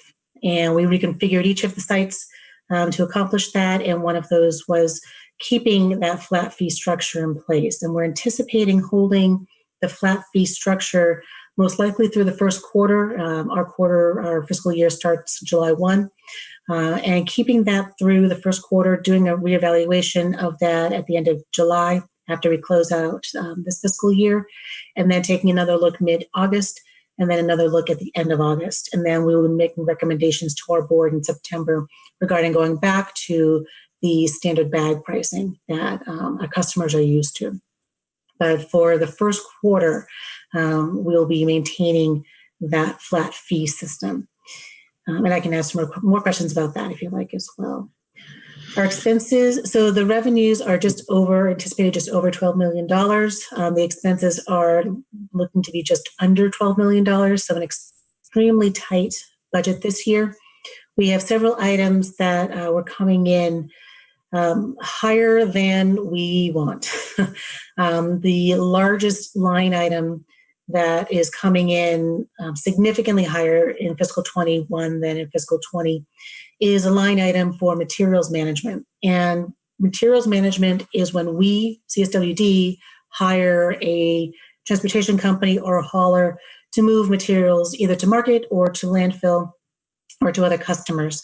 So that largest single increase is just over $300,000, and that alone is directly attributable to the difficulties we have in moving glass and processed glass aggregate to market. This year, we were unable to access our Canadian outlet for the last half of the year due to COVID and due to some limitations at that facility. So we had to send material to Massachusetts, and that is extremely expensive. So we'll be working this year to try to not meet this line item and to instead keep that material as local as possible. We do still move some material to a local quarry in Colchester, and we want to continue that and do additional outreach to other quarries to see if they can utilize that material. We're also working with the Agency of Transportation and VTrans on some projects, and we're hopeful that that will prove to be a worthwhile project this year. Looking now to some of the cuts that we made, and this is not all inclusive, but these are, again, the highlights of the cuts. We looked across all programs and made cuts to everything that we thought could possibly be seen as discretionary. The easy ones, travel, training, subscriptions, dues, etc. We also did cut some waste reduction grants. We cut advertising by 50%. We're eliminating subsidies that we had on recycling bins and buckets. We cut our contribution to Green Up Vermont by 50%. Consultant fees and projects are either been eliminated, reduced, or deferred. And our printing costs reduced by 1/3. These cuts do not include additional cuts and deferments to our capital program. In the capital program this year, we also divided into first priority and second priority. And the main priority to our capital program this year is to our compost facility. We are moving forward with improvements to our compost facility, and in part due to a grant that we received from the Agency of Natural Resources to help support that activity. So that we know needs to go forward. It has great amount of support from our board. And we know that that's been in the works for several years, in part to meet the needs of the county, particularly with July 1 now just around the corner. So our bottom line for us, just as you do, we are a municipality and we need to get to zero. And this year we are anticipating a very small shortfall of just under $81,000 or 0.7% of the overall budget. And we anticipate filling that if it is needed. Again, it's such a small amount out of our budget that I'm confident we can find other savings to where we don't need to transfer from the rate stabilization fund. But if we do, we would transfer that money from the solid waste management fee rate stabilization fund. And this is what that stabilization fund is there for. It is to avoid any increases in that solid waste management fee, so that to cover any operational shortfalls that we may have. And that is our budget in a nutshell. It's a lot that I threw at you. I know. I anticipate there'll be other additional questions. Great. And Awesome. I welcome them. Thank you very much. Really appreciate the presentation. If you could actually take your screen off of share just for a moment, we can go back to that if counselors do have questions, but we do have these documents, and for members of the public, they are also available on board docs. So with that, are there questions or comments from counselors before we offer a motion on the item, or does someone want to offer a motion? Counselor Hanson to be followed by Counselor Stromberg. Counselor Hanson, go ahead. Yeah, can I jump in now with questions, or should I wait until after motion, President Tracy? Please. Yeah, let's go with questions, and then we can go to a motion after that. Okay. So go ahead, Counselor Hanson. Great. Well, thank you for the presentation. Last year, we were able to have a lot of dialogue, and you all came to the Transportation, Energy, Utilities Committee, and we were able to connect a lot. Unfortunately, this year, for a number of reasons, I think that wasn't able to happen, but thanks for laying all that out for us at this point. And I'm glad to see the investments in compost. So yes, I wanted to just raise some questions and concerns similar to what I did last year, and really trying to get at where things are headed with CSWD. So when you showed the percentage of the materials that went to that ended up in each waste stream, how does that compare to years prior? How does that compare to years prior? Mm-hmm. That is a great question. Let me go back up for my own here. So this is also reflecting 2018. So that is as of calendar year 2018. So calendar year 2019, we anticipate seeing fewer food scraps in the landfill portion as more and more people were continuing to become more aware of this upcoming deadline. We continued our education and outreach and workshops. Our composting workshop participation was very high. And so what we did also is we started to offer an incentive to people to get a lower price on the compost bin if they took a workshop. And that was very successful. So we got the education and the tool out there as well. Diversion rates tend to hold pretty steady until there is a change in a program or a law. And so they've been a little bit higher. This 2019, we expect them to be slightly higher as people are ramping up to the law. Calendar 2020 is going to be an interesting and different year, as you can imagine. So had we not had COVID, we were steadily seeing rapid increases, particularly in the food scrap diversion, as more and more people were getting used to the idea of diverting out of their waste stream. And our numbers of people driving to Green Mountain Compost specifically to drop off were growing month by month by month. I don't know how this year is going to really compare to last year's and previous years because it's such a blip. So we're going to have to do more hard analysis to try to get the apples. But we do anticipate and expect much more participation at each of our drop-off centers, particularly with food scraps, until people figure out, can I get a hauler? Does that make sense for me? Can I do backyard composting? Does that make sense to me? And what their habits become. Got it. And last year, I remember that the amount of waste being generated was rising. So, has that turned at all, or you're saying you still don't have data, or where is that at?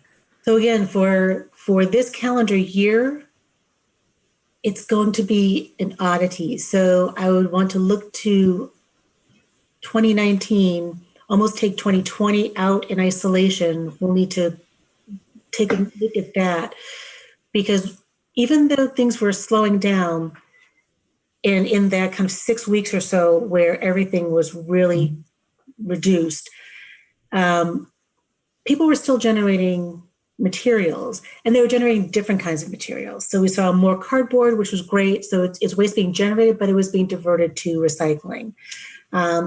Total municipal solid waste materials divert. So if you go back a few years, between, say, 2017, 2018, 2017, 2019, total materials diverted has gone up. So as far as the trash generation, it's still being generated, but the additional recycling or leaf and yard or construction demolition debris or the food scraps has gone up.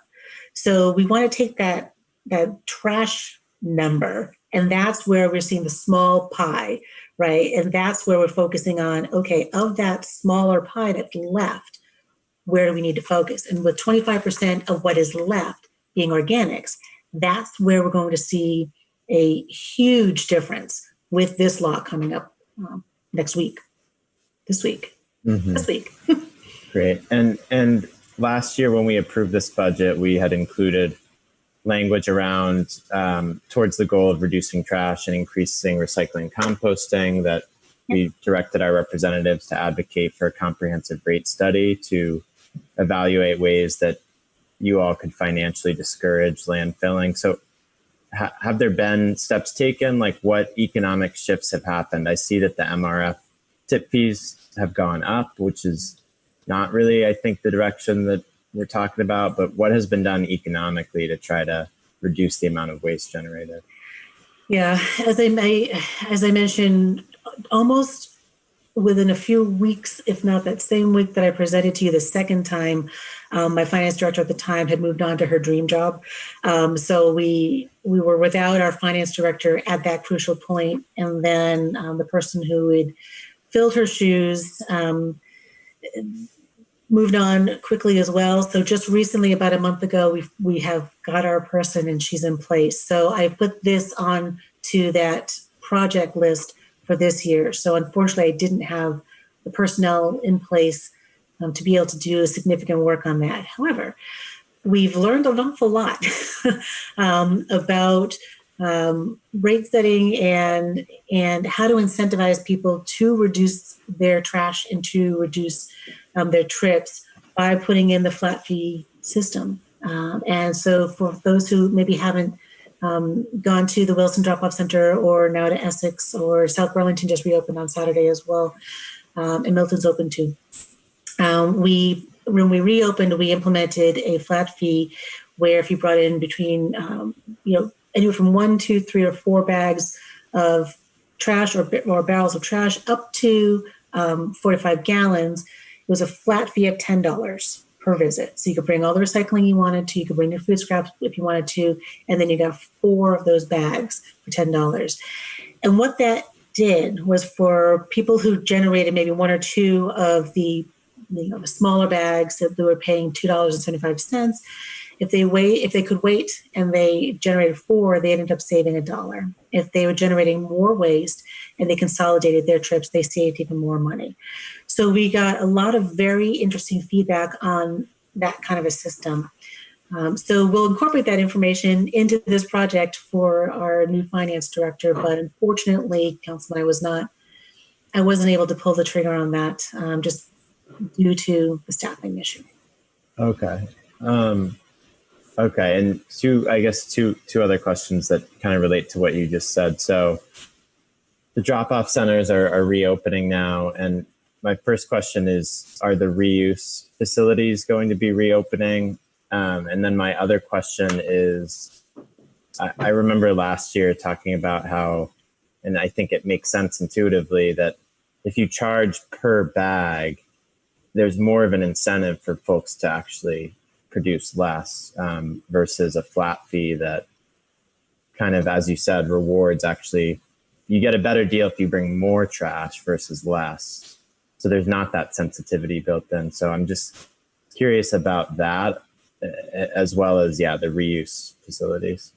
Yes. So as I mentioned in my presentation, that the flat fee, and maybe I didn't say this as pointedly, so thank you for allowing me the opportunity to clarify. The flat fee structure is and was intended to be a temporary system, kind of while we're managing this iteration of our system. So we are not intending for this flat fee to be how we're pricing going forward.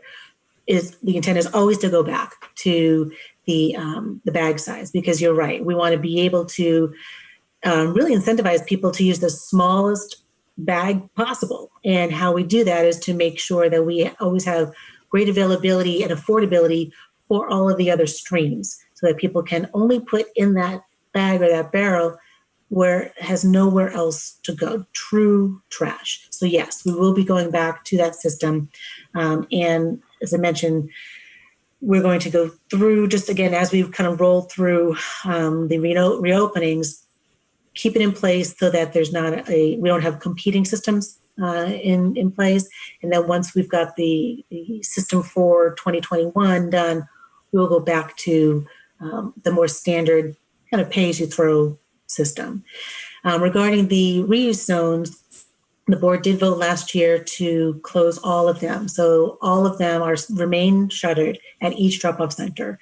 And we really focused on bringing back just the the true basics at first. When we reopened Williston as the sole location, all we brought back were trash, recycling, food scraps, and leaf and yard waste.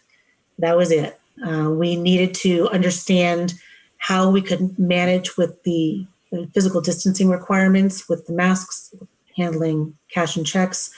We needed to be able to meter people through quickly and safely, and to learn how to manage that material. So as we've reopened new facilities, it has been with those basics in place where it has been feasible. So not every location has every item yet, but as far as the reuse facilities or reuse zones, those are not on the plans to reopen at any of the facilities. Okay, I just have one more quick one, President Tracy. Okay, yeah, and if we could just try and keep responses brief, and also counselors, I know we want to get all your questions out, but please try and, let's try and move us on this. We do have a number of other items, so let's do that. So Counselor Hanson, go ahead.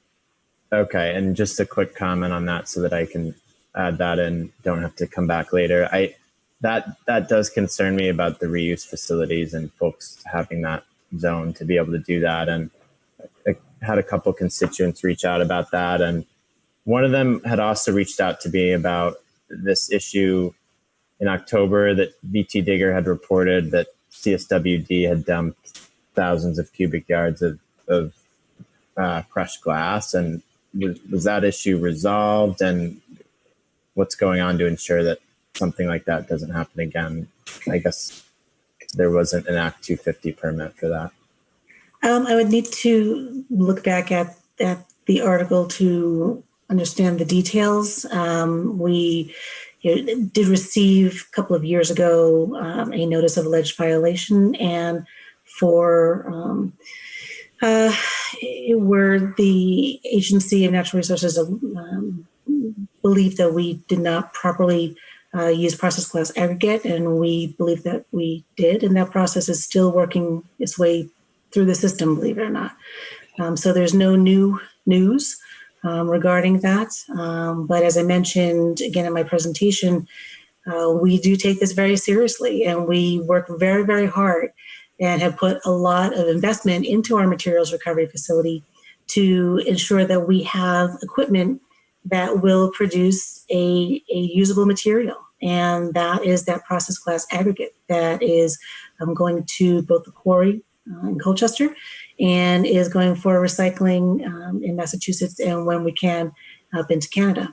So we're very proud of the work that we've done to produce that material, and we're also very proud of the fact that VTrans and AOT are working with us to try to find other additional uses for that material in Vermont. So we are still working towards keeping that material here. It's always best to keep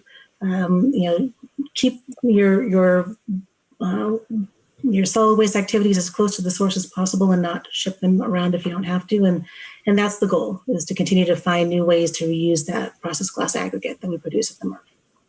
Okay, I really appreciate all the information, and thank you, President Tracy, for the time. Thank you, Councilor. You're welcome. I have Councilor Stromberg to be followed by Councilor Jang. Councilor Stromberg. Thank you, President Tracy. I totally know that we're doing things in the interest of time tonight. I do want to continue having a conversation with you, Sarah. Again, thank you so much for your presentation. But I want to talk about, promoting sustainability, environmental mitigation, and plans moving forward, because I also know that in your answers to Councilor Hanson, we aren't working with the data that we would need to make those plans, but I want to keep that on the forefront of our minds moving forward on this. So I'm not going to take up more space on this item. Thank you. Thank you, Councilor Stromberg. Councilor Jang. Thank you, President Tracy, and thank you for the presentation, Sarah. This will be very quick. When are you going to reopen in Burlington? And also, can you explain as to why you lost revenue, knowing that your flat fee has went up? Yeah. Can I have clarification, please, Councilor, on the last question? So it seems you stated in your presentation that actually revenue has went down. has gone down, if I heard it correctly, right? But at the same time, I know that now there is a flat fee of $10. So why the fees is up, but the revenue is down? That's what I wanted to understand a little bit. Okay, thank you. So there are two different things. So it's all revenue, so that's one thing. The revenue line item that I highlighted that is going down is that $27 a ton tax that is charged to the haulers when they get to the Coventry landfill and they're bringing Chittenden Solid Waste District, Chittenden County material for disposal. So that we're anticipating that revenue to go down as overall general waste generation goes down in the county, whether that's business waste, residential waste, schools, et cetera. So that reduction is represented by that one line item. The flat fee is, we're actually losing money at the drop-off centers by using that flat fee.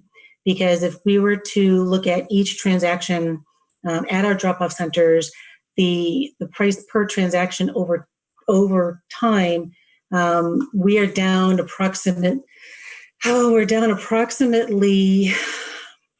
50% of the revenue out of the drop-off center system in the fourth quarter of this year. So the flat fee doesn't bring in more money unless you go once a week with one bag and you're paying the $10. What we did do recently, about 2 weeks ago, was implement a $5 fee for if you only have one or two bags. Recognizing that not everyone wants to hang on to 4 bags of trash for 2 weeks. Not everyone makes that amount of trash. So now there's a $5 fee for up to 2 bags of, again, up to 45 gallons if you have that much. But if all you're making is 2 kitchen sizes, you can bring those in for $5. So it's not a $10 per bag. I want to make sure that is clear. It's not a $5 per bag. It is per trip, per visit. Thank you. Hopefully that's clear. Oh, when you're opening. Yes. And then your second question, yes, or your first question that is now the second question. So we've been in conversations certainly with the city about when to reopen and when we can reopen and under what circumstances and what it would take. So the reopening plan, we have followed a set of criteria guiding us all the way along for each of the facilities. And safety of our employees and the safety of our customers is the top priority. Our staffing capability is second. We realized that we had early on in mid-March, we had several people who needed to self-quarantine, and because of people that they were residing with, and they had then worked on a Saturday with several other people. So that caused between 8 and 12 of our people to need to quarantine, and that cut our staff by a third. So we recognize that our staffing, just like a lot of places, are pretty volatile and fragile, and it really only takes one instance to upset the whole system. So we had to be sure that we could support each and every drop-off center that we reopened adequately, so that we weren't constantly opening, closing, opening, closing, opening, closing. So we looked there, and then we also had to look at the safety. So which site had the longest queuing space, which sites could be reconfigured well to be able to accommodate that spacing, that minimum 6 feet. And as we went down the line, we realized Williston obviously took the top. It's the largest facility. It was the easiest to reconfigure, and it has a 1.5 mile road for queuing. Then similarly, Essex was next because of those factors, and Milton also. And then it came to, well, what are the next ones? South Burlington, Richmond, and Hinesburg. South Burlington was selected next because it serves, this portion of the county, similar to Burlington, a nice population density, and we wanted to make sure that we were adequately serving that population density. So that leaves us with the remaining 3. Okay. And thank you. Yes, yeah. I think you answered it. Thanks. Okay. Good. I don't have anyone else in the queue. Is anyone else looking to get in the queue for questions or comments? If not, I would Mayor Weinberger, go ahead. Thank you. I know the time is late, but personally, I don't think that's, as a Burlingtonian, a satisfactory answer for much longer. We need that center reopened. It's hard to understand the logic as to how it can't be made safe. We're talking about an outdoor facility where you already constrain access. So I understand all institutions are challenged by this moment, but certainly it is Burlington's strong desire that that center get priority in the days ahead. Mayor, it is our priority to provide service somehow. Okay. Councillor Paul, go ahead. Thank you.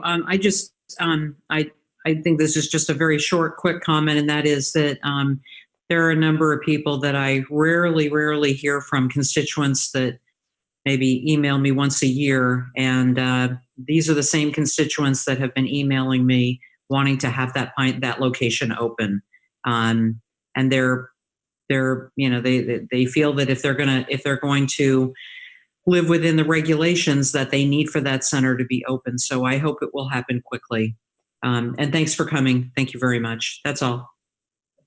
Thank you, Councillor. Any other comments from councillors? Okay. May I please have a motion on the CSWD budget? So moved. Second. Councillor Jeng has moved the budget, moved approval of the budget. Is that correct, Councillor Jeng? You move approval of the budget? Okay. Yep. Seconded by Councillor Pine. Any discussion? Hearing none, we'll go to a vote. Would the city clerk please call the roll? Councillor Carpenter.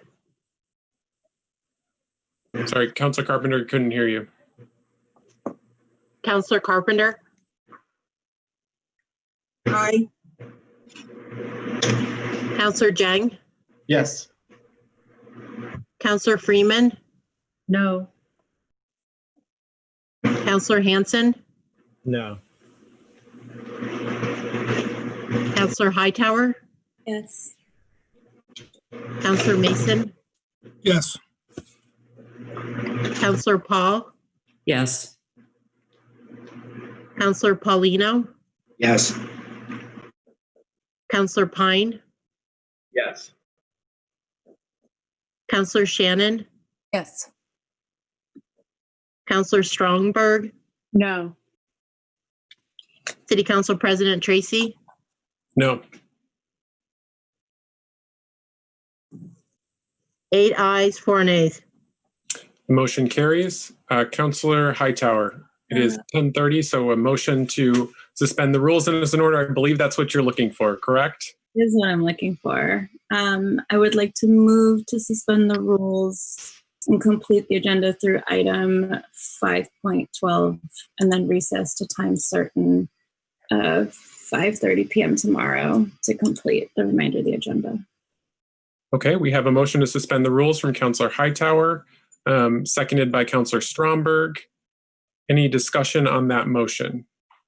So just to be clear with folks to understand, so we would debate and vote on item 5.12, the resolution racial justice, but we would not deal with tonight items 5.13, 5.14, 5.15, and 5.16. We would recess our meeting to a time certain of 5:30 p.m. tomorrow, at which time we would take up those items.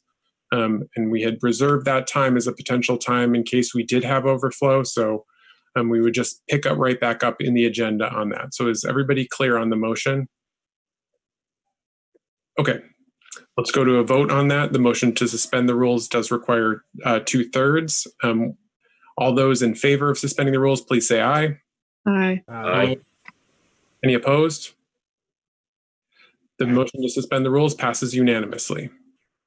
We have suspended the rules, and we are now moving into our next item. I want to thank Sarah Reeves for your presentation. Before we do that, I really appreciate you going through in great detail this, and I apologize that we weren't able to get to you on the 15th and you had to come back a second time for this. Thank you very much for being here, and look forward to continuing to work with CSWD in the coming year. Thank you, Council. I appreciate it. Great. Thank you. Thank you. Okay. So that brings us into our next items, which we have a couple more appointments. And so similar to what we did with the City Council with Mayor presiding, I will ask that we move those applications for which that we are advancing to the slate first, and that we would read the slate just so that we're clear on what all we're voting on and what we're not voting on, and then we'll deal with the other items for which we do not have folks on the slate. So, Councilor Hightower, are you able to please read the slate for this particular group of appointments? Yes.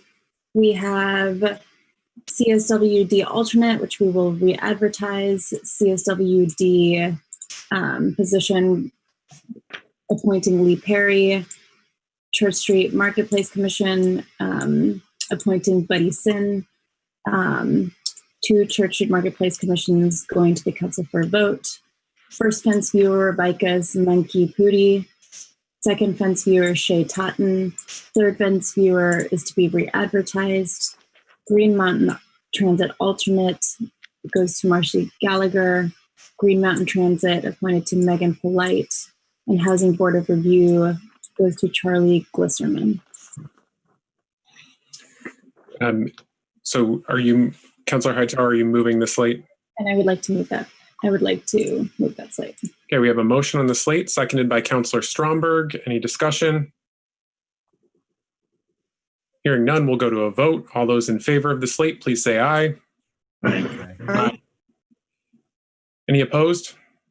That passes unanimously. We will now move to the positions for which we did not have agreement. So the way that this process, just for members of the public, has worked and why there's the slate, we did have 2 boarding commission appointment selection meetings in which we had interviews and where folks were put on the slate. Those were the folks that we were able to reach consensus for. When the committee did not reach consensus, we did pull those positions off and bring them to the full council. So that provides a little bit of context, hopefully, for folks who are wondering what's going on. So we will move into the 2 appointments on the Church Street Marketplace, which are 5.05 and 5.06. Those were the ones that were not included in the slate that we have yet to vote on. And so before I get into that, I know that one of the applicants, Nate Lantieri, applied already. Are any of the other applicants, spoke again, and I would extend the same to Nate, but are there any, I'm sorry, if Chief of Staff Riddell, if you could just help me find if any of the other folks are on. I do see Eric Monson. So I'm going to go to you, Eric, and allow you to speak if there's anything you would like to share with the council right now. Eric, I've enabled your microphone. Can you hear me now? Yes, go ahead, Eric. Okay, thank you very much for the opportunity to be considered for the Church Street Marketplace Commission tonight. Based on the eye-opening personal testimonies of racial injustice in tonight's public forum, I feel that it is important to make a clarifying statement about my personal values and how they relate to my personal vision for a more ideal Church Street Marketplace. In short, my ideal would be a shopping, entertainment, and residential district full of energy and, more importantly, diversity that is accessible, welcoming, safe, and affordable to the complete spectrum of Burlington and Chittenden County residents. At least before the pandemic struck, I felt that Church Street had a relatively healthy mix of stores and restaurants for a wide variety of incomes and tastes. However, based on the moving personal testimonies in tonight's public forum, obviously much more work is needed. Therefore, as we come out of the pandemic and work to create an even more perfect union One of my goals in the commission will be to help ensure that Church Street becomes more economically robust and even more so, more socially accessible for all.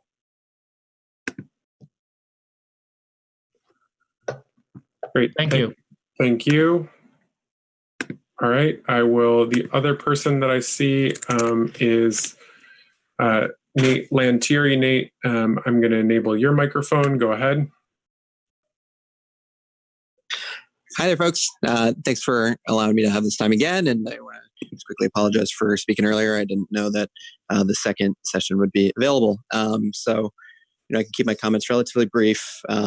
As I mentioned before, I was a former employee of the marketplace just last year. I was an employee there. And I think it's pretty valuable to talk a little bit about what I was doing while I was there and how that directly would serve us as a commission. So when I was actually working at the marketplace, the staff that we had there really decreased in size over time to the point where I was one of only 2 employees there working closely with the director at the time, Ron Redmond.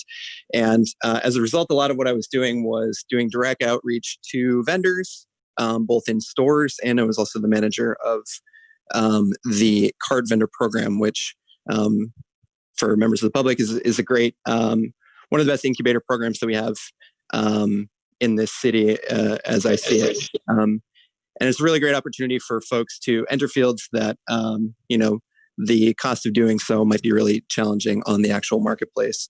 A lot of the duties that I had during that time, just with that as one example, was really focused on trying to understand what the strengths and weaknesses of the marketplace were at the time. Obviously, those weaknesses have been exacerbated as a result of the COVID crisis. And some of the opportunities may be a little bit different. But I think as a result of the work that I did, really talking to not just vendors, but also to members of the public in Burlington and also members to the larger Chittenden County about what they need to see in an inclusive marketplace for them. I think that those ideas, despite the changes in the conditions of the marketplace itself, are still going to be incredibly valid and incredibly important. I hope to really bring a kind of different perspective to the commission than what's currently represented. A lot of the folks are business owners. I'm not a business owner, but spent a lot of time talking to them and being on the street, interacting with events, interacting with promotions, and also interacting with customers. So I hope that you all will consider me tonight. And thanks again for having this time. Thank you, Nate. I did find Kara Tobin. Kara, I'm going to enable your microphone. Go ahead, Kara. Hello, can you guys hear me? Yep, go ahead. Okay. If a baby starts screaming, I'm sorry, he's nursing to sleep. You're good. Okay. Like I said, I don't know if I'm even still eligible, but I'd be super excited to be part of the commission. And I think that, I don't know, I think I might have an interesting way to look at things and just maybe bring a different perspective just based on my experiences, both within Vermont, out of Vermont. I don't know, I'm a chef. I like to be creative about things and just see people have a good time. And I think that I could help do that. I don't know, like in some way. And I don't know, create a really amazing space downtown for Church Street. I think there's so much to work with and so much, I think that we could just really create a place that feels like Vermont, but people are super excited to experience and represents lots of culture and just a beautiful place to be. So I hope all that makes sense, but that's all. Okay, thank you, Kara. I was not able to find any of the other applicants on the attendees list. So we will now, we have 2 open spaces for this. So we will go, we'll vote on each space separately. So are there nominations for the first? Councillor Pine. Yes, I would like to place a nomination in the name of Becky Holt. Becky's an incumbent, but she's only been on for 1 year. I believe last year the committee that I served on unanimously recommended Becky for the commission. She has well over a decade of reporting experience for the Burlington Free Press And when that enterprise became less of a vibrant place to be, she went to work for the Committee on Temporary Shelter and has been providing a lot of important assistance to them in terms of gathering their stories, supporting their donors, and trying to get resources to COTS to really carry out their mission. So I think Becky brings a perspective to the marketplace that's critical, especially as we look to create a more nurturing and welcoming and kind community through the other efforts that we're engaged in. Thank you, Councilor Pine. Are there other nominations?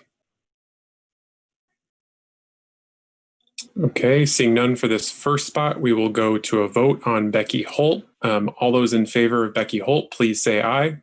Aye. Aye. Any opposed?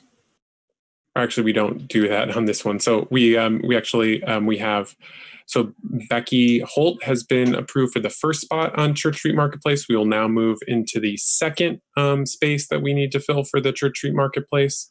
Are there any nominations on that? Councilor Jeng. Councilor Jeng, you're on mute. Thank you, Tracy. President Tracy, I would like, and it's actually an honor to nominate Eric Mason. Eric, as his application states very well, he is a professor at UVM, teaching entrepreneurship, teaching business, and in addition, he is just an incredible, wonderful person that makes everyone around him feel comfortable. He lives in the New North End and also is a member of the steering committee of Ward 4 and 7. Eric is already working with city councils and others to create a small business association specific to the New North End need. So he's innovative, he's welcoming, he can make Church Street even more vibrant as it is. And his introduction, he talked about it around inclusion, diversity, and also make sure that downtown is safe, is vibrant, and is welcoming for everyone. So it's an honor to nominate Eric Morrison for the position. Thank you. Are there any other nominations for this position? Are there? Councilor Hanson. Yes, I'll nominate Nate Lantieri. I've known Nate for a few years, and we got to hear from him tonight. I think it would be really exciting to have a young person, a recent graduate who's decided to stick around, who has experience as an employee on the Church Street Marketplace, and who has that direct experience, having worked in it as well, that he can really bring a critical lens. And yeah, I'm excited to put forward Nate.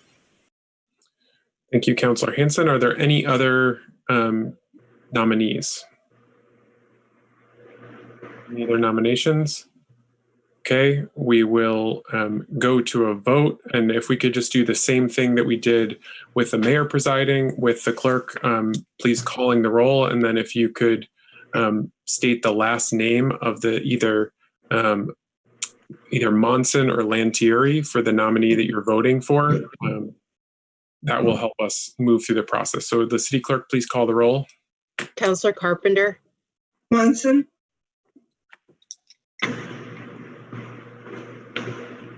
Councilor Jang. Monson. Councilor Freeman. Lantieri. Councilor Hanson. Lantieri. Councilor Hightower. Lantieri. Councilor Mason. Monson. Councilor Paul. Monson. Councilor Paulino. Eric Monson.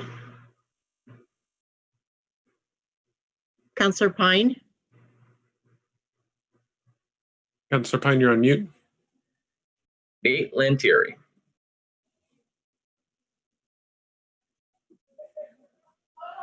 Councilor Shannon. Munson. Oops. Councilor Strongberg. Lantieri.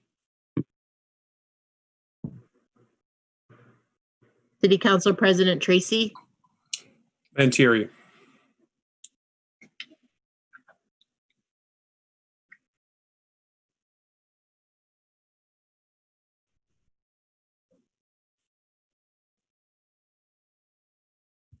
six and six. We, neither applicant having achieved a seventh vote and a majority, that neither of them will be appointed. I see Attorney Blackwood has come on. Attorney Blackwood, did you want to say something? Well, just normally you would probably take a little break and vote again. And you would try to break the tie. Okay. All right. Councilor Pine, I see you. Councilor Pine, you're recognized. It's rather funny because in Contours, when we take a recess, we find a place to talk one-on-one with somebody and try and figure out how to do this. So what do? Pick up our phones? And I don't know. So just a question, Mr. President. I don't know. Councilor Jing, go ahead. You're on mute, Councilor Jing. It might be challenging to do so, but are there other ways of finding out a tiebreaker? Maybe allowing the mayor to vote on this one, or the city attorney to just, I don't want us to be here for a long time. Okay, I'm sorry, that is not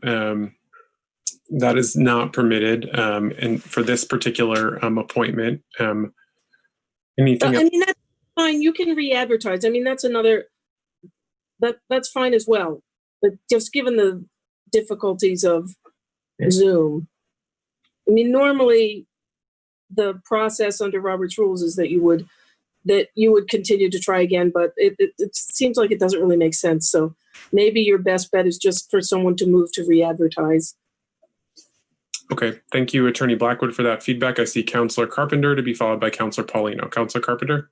I just wanted to, since it's likely we're going to recess, and then we can communicate on our off time. Just can you postpone this or whatever the right term is? And I just want to clarify from my own information, can you, in this same voting round, bring in a third candidate or a name that's not mentioned? I mean, how does that work?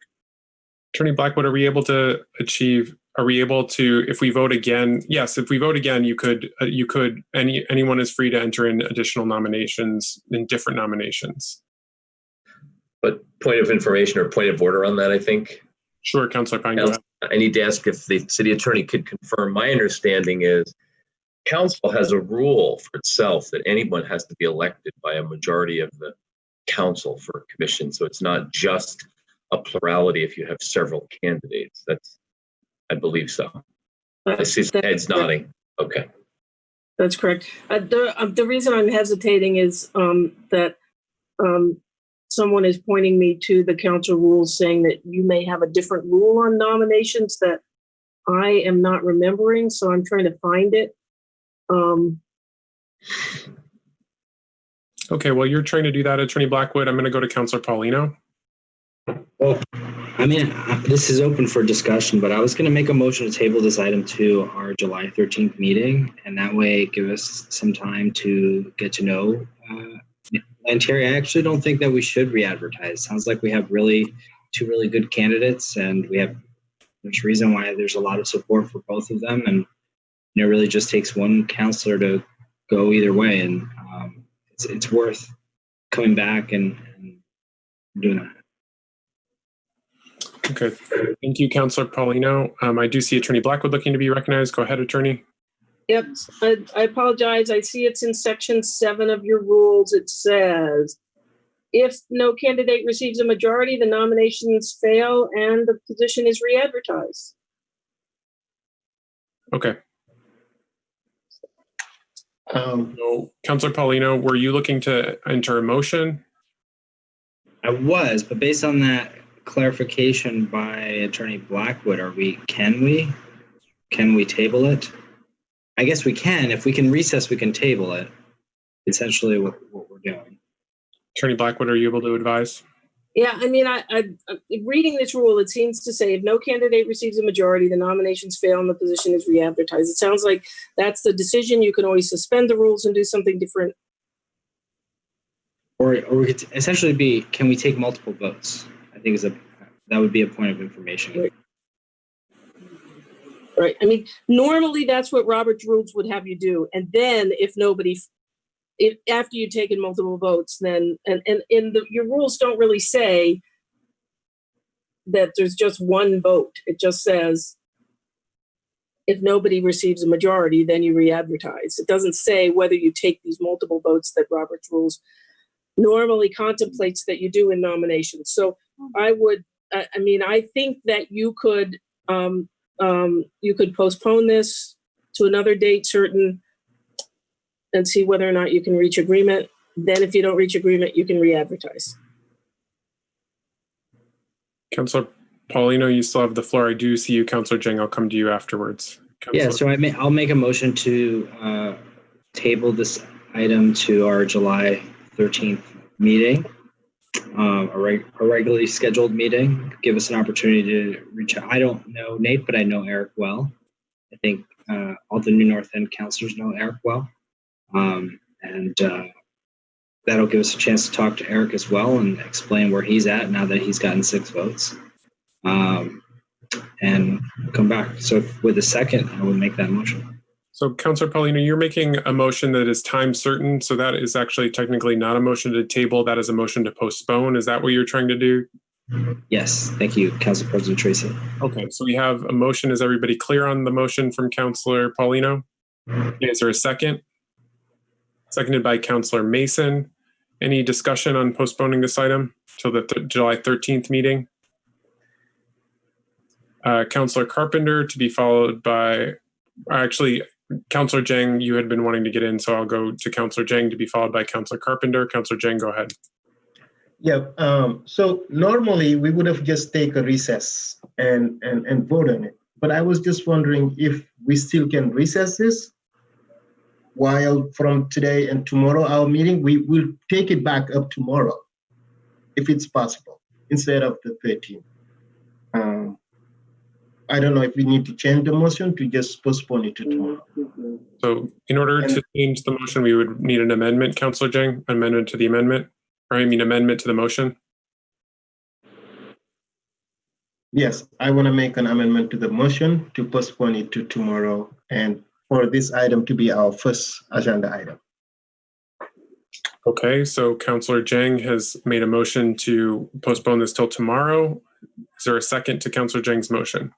I have a point of order. Councillor Mason, yes. I'd like to ask the city attorney, I don't think you can amend a motion like that. I think the motion needs to be voted on and then another motion. This is not just moving the date from June 13th. It's a completely different motion. I mean, I don't care. I mean, I'm fine doing it tomorrow, but I think you got to vote down the motion that's on the floor. You can't amend a motion with a different motion. The question is, are both motions to postpone? Generally, a motion to postpone is to a different meeting. But can you do a motion to postpone it within the same meeting? Up to you. Without looking at it up farther, President Tracy, you don't usually do a motion to postpone within the same meeting, but in which case Councillor Mason's objection is in order, but it is kind of the same idea, particularly since you're already recessing to another day.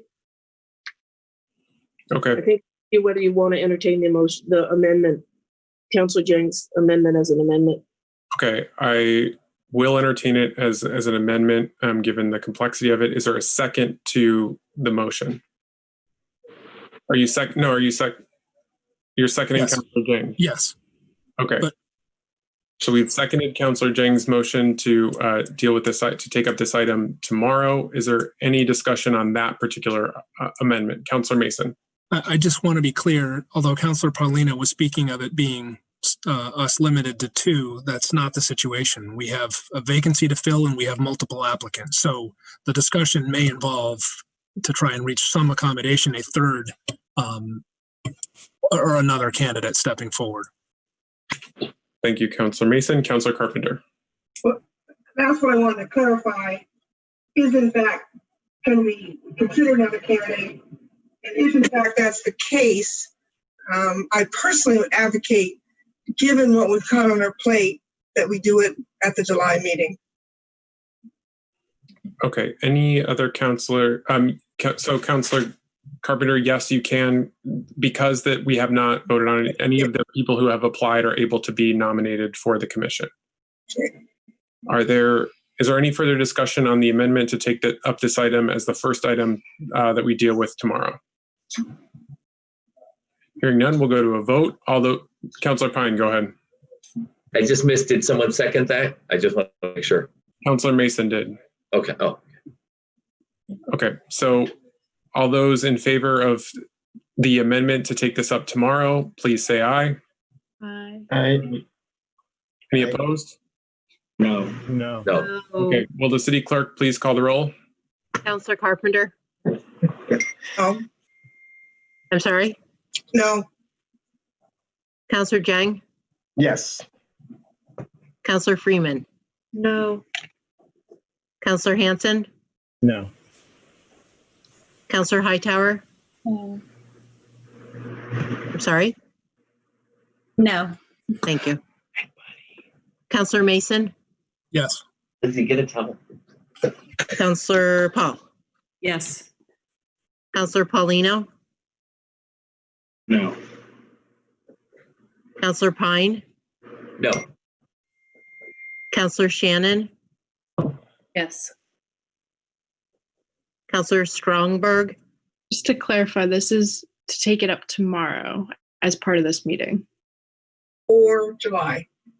Or July? No, this is this on to take it up tomorrow. Then no.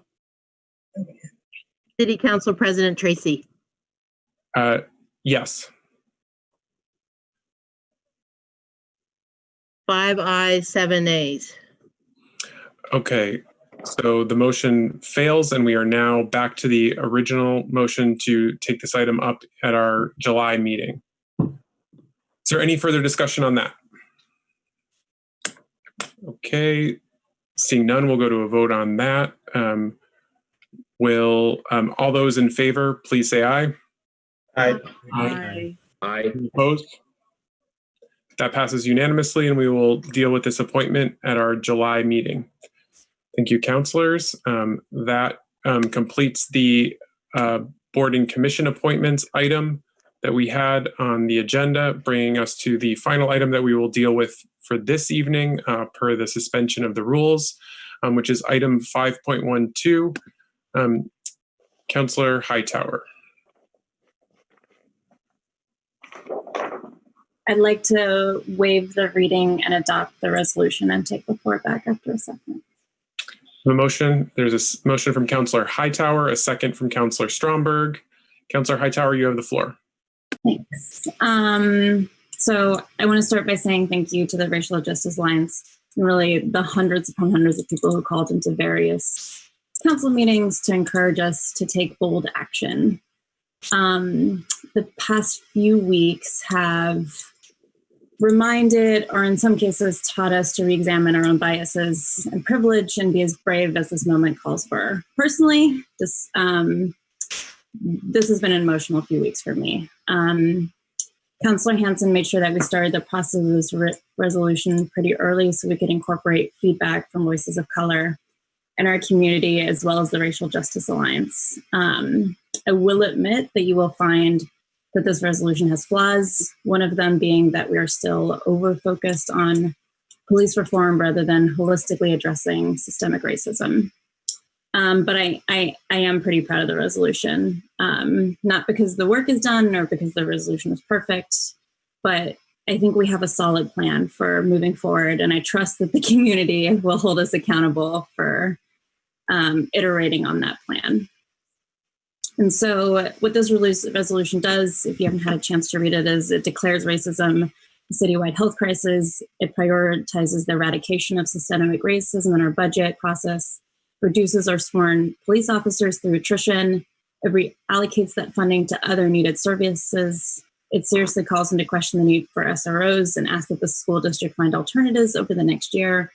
It provides some definition for an assessment of our policing practices and staffing. It mandates systemic oppression-focused trainings and events for all city staff. It creates an apology and reparations task force. It gives the police commission additional authority and seeks more authority on discipline, input, and transparency. I want to give a tremendous thank you to all the co-sponsors, Councilors Hanson, Stromberg, Tracy, Freeman, Pine, Paul, Paulino, and Carpenter. Echoing a statement I heard from Councilor Paulino, there should not be a political debate, and I'm glad that at least the list of co-sponsors, given our two-party council, suggests that this is not. Yeah, and I'll leave it at that. Thank you, Councillor Hightower. The floor is open. I do see that we have a number of amendments on board docs that several different councillors want to offer. So if the floor is open for both amendments and further discussion, but I would like to, you are preparing to offer amendments, understand that, okay. Councillor Jang. Councillor Jang, there you go. Thank you, President Tracy. Yes, and thank you for all that worked on this resolution. And I think they worked on it around the demands of the Racial Justice Alliance, which I think also is kind of missing because most of those demands are not here. And some of them we know why, right? Won't go to details. But I think it would be imperative also as a city, because when we talk about race, racism, diversity, equity, inclusion, nobody can tell me what it is because I have lived experiences. And for those who know me, this has always been my fight, my whole entire life, and also my service as a city councilor. And I think it has been demonstrated through the past city council meeting, past years, and we kind of made some progress. And I think it was also in collaboration with the Vermont Racial Justice Alliance. But now I ask myself, why are we here? Why are we having this conversation? And why do we want to rush things? Again, with someone with lived experiences who definitely understand, and I am also a city councilor, an elected official, and we all are. We are sworn in elected officials. So we have to do everything that we can to the best of our abilities when we get all the facts necessary. And again, I want to highlight that I completely agree with the demands, most of them, right? But I do believe it will be imperative as elected officials that we take a smart, inclusive, and welcoming process to get some of those demands done. And we do it in a way that everyone will feel good and there won't be any divide. Those demands, even though they're valid, but at the same time, they are dividing members of this community. And I think to fight racism, to fight discrimination, we can do it when we come together. As a council, as a body, I think it is more needed more than ever. Reason why I would like to introduce an amendment to one part of this resolution that I feel like it needs some protest. That is thoughtful, that is inclusive, and that is smart. Before, many people have been talking about those demands. But as city council, I thought that we are missing some part of the community. We want to know what do they think because we're talking about our safety institution. All of us, if something happened to us, the first thing we think about is to call the police. Is the police perfect? No. Do we believe that there are some police officers that we need to make sure they do something else? Absolutely, yes. Do we need to defend the police? I completely agree with that. But I wanted us to come together and do it in a thoughtful way. Reason why I would like to strike the language, number 51 to 52. Be it further resolved that the Burlington Police Department decrease through attrition the maximum total number of uniformed officers by 30% from 105 to 74 uniformed officers. I want to strike that language and replace it with another language that is going to call on for a process. And why? For so many reasons. And I think decreasing through attribution based on 105 to 74 officers will trigger what we call the emergency staffing section, which we all received a memo that was very thorough from the Burlington Police Department. And also, it is, if we do it this way, as proposed, we are taking away any chance for people of color who we want to become police officers ever. And also through attribution, I don't even know if what we want will ever happen in our lifetime. It might not, it might come very early, it might come very late. We might not even be here to discuss it or find out. It will be imperative. We're not going anywhere. We know there is a problem, we want to solve it, but let's do it in a very thoughtful and methodical way that could move us forward. So basically my amendment, I think it's very long, is calling for a process of 9-member task force.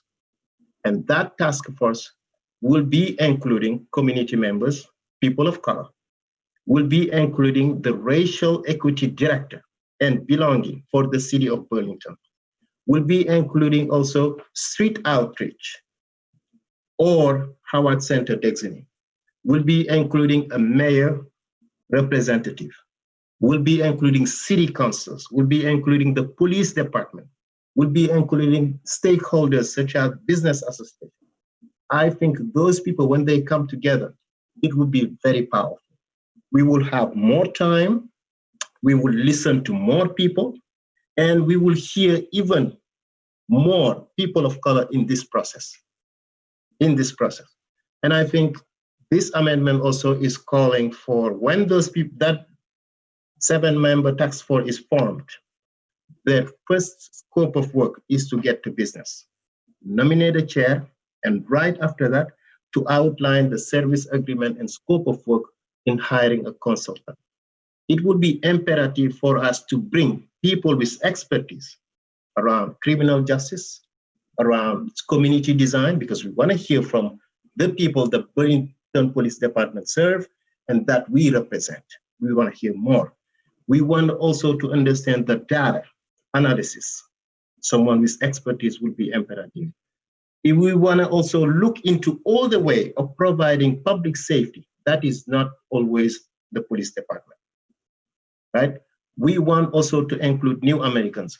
I don't know if you have noticed, but during all of these talks, it was very few people from Asia, people from Africa, refugees and immigrants have not come and spoken up to us. And I know personally, there are some of them who are in the process who would like to become police officers, not only for the city of Burlington, but maybe even for the state. Today, I was told that there are 2 people today. So I think if we have a process, we have an expert, and then the task force will definitely be a support of that expert in helping us guide the way, guide this work. And we will be seeking another $50,000 from the special task force in hiring this consultant. And that money will be coming from the Racial Justice Fund. That is already part of the budget that we will be discussing by tomorrow. And the task force also will be conducting a thorough review of the nature of calls, the needs that we have in reducing the number of police. They will definitely review it. And it is inclusive. It's not only one person or group of people asking us what to do. I think it will be imperative for us, again, to come together, find an expert, take our time, and to not have consequences that could be detrimental to the police, to the community members, and to even us, that could cost us a lot of things that we don't want to. So I will leave it to that at that first amendment. And also we want to make sure that that work, that task force work, they will come back to the council through a report and a presentation. And we want to make sure by May 1st, 2021, for that report to come to us. And there are so many people in this community who already have names, wonderful people in this community who are local or just in the state in general. And those have the expertise that we want. And I think this is the best way forward that can bring us a better outcome, that everyone will feel good. And even people who feel discriminated or who don't feel that they belong, they will have a voice, and their voice would matter, and they will recognize that they are part of the process. But nobody is dictating anything. Thank you. I will leave it to that. So, Councilor Jeng, if you could please state the motion and read the amendment that you're seeking to make. I believe you stated that the line you were looking to strike was on line 53 when you go to the resolution, and we're working off of the revised resolution that is on board docs. That's part of another resolve clause. Is the resolve clause you're trying to amend out? Would that be starting on line 54? Are you really truly trying to start on clip just the last line of the resolve clause that says uniformed officers by 30%, 105 to 74? The reason I ask that is that the drafts, you may be working off of another draft. Okay. So I just wanted to check with you to make sure. Yeah, so I want to strike that language that say, be it further resolved that the Burlington Police Department decrease through attrition the maximum total number of uniformed officers by 30% from 105 to 74 uniformed officers. That language I would like to strike and replace it to what I just shared with everyone. Okay, so your motion is to strike lines 51 through 53. Yes. Okay, and then if you could please read that. I know it's a longer amendment, but I just want to make I don't know. I want to make sure that everybody is clear on what it is that they're voting on. How about you put it on the screen? You share it on the screen. Okay, that's enough. Is that possible? Yes. Could the city clerk please put the amendment on the screen? It is also available on board docs for members of the public. We'll have that in just 1 second. Okay, yeah, take your time. Thank you for your help.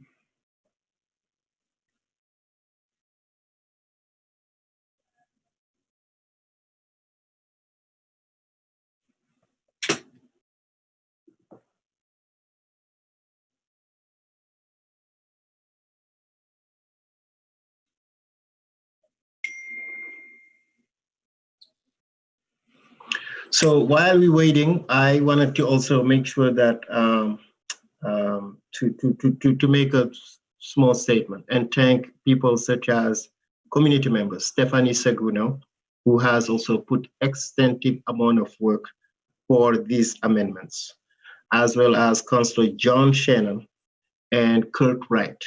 Those are elected officials who have spoken about this issue in the past. I wanted to take the time to also really thank them and many others who support a process that move us forward. Thank you, Councillor Jeng. So we now have the language on the screen. I'll give members of the public a chance to read this first bit. And then we can scroll down in just a second once people have a chance to really look at this. I know, again, it is on board docs for folks. If you do want to look at it on a different screen, I understand that this can be challenging to read on this screen. So if you do want to look on board docs, that where the rest of the agenda is, you will find this amendment uploaded there. And I do want to thank councilors for getting these amendments in before the meeting so we could get them up on board docs. So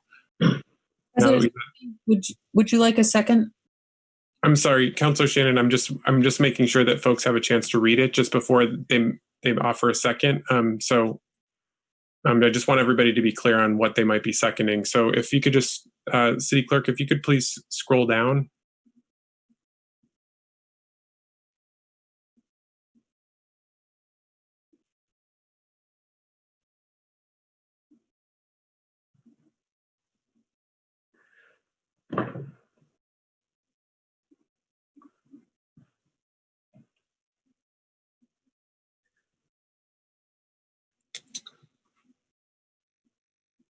Okay, and if you could scroll down just a little bit more to include the rest of the amendment. Okay, that's it. Perfect.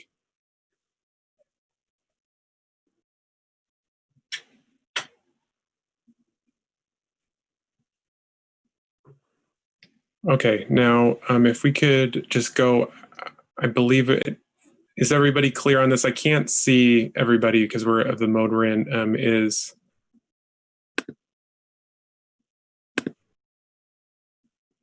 Okay, if we could just go out of this view and go back to the regular view, that would be helpful. Okay, perfect. Okay, so is everybody clear on the motion?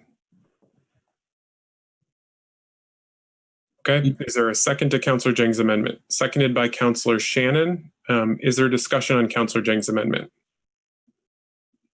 Councillor Paulino. I just want to speak to the question of process. You know, I think that it's worth noting that a lot of people are frustrated with the fact that, you know, we hired a very reformist police chief to implement those reforms, to, you know, he had an amazing background. And I don't believe that we can truly say we saw the fruits of those reforms at this point. And I don't think that's Chief Del Pozo's fault, but I think that we've had a special committee out to address this very issue, to address policing, to address how we police, how we respond, use of force. That committee met, as I understand, twice a month. There was unprecedented staff level and resources dedicated to that committee. And we're still here. So one thing that I'd like to point out, I think is worth noting for public record, because some people feel that nothing should be done to the police department, you know, and I can understand that. I think there are a lot of counselors who feel that as well, but we also understand that there's an issue here before us that has been tried to be addressed in other ways. So we looked at this issue. It was one of the first issues that came up when I was on the council, and the result of that was the special committee. And that committee was out for a really long time to try to sort through this problem. And I think one thing I wanted to mention, because I think it is related, is that on March 11th, there was an article stating that the shooting of Mr. Grennan was completely preventable. And with COVID and everything going on in the world, that was not something came to my attention. But it was a 2-year-long investigation, and it was a Burlington police shooting where actually somebody died. And here we are, we heard so much public forum about excessive use of force. We didn't hear much about the Grennan shooting, and it was completely preventable. It was a mental health call, mental health related case, individual in the bathroom. I understand he had knives, and I understand he charged at police, but, you know, there could have been other resources explored to prevent that confrontation. And so it's with a heavy heart that I will not support this amendment, because I do believe that we need real change, and we really need to move forward and create the police department that has values that are in line with the community. I think that that's something that's really hit home after the many forums we've had, is that we're not talking about whether use of force is justified or not justified. We're talking about what is the community standard of Burlington, Vermont residents with regards to how they want police officers to respond. That's what we want to change. That's the core issue for me. Thank you. Thank you, Councillor Paulino. I have Councillor Zhang to be followed by Councillor Hanson and Shannon. Councillor Zhang.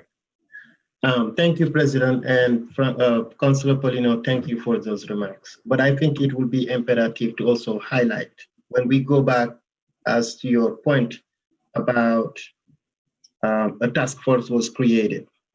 And if you definitely remember, I did not vote for that task force.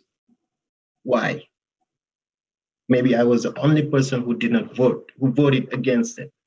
Why? Because it was very big task force that has over 17 or 15 people in it. That's one. Two, it was looking into police violence. But this one is looking into reducing the number of police officers. That's the conversation. And please, let's frame it that way, right? That's two. And three, that task force also, they did not start by going to hiring an expert who helped them in the work. It did not happen. The police ended up doing the job with so many community members, and in one point, it was a little bit messy. It was exactly what I was envisioning, and that's exactly what happened. And they ended up coming back and requesting more time. And I highlighted it then, but nobody listened.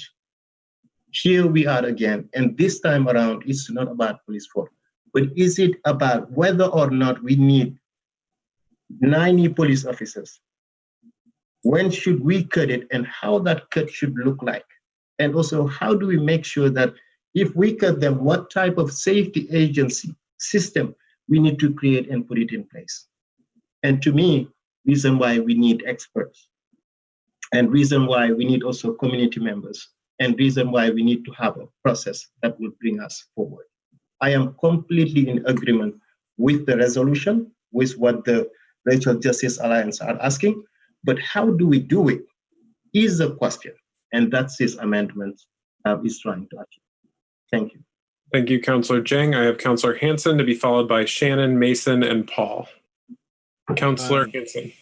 Councillor Mason had raised his hand well ahead of me, so if you want to take it, Councillor Mason, please go ahead. Go ahead, Councillor Mason. Thank you, Councillor Hanson. That was quite generous. It's hard to follow Councillor Jang, and he hit on many of the points that I would. I respect that there has been significant process around reforming the police, but I would concur with Councillor Jang that there has been no discussion relating to a reduction in force. The demand of the Racial Justice Alliance, it's my understanding there was some dive that was done into similarly situated cities, which is where the 30% came from. But what has been lacking in any conversation and no process has been built around is what is the impact of a reduction in force to 74 officers? I think we all would agree on this call that a reduction in force of that magnitude is bound to have impacts on public safety. We don't know as a body what those impacts are. We certainly have received multiple, our inboxes are overflowing, from Church Street Commission, from the Chief of Police, from businesses and others who are concerned about public safety and what this type of reduction would mean to them. I support, and I think everyone on the council supports, a reallocation of resources away from uniformed officers to mental health, to homeless, to education, and other societal and racial needs. We have had no conversations about who's going to provide those services if we reduce the force to 74. From my perspective, there has been no, or I've heard of no conversations also as to whether those services are to be provided in-house within the police department or by a third party. But it is possible we could find ourselves at 74 officers if this passes very quickly, given what I understand to be flailing morale. I don't think we as a body usually build up process around changes of this magnitude. I find it somewhat surprising that a reduction of this size is being pushed forward with zero process. We can't change the code in downtown Burlington without hiring an expert, convening a joint committee, and holding 40 public hearings. But we can cut 30% of our uniformed police force without understanding. I respect and I hear loud and clear those on this committee as well as members of the public who don't want to just put in process and not have change. I hear that, and I think this resolution tries to push forward on an expedited basis a process that will allow public input and also effectuate the change that we want by ensuring that we're not falling down in terms of public safety, and also that the services we envision others are going to provide are actually going to be provided. So I will be supporting Councillor Jang's amendment, and I appreciate the effort that he's put into this. Thank you. Thank you, Councillor Mason. I have Councillor Hanson to be followed by Councillor Shannon and Paul. Councillor Hanson, I see you, Councillor Hightower. Go ahead, Councillor Hanson. Thanks.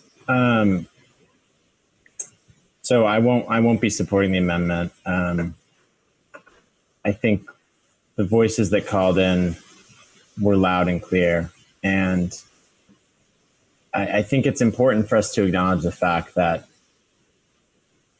it's a big deal for people to call in. People call in because they feel really strongly. They feel really passionately.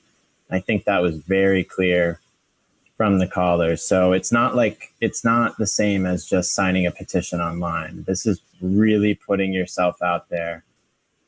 And it was really unprecedented. And I think it means a lot, and we need to listen to that. And the calls that we heard, for the most part, were calling for an immediate 30% reduction. That's what folks were clamoring for in the community. For me, I think I would like to go really the opposite direction from what this amendment does. Like, I would like to be bolder in the transformation that we're making. I want to completely reimagine public safety from the ground up, and completely restructure how we do public safety, and that will take a process. But in terms of reducing the force through attrition, that happens over time, and we're making the reinvestment simultaneously. That is a moderate approach, and I think a lot of the callers that really acknowledge that is that this is a bare minimum. This is a moderate approach. Really, we need to be digging a lot deeper, and I look forward to doing that as we go forward. But I think starting by reducing through attrition is a starting point, and this really undermines that. This really puts that on the back burner and delays that in a way that I just fundamentally disagree with. I want to see us taking action and moving forward. I think our policing system is extremely flawed. The institution of policing is a racist institution, and we're over policing across this country. And in Burlington, we're even over policing beyond the average. So I think people have been calling this for a long time, and it's time that we take action. I think it is very time sensitive, because there are lives at stake, and people's well-being is at stake, and that was loud and clear that was more loud and clear than any issue that I've ever heard of coming before this council, to have that many speakers calling for the same thing. So I want to follow that. Thank you, Councillor Hanson. I have Councillor Shannon to be followed by Paul and Hightower. Councillor Shannon, you have the floor. Thank you, President Tracy. First, I just want to say that it has been a really meaningful conversation that we have had, and a long overdue conversation. And I want to tell my friends and my neighbors and my family and people of color that I am ready to act, and I'm ready to act boldly, but I'm not ready to act carelessly. I do think that it needs to be planned. And in discussions with counselors about this issue, we certainly had heard the calls, the demands for 30% reduction in police force. But that was based on an average of policing needs in communities our size. And I don't think an average is necessarily the number we should be shooting for. We maybe should be above average or below average. We have an average temperature in Vermont, but we don't dress for the average temperature because it's very varied. And there's a lot of variation in policing needs in communities our size. and Burlington being the hub of Vermont doesn't have the same needs as a suburban community our size. But that being said, it may be exactly the right number. I don't know. I think that Councillor Paulino's criticism of the previous committee is fair. That committee, I served on that committee, and I will say it was very hard to make progress and do what we were asked to do because our starting point was like, you know, we had no expertise in what we were asked to do. So we had to spend a tremendous amount of time getting up to speed because you cannot change police policies unless you know what the policies are and why, what the logic was in putting them in place in the first place, what other options are, what other communities are doing.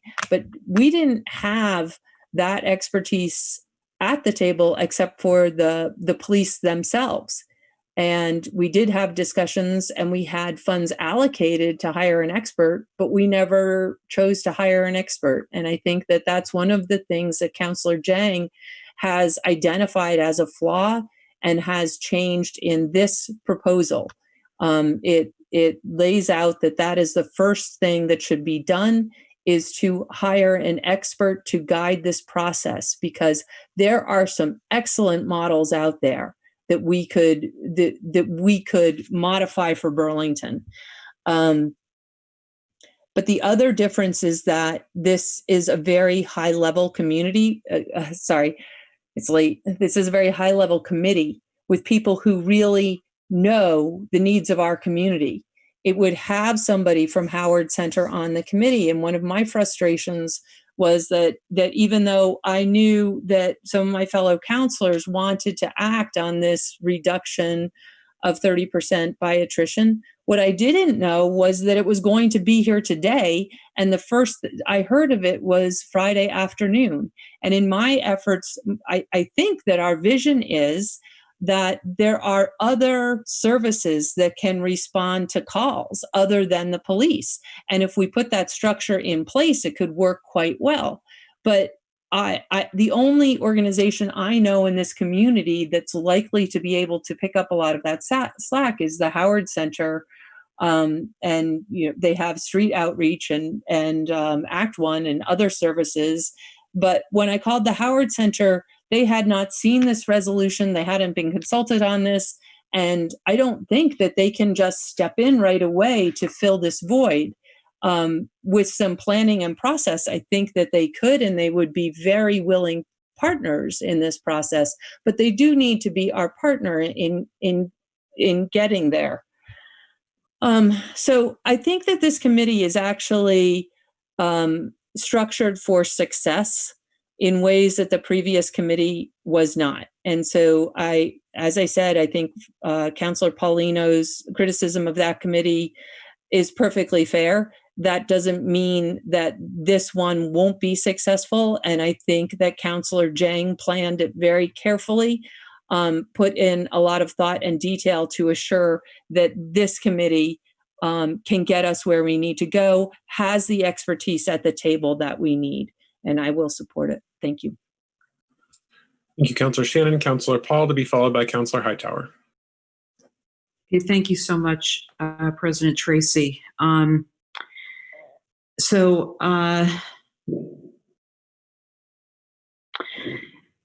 it appears to me that from the resolution that we already have a committee that is going to be formed as a result of this resolution if it passes. And that would be in lines 69 through 75. A joint committee of the Public Safety Committee and Police Commission would begin an inquiry, and they talk about this resolution appears to have covered most of this. There would be a full operational and functional assessment of the Burlington Police Department. We've heard the mayor talk about that.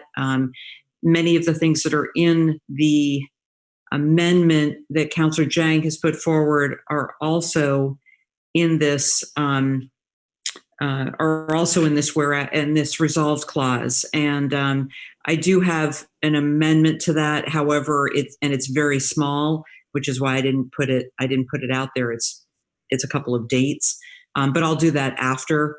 And I think that we can get this joint committee going immediately and begin that work right away. So I don't feel as though it's necessary to have two committees. And while I appreciate the spirit behind it, I think that I don't think that the amendment is entirely necessary. Thank you. Thank you, Councillor Paul. Councillor Hightower to be followed by Councillor Jang. I will start on a personal note and say that you don't move from low-income rural Oklahoma background to being an Ivy-educated Burlington City Councilor by being irresponsible or lacking thoughtfulness or being careless, especially as a woman of color. I think today may be the first time I've ever been accused of leading something irresponsible. So I'm glad I finally gained enough privilege to do that. I do agree that we as a council need to define the process in the coming months. And I'm glad the city is already planning on setting aside funds to do this process. And I hope that we give the public some time to weigh in on what this process should look like. But I strongly reject that needing to replace any part of this resolution. I think there will always be a reason to delay what we all know is right and to find excuses for doing what we should, but I will not be voting for this amendment. Thank you, Councillor Hightower. We have Councillor Jang to be followed by Councillor Carpenter. Councillor Jang. Yep, thank you. Just to put this into context here. I think just wanted to talk to Councillor Paul about the committee she's referencing to. That language was not detailed. It doesn't have any teeth. It doesn't have any scope of work. It doesn't have any hiring around an expert. But this language actually replaces the other one because it's more thorough, more detailed, and it is asking for a time certain for a report back. It is talking specifically about, and the number of people who will be serving in this committee are bigger. And also more, they will all bring some type of more expertise because we're talking about businesses, we're talking about Howard Center, we're talking about people of color, we're talking about survey design, we're talking about so many details things that need to happen, such as listening tours, coming to the NPAs. The city councils in the New North End, they know that we organized a Zoom meeting specifically about this. And that was the first time that we started hearing the other side of the story. And I'm not defending what they're saying or who's right, who's wrong. But what I'm just saying is there are two sides in every story. But this is going to harness all of those and really create, as to Councillor Shannon and Councillor Mason talked about, really create what really fits in here. I know, you all know that the police we need to reduce it, but by how much? By how much and exactly when? And the other side of this story also is what we have is we have contracts with the police association that need to come into the mix. And I think the timeline will definitely help us study. And before we even start to talk about that contract, we will have a report in front of us. So we will go bargaining very strongly and also know exactly what the community wants and what the community needs. And if we replace, what do we do to replace? I think this language that I just proposed here, that so many experts in this community also worked on, can replace the other language around line 69 to 68 that Councillor Paul just talked about. And I hope that you, as all city councils, takes the time to reflect again. There was a time I strive for justice. City councilors, there was an issue with the chief of police back then. None of the city councilors back then did vote against it. Did vote, they all voted in support of having that police department back. And we know all what happened. But I'm gonna give Councillor Freeman, though, a heads up, like basically that she's consistent. And this work, it's messy, it's long, it's complicated. But at the same time, when we see injustices, we have to stand up and know and call it out and move forward. But if we vote to strike this language that we're just proposing, I do believe that it will be like almost that we're playing double standards. This is not about people are calling, we have to take action, but this is about we hear you, we will work on it, and by this time, we will give you results. I think we need to think that way. Thank you. Thank you, Councillor Jang. I have Councillor Carpenter in the queue. Councillor Carpenter, go ahead. Well, I just want to follow up on what Councillor Paul said. I mean, line 69 to 78 outlines the process, and it doesn't talk about appointing a chair. And the thing I like about it is the city would own this process. So if the process fails, it's on us. I've assumed that because in the other budget documents we've got, there is money for police transformation, that the two committees of the... Next. Councillor Freeman. Thank you, President Tracy. I don't want to cut anyone off in the queue, and I know we're having a good debate about this, but it is 1:45 midnight, and I'm wondering if it is a good time to call the question. Again, I don't really want to cut anyone off, and I want people to be able to make their points, but just wondering if we're kind of getting to that point naturally. Councillor Freeman, thank you for that. I don't have anyone else in the queue. Okay, seeing no one else, we will go to a vote on the amendment. Would the city clerk please call the roll? Carpenter? No. Councillor Jang? Yes. Councillor Freeman? No. Councillor Hanson? No. Councillor Hightower? No. Councillor Mason? Yes. Yes. Councillor Paul? No. Councillor Paulino? No. Councillor Pine? No. Councillor Shannon? Yes. Councillor Strongberg? No. City Council President Tracy? No. 3 ayes, 9 nays. The amendment fails. We are back to debate on the original motion. Councillor Paul.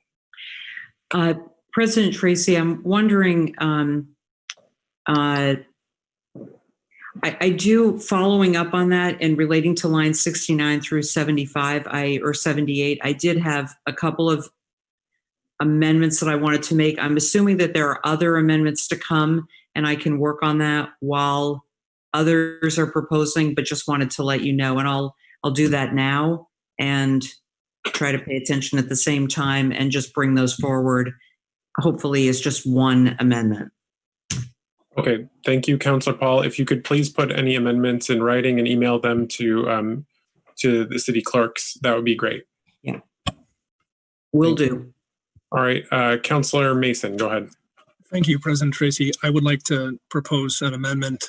It's noted under I think it's on board docs under Mason amendments to lines, bear with me as I toggle back and forth between 60 through 68. The proposed language would be replaced as follows. It would read, be it further resolved that the City Council supports the creation of a task force that examines the role of the school resource officers and the timeline and objectives set forth in the resolution approved by the Burlington School Board on June 25th, 2020, and that the City of Burlington fund the school resource officer positions for the upcoming 2021 school year and collaborate with the Burlington School District, And then there's a little bit of language I'm not going to move, but it would end to adjust the SRO operating guidelines to decrease the negative perceptions of having police officers on school grounds. That's my motion, Councilor or President Tracy. I'd like the floor back if there's a second. Is everyone clear on Councilor Mason's motion? No, actually, sorry. Could you say that last bit again? I'm not sure which bit. So in essence, it's on board docs. I am not moving the language that reads to amend. That's in what you're reading. Apologize for the last minute change, but this was after a conversation with the counselor. Taking out the language to amend the MOU prior to the commencement of school in the fall of 2020. Is that clear, Councilor Hightower? Great. Okay, so is everyone clear on the amendment that has just been made? Okay, is there a second to Councilor Mason's motion? Seconded by Councilor Shannon. Is there further discussion on the motion? Oh, if I can have the floor back, Oh, yes. sorry. Yes, go ahead, yeah.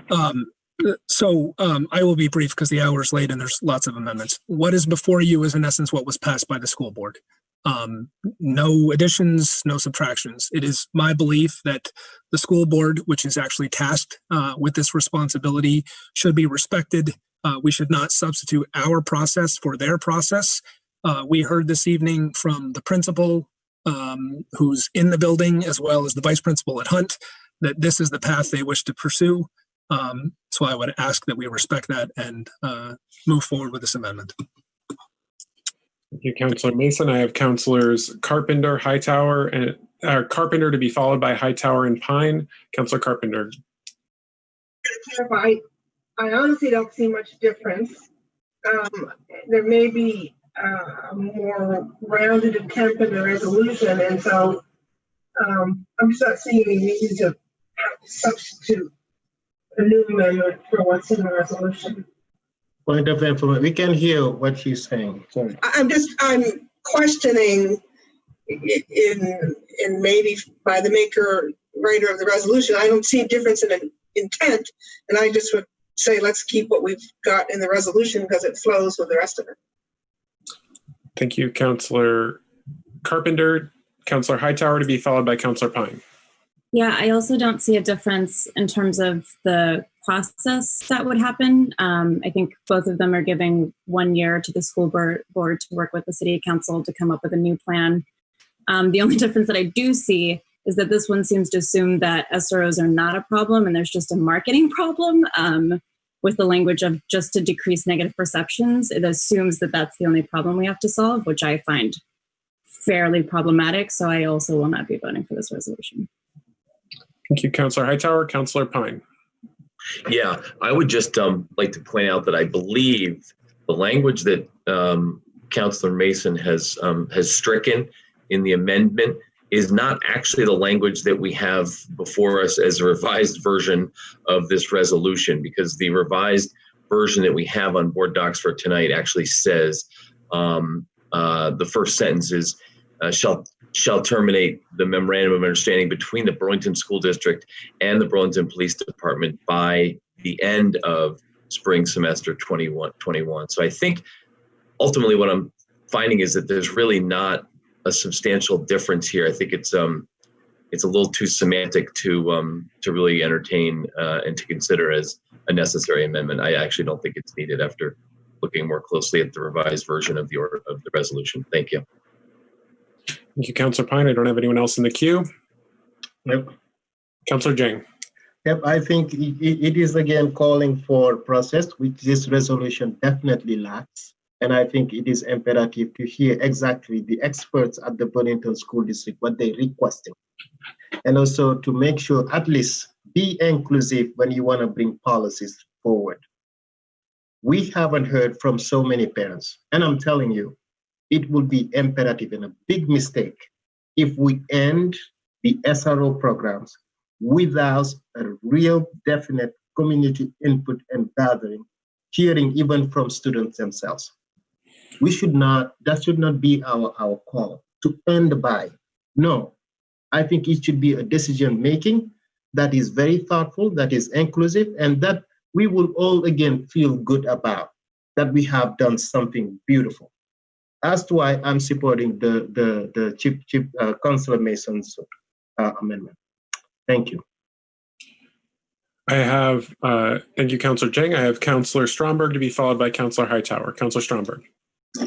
Yeah, I'm just curious, and this kind of goes back to, I know we're done talking about Councillor Jang's amendment, so I'm not formally bringing that back up, but it kind of goes along the same lines of it's like we're taking a strong order from the Burlington School Board District, and it's like, I just have a question, like, Councillor Mason, did you talk to? So please just address the chair. Okay, so I'm just a general question then. Was the Racial Justice Alliance brought into this conversation in terms of making this amendment? Because it's like, if you're going to take advice from one group and not another, and advocate for one so strongly, not another, especially with something that has to do with racial justice, I'm just curious as to like where that sentiment comes from. So that's just my feeling on that. Thank you. Thank you, Councillor Stromberg. Councillor Hightower. Yeah, just a last point of information for our councillors is we did get a email from Claire Wool on behalf of, I believe, 12 school board commissioners, to which I sent the revised resolution saying the one-year language, telling her that I thought that seemed in alignment with what the school board had said, to which she responded, "Thank you very much for your email and assuring alignment in the council's resolution with our school board resolution." So I do not believe that this is an issue from any side. Thank you, Councillor Hightower. I don't have anyone in the queue. Any further discussion? Councillor Freeman, go ahead. So sorry. I was worried I was going to miss out on the queue. I don't support this amendment by Councillor Mason for a lot of reasons. I think I'm actually pretty concerned that the underlying, we will discuss the underlying resolution. I'm supportive of the underlying resolution, but the timeline actually frustrates me on the task force. The request from the school board frustrates me. I think what frustrates me kind of about this task force concept, and one of the things that was suggested to me when I was talking about this with community members, was that there was concern over backlash, and that the process would be moving too fast. And there's this weird aspect around all this, and this task force where, to me, it's like the backlash and this idea of the backlash, and like, it's like, okay, like racist people or like white people or wealthy people or people who are used to having the police protect. Can you all hear me? Point of order. Yeah. I'm discussing the amendment. I don't know if that's the question, but what was the point of order? I thought you were talking about the task force, so that was my question. I am discussing the task force. Is that not the amendment that was proposed? Was that not regarding a task force? About the SROs. About the SROs. Is there not? There's, in the language proposed by Councillor, there is a supports the creation of a task force. There is a task force, Councillor Shannon mentioned in this. So I will rule Councillor Freeman. My apology. Councillor Freeman. The SRO is about creating a task force. The process that's being suggested is to create a task force to determine the outcome of the SROs in the school. Am I on the same page as everyone else? Yes. Yeah. Thank you. Okay. So to me, the backlash, the racist backlash, is frustrating because I feel like white people, like you have a task force. It's just showing, like, the task is to dismantle white supremacy, and the force is like what we should be doing. And I just like, and the incrementalism that's being proposed, and I was sort of disrupted mid-sentence. So I think where I was at was that the backlash to me comes from people who are white people, wealthy people, who are used to having the police protect their interests, whereas like Black and brown children and Indigenous children are being like brutalized and terrorized by a police system and by a criminal justice system that was set up to harm them and disadvantage and perpetuates systemic racism. So the incrementalism and the backlash, like to me, I'm like, just like white people and like white supremacy needs to be dismantled. And that is the responsibility of white people in this moment, is to do that work. And the task force feels like this like excessively bureaucratic process. Like we don't need bureaucracy, like a bureaucratic task force to dismantle white supremacy. Like we need to get police officers out of school so that they immediately stop terrorizing children who are already incredibly vulnerable and already marginalized.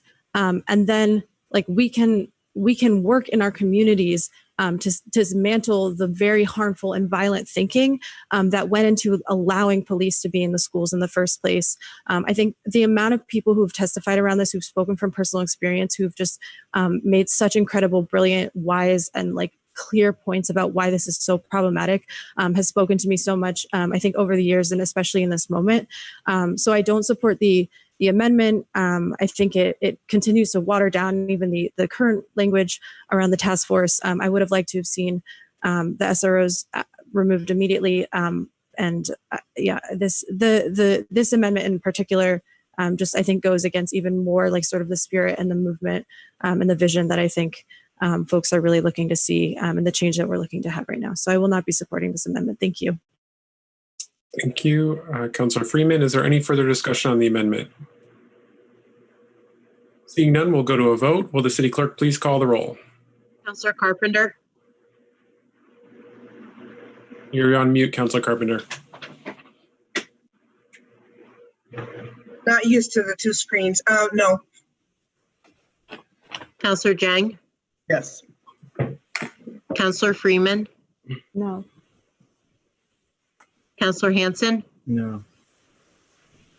Councillor Hightower, Councillor Hightower, couldn't hear your vote. No. Councillor Mason, Yes. Councillor Paul, No. Councillor Paulino, No. Councillor Pine, No. Councillor Shannon, Yes.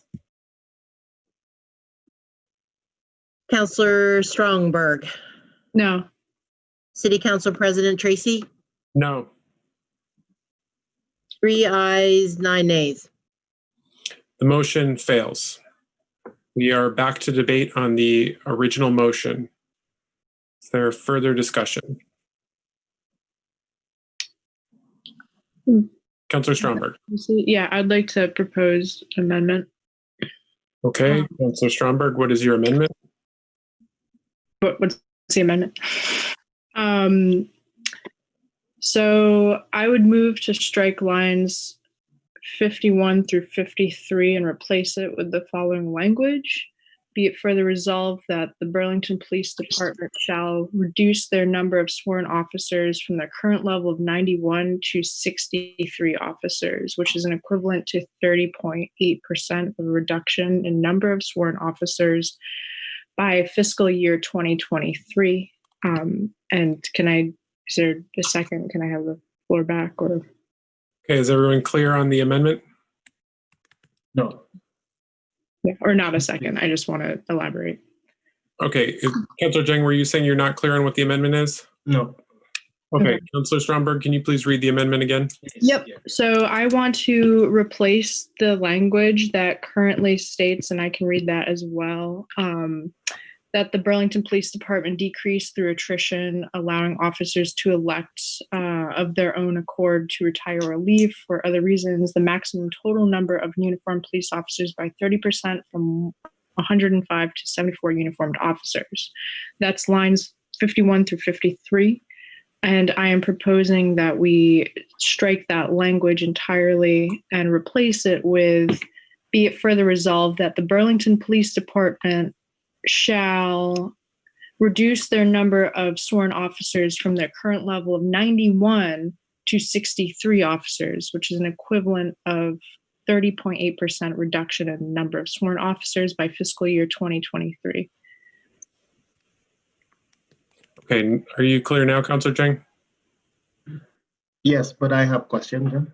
Okay, all right. So Councillor Stromberg has made a motion. Is there a second to her motion? Councillor Hanson seconds the motion.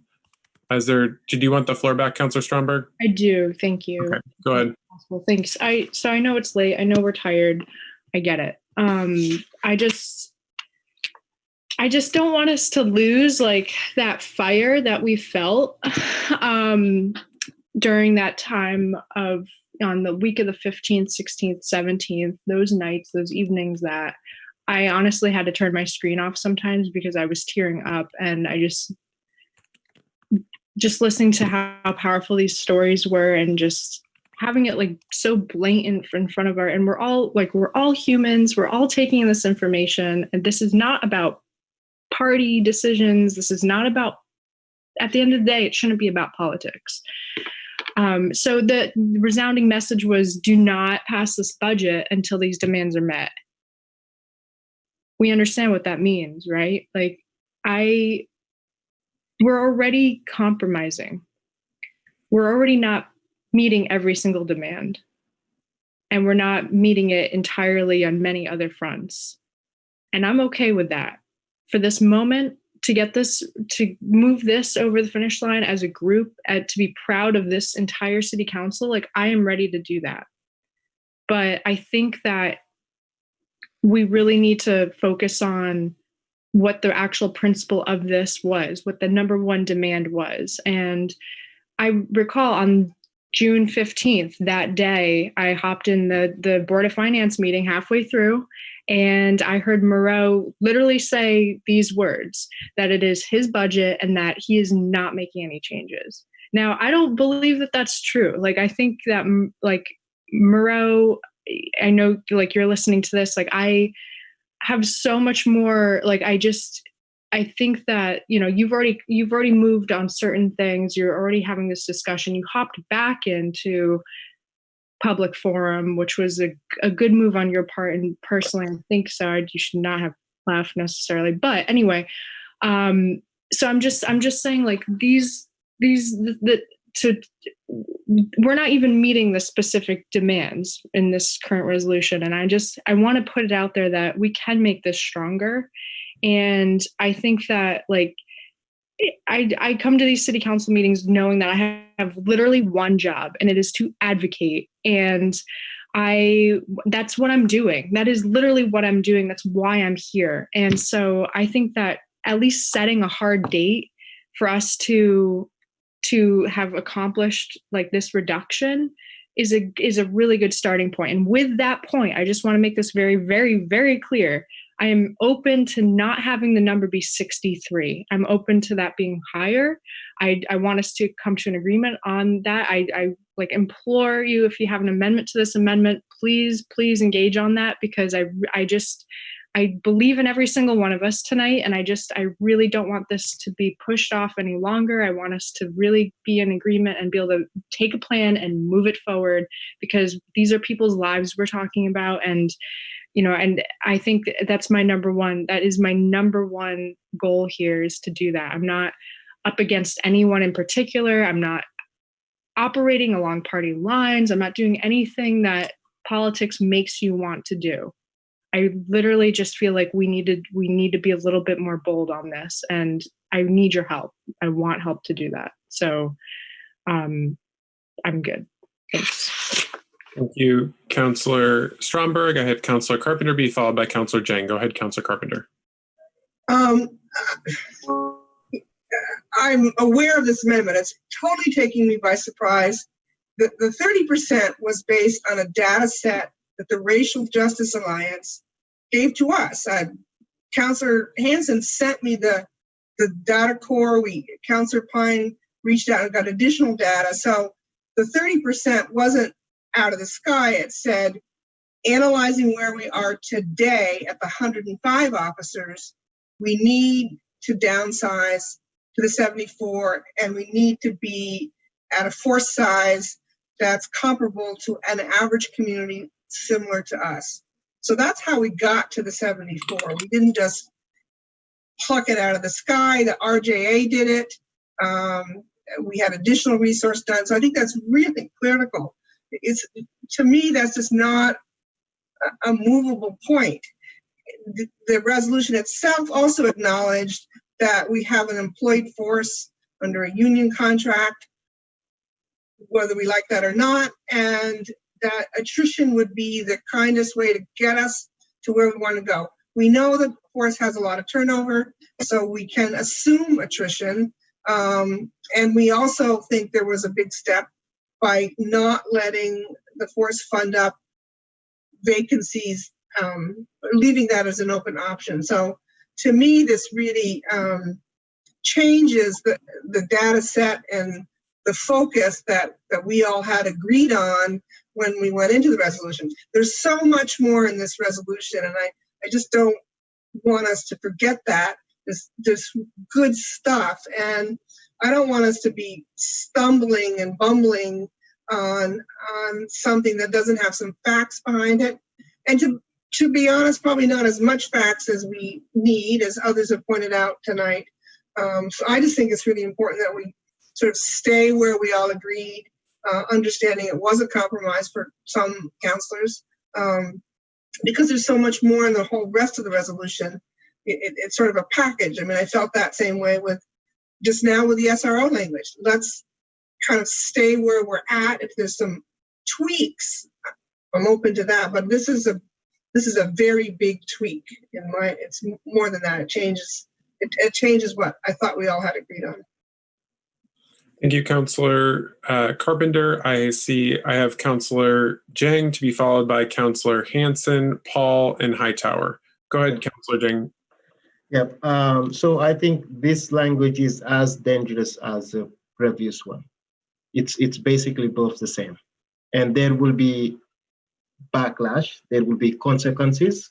But when we get there, please have the courage to stand up and say, "You voted on this. You brought this forward." Just as what I'm saying you again. I told you. Let me leave it to that. But it will be important, Max Tracy. Noel Green has been waiting here, and he wants to weigh in on some of the unfactual comments that are happening here. I think it will be important to bring him in and maybe to clarify a couple of things before we make a definite vote about this resolution. Okay, thank you for noting that, Councillor Jang. If you would, let's deal with the amendment that's on the table, and then we can get to that. Councillor Hanson, to be followed by Councillor Paul. Yeah, so the governing.com statistics in terms of officers per 10,000 population, that's based on, if you look up Burlington on that, it's based on a number of 96. So there's been a lot of weird math and weird ways of debating what the real number is. Is it 105? Is it 91? Is it 90? Does the airport not count? Does the airport count? So, but the number that shows Burlington being above average is a 96 number, not a 105. So I think we can all make different arguments for what the exact real number is. But I think Councillor Stromberg took the actual number of officers and reduced it by 30%, which I think is just as defensible as the 105, which isn't a real number. We haven't been at 105 at all. I think 96 was where we peaked, actually. So I think there's arguments for any of them, but I think Councillor Stromberg was trying to go a little bit further, is the point. Is like, maybe we can actually do more. So Councillor Stromberg took the actual number of officers and cut by 30%. But I think even more important than that, I would say, I mean, equally important to that, I would say, is that putting a time frame on it, because the attrition model, we really don't know how long that could take. And without that time frame accountability, there could be further changes made to this before that even gets effectuated, because it doesn't have that time deadline. So I just think this really does strengthen the resolution. And we have to remember based on the language of the resolution, the reductions that we see are what fund the alternatives. Like, this is a reallocation of money away from policing, which is a system that is completely ineffective at addressing crime and has all these horrible side effects to it. And we're trying to reallocate and reinvest, and this does so in a more concrete way. So I think it's a really strong amendment. I think it really is in line with what a lot of we've been hearing, and I wholeheartedly support it. Thank you, Councillor Hanson. I have Councillor Paul to be followed by Councillors Hightower, Pine, Carpenter, and Jang. Councillor Paul, you have the floor. Thank you. I'll be brief. I can't support the amendment, mostly for the reason that I am supportive of doing anything that of what we do, doing it by attrition. What this is inferring is that if by FY23 this target of number of officers has not been met, then if this were to actually happen, and there were, say, 5 officers that were, if there were 68 officers, that 5 officers would be terminated. And I can't agree to that. That was the whole premise behind. I think that was certainly one of the things in the resolution that I found very reasonable, that we do this through attrition, that doesn't result in layoffs, it doesn't result in terminations. One of the guiding principles of the mayor's budget is that there would not be layoffs, and I can't. This is one of the most difficult job markets there is, like in the last generation, and I cannot support that. I just can't. Thank you very much. Thank you, Councillor Paul. I have Councillor Hightower next to be followed by Councillors Pine, Carpenter, Jang, and Freeman. Councillor Hightower, you have the floor. I appreciate Councillor Stromberg amendment for the same reason really as Councillor Dang's. I think they both are an acknowledgement that this resolution is the start to a conversation, a very deliberate start. But just like Councillor Dang, maybe not in the spirit of his resolution, but definitely created a thoughtful process for what the next process would be. I think this is Councillor Stromberg having us think about if this first wave that the underlying resolution proposes is successful, that we shouldn't stop there. So I appreciate both of the amendments. I will also be voting no on this one. Thank you, Councillor Hightower. I have Councillor Pine to be followed by Carpenter, Jang, and Freeman. Councillor Pine, you have the floor. Sure, thanks. Just to clarify, the initial data dive here was done by Dr. Stephanie Seguino. It wasn't from governing.com. That's not where the information came from. That's a national survey that combines 18,000 police departments. So we chose a cohort of similar communities. We chose it for a reason, because they're college communities, they're generally hubs, and they're generally not large cities. They're generally smaller cities. So that's how we came up with the number we arrived at, myself and Dr. Seguino. When I shared that with members of the Racial Justice Alliance, they said, we knew that number. We knew it was a good number. So it wasn't like that wasn't the basis for that number. Let's just be clear about that. I also want to just point out, not to be a statistics nerd, but average and median actually aren't the same thing. So people keep using the word average.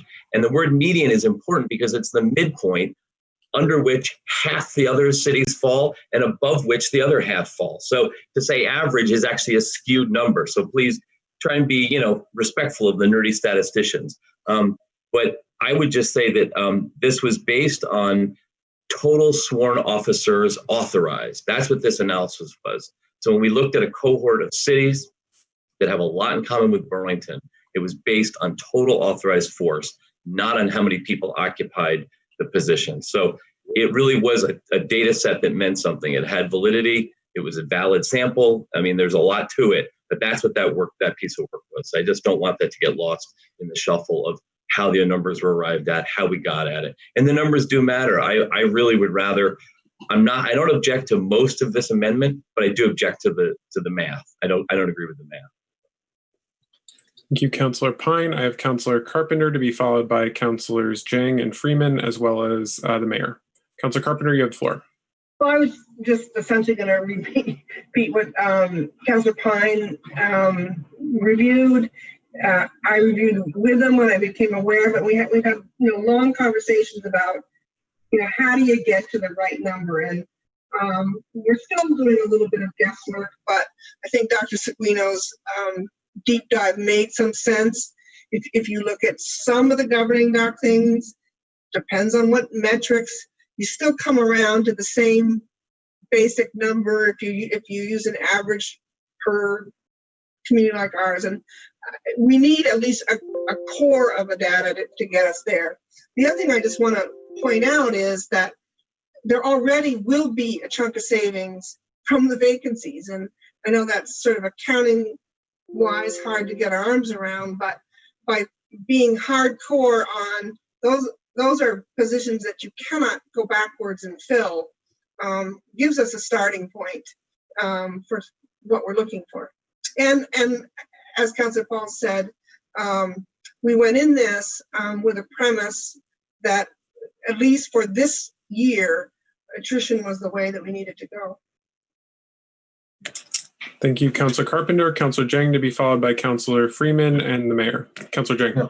Yep. And yes, I think, again, thank you for bringing this resolution. And I think it has some merits into it, but it is still the same. This amendment and the original language is exactly the same. And I think Councillor Pine did talk about it. These numbers come from an expert, who's Stephanie Seguina, right? And that same Stephanie Seguina support the process piece in getting us to the numbers we need and want, that we understand that we need. And us, we working, it seems as if it's a backward, right? I think let's bring that aspect into this conversation and not lose it. Median, average, but at the same time, how do we get there? Reason why we're having all of this debate. Because as I said earlier, this resolution has some merit, right? But how do we get there is actually the problem, is actually the question that we need to ask. And I think it would be imperative to just, as elected officials, to make thoughtful decisions. And please, let's bring the process in this to move us forward. And that is not a process that has already a language that's not really consistent and that doesn't have a teeth. Because when we move away from here, it is too late. There is no going back. I'm calling again, maybe to bring some voices of reason. This is about fighting racism. This is not something we need to just jump into conclusion. This is something we need to do, move forward, feel good, and never look back and regret. That's my call. And to this specific language, again, this is more like you are firing even police officers. You cannot say attrition and then put a time certain. It doesn't work that way. Attrition, you let it go. Maybe it will come, maybe it will never come in a lifetime. But when you put a date, it's even less thoughtful from my understanding. Thank you. And Max Tracy was just wondering if Mr. Green will need to stay, he has something to say, or he has to go home or something. Just with your guidance. As I said before, we can address the SRO issue if you or others have questions for Noel Green. That's what I had said. If you wanted to ask him questions or if others had questions, that's certainly open, but I would like to deal with the amendment before we go to that. Okay. Councillor Freeman to be followed by the mayor. Thank you. To the point about the number, the median number, and that being the one that was arrived at, I think what we found when we started looking into the numbers was that we are well above the median. I think what's interesting about the median number and why I think this amendment resonates with me and appeals to me, and why I'll be ultimately supporting it, is that I think even if we achieve the median, we probably just need to do a lot more. And I think that's what the conversation that people have been sort of coming to terms with, or coming to the, sort of a realization about. Certain people have been coming to a realization about. The conversation has been going on for a long time by marginalized communities, but certain people have been coming to terms with, is that policing, in the model that we have is, and not just policing, but like this model of public safety is really lacking and not being holistic. It's really bad at harm reduction. It's really bad at mitigating violence. It doesn't really do a good job at keeping communities safe, which are anti-poverty measures, equitable sharing of resources, the conversation about reparations. I think it continues to need to be looked at and achieved and implemented. And just broadly, and this is a bit more of it's a bit conceptual, but I think really a culture of consent and not coercion. And I think coercion is really, we're so steeped in that mentality because of so many of the dynamics of colonialism and capitalism, that when we think about holistic safety and public safety, it's not about force. It's about trust and consent, about equity, about sharing resources, about eliminating poverty. And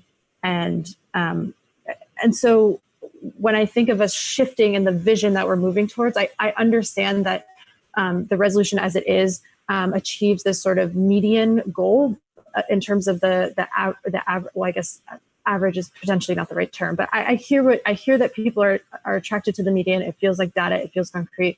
But to me, I support the resolution. I'm sorry, I support the amendment because I think it goes at more of the vision and the spirit, which is to move past just sort of the median or the average and really actually shift the way and the approach to safety and the approach to harm reduction and the approach to mitigating violence, which is to actually make us all more safe with each other, which to me doesn't really look like the model of even remotely to the model of public safety that we currently have. So that's why I'll be supporting the amendment. And thank you, Councilor Schomburg, for introducing it. Thank you, Councilor Freeman. Mayor Weinberger. Thank you, President Tracy.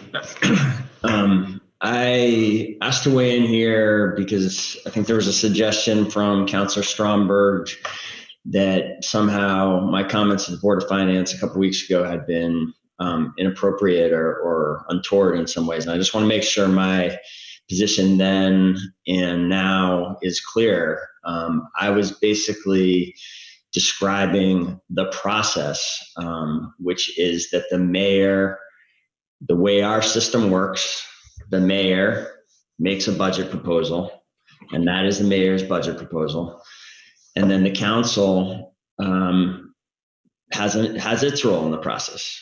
And what I was proposing then is, with respect to the police department budget, is what I have proposed to you formally now. And I want to make sure, at the risk of being repetitive, that it is clearly understood, since I'm not sure I've had the chance to really lay it out explicitly to all 12 of you, although I certainly have tried to communicate this in the public the last couple of weeks.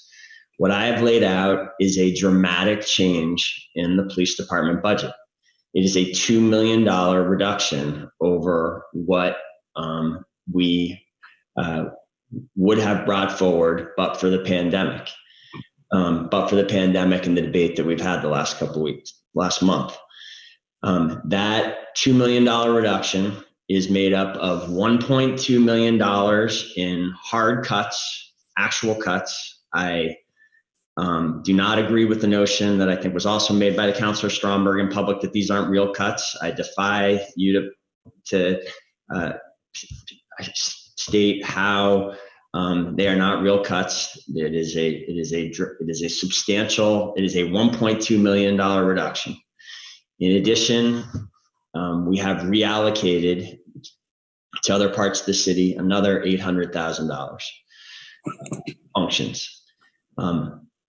I know we are having this debate here at the same time we're having that cities like us all around the country are having this debate, and there are dramatic changes that are being proposed in other cities. What I have proposed is comparable to the budget cuts that I have seen elsewhere. We are in line with this debate from my perspective. I've also said, and I mean it sincerely, that while this is as comfortable as as the mayor, am comfortable going at this point without study and analysis, I would be open to going further. I've made big changes in the police department over the last 5 years. I'm proposing further substantial changes in the budget before you. And I agree, there's some potential for going significantly further. From my perspective, the way to do that and the way to ensure that we have community support in doing that is to study it, is to bring in professionals, and to know what we are signing up for in detail in a way that, while I certainly respect the proposals that are on the table, I don't think we have thought through all the implications of them. So that was my point then. That is my role in the process. It's now in front of you, the council. Absolutely, I never was suggesting, I don't believe I said anything to suggest the council doesn't have a very substantial and additional role in finalizing this budget. And that is where we are now. This is before you, and it is certainly within your authority to make significant additional changes as you're contemplating. I don't agree with further changes. I think it is dangerous to make further cuts, and I want to be clear about that. I think it's dangerous from the perspective that policing does impact crime. The suggestion made by a counselor a couple minutes ago that policing is completely ineffective at addressing crime is just not consistent with my understanding of the facts and my understanding of decades of American history. As policing has gotten better, we have had crime go down across this country, and we are at some of the lowest levels we've experienced in crime. Now, are there downsides to that?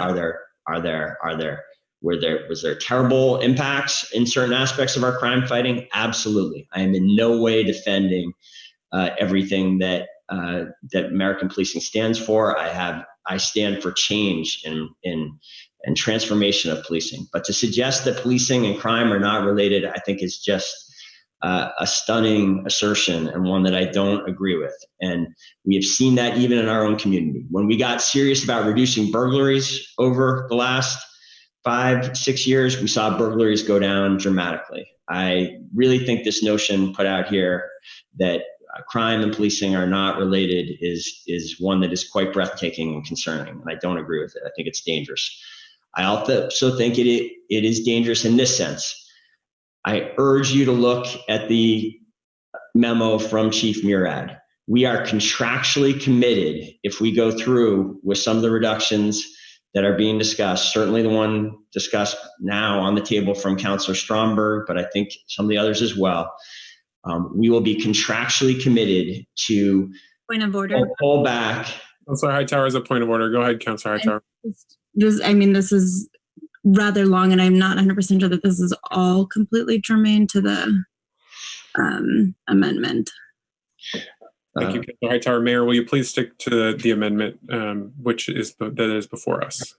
I'm almost done, and what I'm speaking to are cuts that would be specifically driven by Councilor Stromberg's amendment.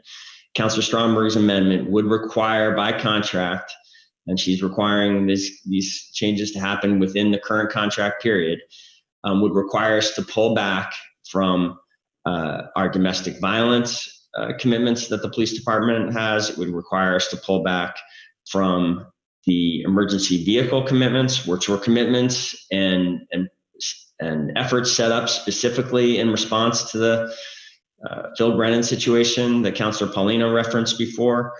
We have made that report was damning. That report describes a police department that does not exist today because of the changes we made in response to that. And we would have to undo the progress that we have made since since Phil Brennan's death if we were to go forward with this amendment. I think that is a problem, and I don't support it. And finally, I think it's a problem because I think we need to care about this police department that we're talking about transforming. Strong departments are built up over many years through years of good leadership, through years of effort. And that is the department we have today. It is a good department. Does it have flaws? Absolutely. Do we need to make changes? Yes, but it is a good department. It is far better than the great majority of American policing departments out there. And if we go forward with these dramatic changes without deliberation, without taking the time to get it right and to engage them, I really fear we could unravel this department and actually have a perverse impact on the kind of progress that the council is hoping to have. So thank you for the opportunity to share that, President Tracy. That's what I have to say. Okay, thank you, Mayor. We don't have anyone else in the queue on the amendment. Councilor Hanson. Great. So a couple points. One is that I don't think we should be satisfied with simply achieving the median. Like, I think we should be striving to do more. I think this is a starting point, is to get the median, and Councillor Stromberg's amendment gets us there more quickly. But ultimately, like, I would hope that we would be trying to push beyond that and further than that. Another thing is just, I really would just like to request that we disagree on plenty of things, but I really would request that we don't say that something isn't thought out. Like, we're all thinking these things out. We're all like, let's not insult each other's intelligence. And last year, when Councillor Freeman, Councillor Tracy, and I brought a police reform resolution that called to freeze the number of officers at the current level and work towards reducing the force over time. That was the language, work towards reducing the size of the force over time. That was considered not well thought out. So, like, it's just frustrating, that language. I think let's focus on, our arguments and our disagreements, and not pretend that other councillors aren't thinking about the issues at hand. And finally, even in the time that the mayor was talking, just a quick Google search, Washington Post story from this month shows that 60 years of data on policing in America shows no correlation between police spending and crime. There's tons of data and studies out there that show the lack of correlation. Please, I'm getting emotional that we're not digging into this. This is so serious and so important. We have to dig a lot deeper. Thank you, Councillor Hanson. Councillor Hanson is correct to point out, let's try and not impugn motives of other councillors. Let's try and not engage in substantial back and forth and those kinds of things in the debate. So Councillor Stromberg, go ahead. In that case, I wholeheartedly believe we should maintain our utmost respect for one another throughout this. I'm just doing my job. I just have a rhetorical question. Why was the majority of the people who called in, or no, why weren't the majority of the people who called in, like 98% of the people who called in, we all know, why weren't all those people going crazy over this budget in terms of supporting it? It's fair game. You can call in, you can write emails.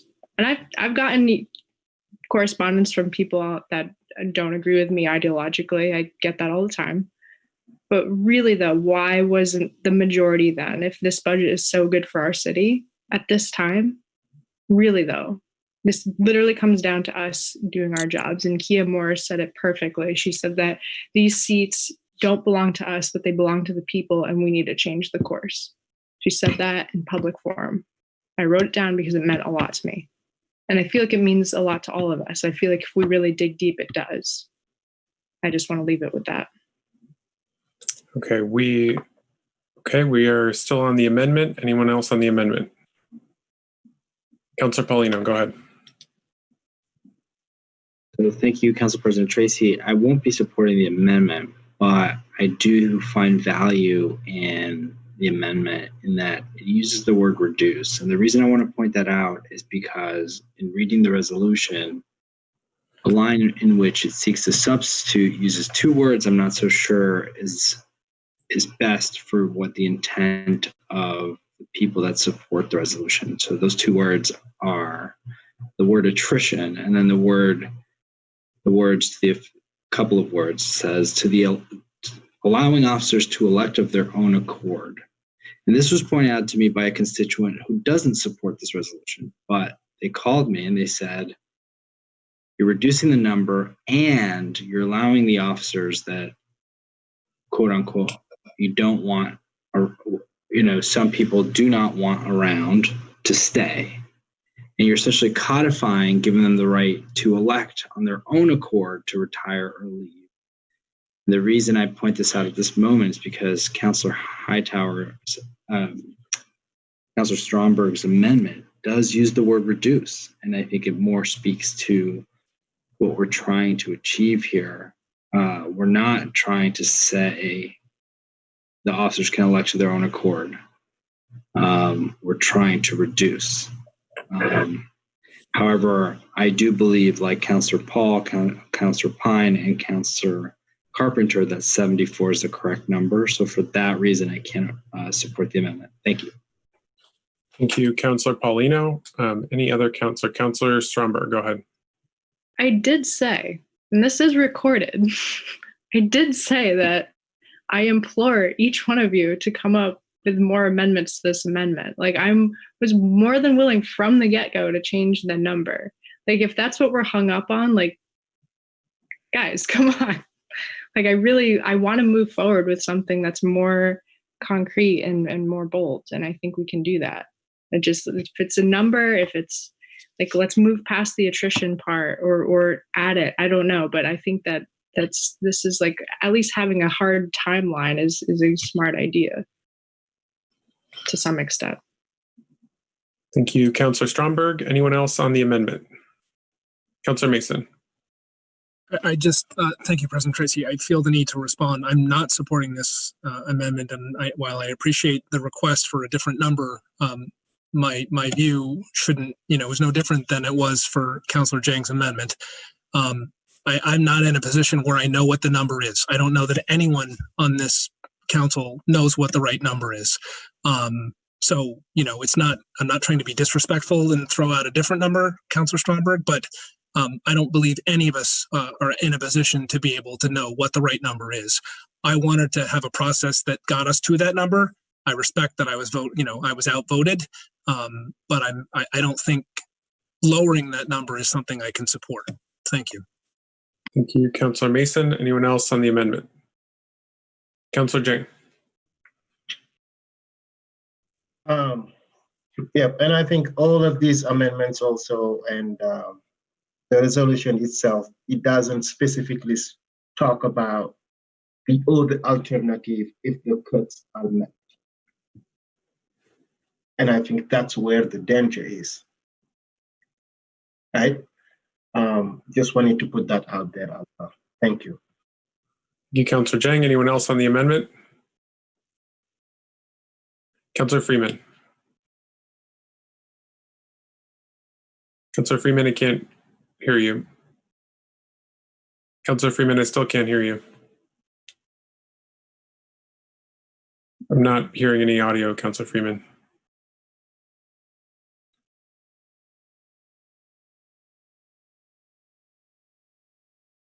I still can't hear it.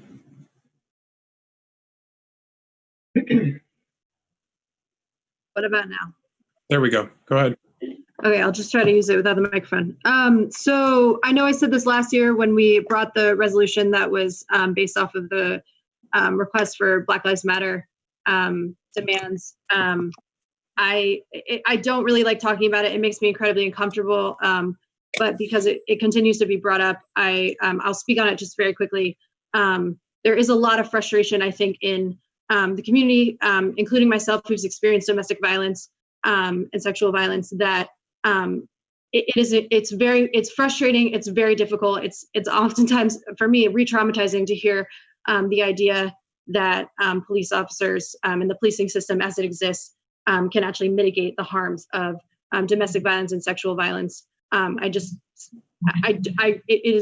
It's hard for me to speak on this because I don't feel like in this forum people really care that I've experienced, or other people I can't speak for other people's experience, but it's really hard for me to talk about. It's a really hard thing that I've experienced in my life. It doesn't feel like it has an impact when I say it, but I just will try to at least say it again in case it has an impact this time. The policing system as it exists will not solve or address the issues of domestic violence and sexual violence. I feel that really strongly. There's tons of research on it. I can maybe share some of it over email. I think I've shared some of it on various platforms. I think I'm just going to cut myself off at that point because it's hard for me to speak on. But I just really, as Councilor Hanson and Councilor Stromberg mentioned, there's so much information out there. I think we can really dig deep on this stuff. There's just a wealth of information that shows a lot of issues, and that's a key one. So I just wanted to bring that up because it was brought up as a speaking point, and it's one that is very difficult and I think very wrong and incorrect. So just wanted to say that quickly. Thank you. Thank you, Councilor Freeman. Councilor Stromberg. At this point, being that no changes are really going to be made, can we go to a vote? Are you moving to call a question? Mm-hmm. So Councilor Stromberg is moved to call a question. Is there a second? Seconded by Councilor Jang. This motion is non-debatable. Will the city clerk please call the roll? Councilor Carpenter? No. Councilor Jang? No. Point of order. Can we, just to make sure everybody understands what we're voting on, can we reiterate that? This is just to call the question, Councilor Sorry.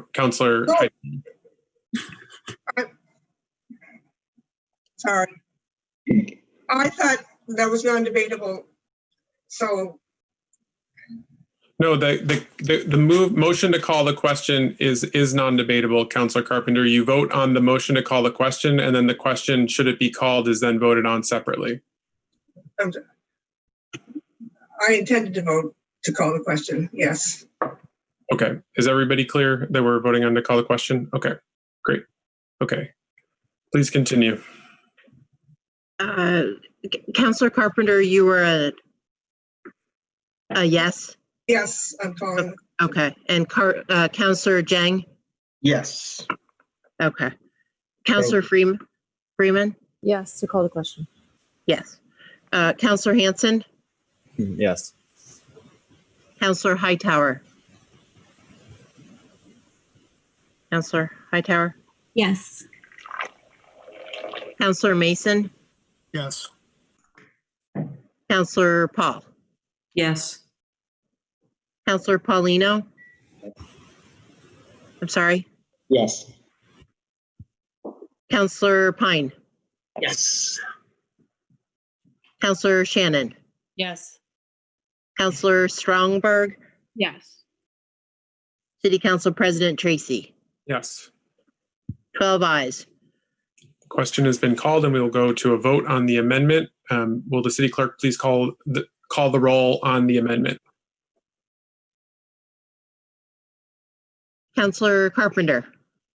The amendment is Councilor Stromberg's to reduce, and I vote no. Councilor Jang? No. Councilor Freeman? Yes. Councilor Hanson? Yes. Councilor Hightower? No. Councilor Mason? No. Councilor Paul? No. Councilor Paulino? No. Councilor Pine? No. Councilor Shannon? Councilor Shannon?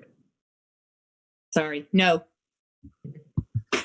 Counselor Strongberg, Yes. City Council President Tracy. No. 3 ayes, 9 nays. Thank you. The amendment fails, and we are back to debate on the original motion. Councillor Paul. Thank you, President Tracy. So I sent the amendment that I had to both Amy and to Lori. I don't know that I got an email back. I'm assuming that one of them received it and might be able to. You don't necessarily need to get it on board docs. We could actually just, if somebody wants to share their screen, could put that up there, or if you want to put it on board docs. Did one of you get the amendments? Yes, I can screen share if that's what the council would like. Okay. Is that all right, President Tracy? Yep. Go ahead, Councillor Paul.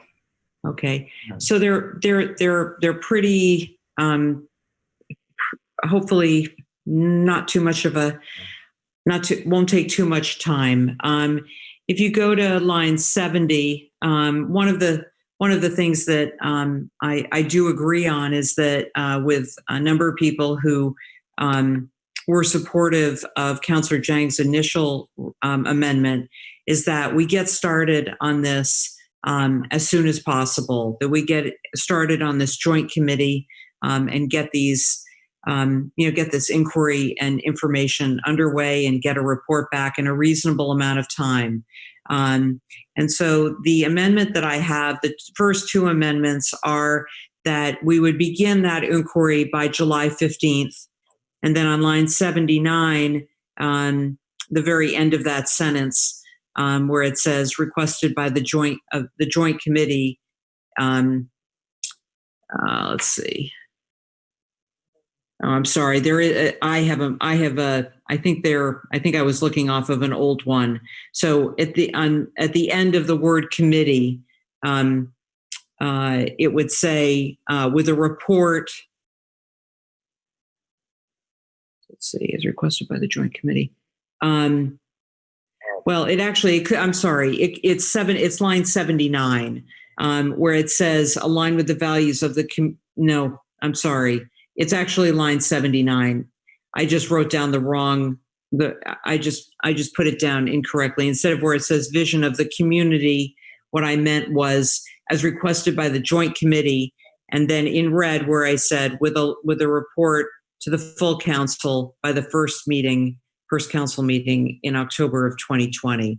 On line 72, there's a word interrogates. And I'd like to replace that with the word analyzes. I'm wondering, because I think there may be some question on the last amendment that I had, President Tracy, I'm hoping that maybe we could vote on these first three at one time, and then I would bring forward the fourth one. Okay. All right. So that is... So you're moving the first three amendments. Yeah. I can't see everyone, so if we could go out of sharing view, please. Okay, great. So is everyone clear on the set of amendments that Councillor Paul is moving this time? No, I don't think I have. These aren't on the board docs. Councillor Paul? Are they in my email? Where in my email are they? Did you send them out? I sent them to Lori and to Amy. Could one of them post that on board docs, please? Or if you want to, yes, go ahead and work on that.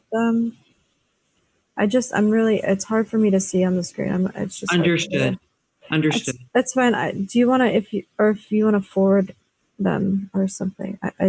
I'm happy to do that as well, President Tracy. Would that be easier? Yeah, if you could please forward them to the full council. Okay. Thank you kindly. Give me a moment. Because I know you have to look at the screen with all of us without the Zoom. Okay, thanks. Okay. Sorry if I missed it before. Okay, now I see them. I'm going to mute myself again. I've sent them to the full council, although I have to I have to confess there is a typo on them, but which I tried to. Oh, I guess it also has gone onto board docs. Okay, councilors, are we clear on the amendments? Councilor Freeman, are you able to see them now?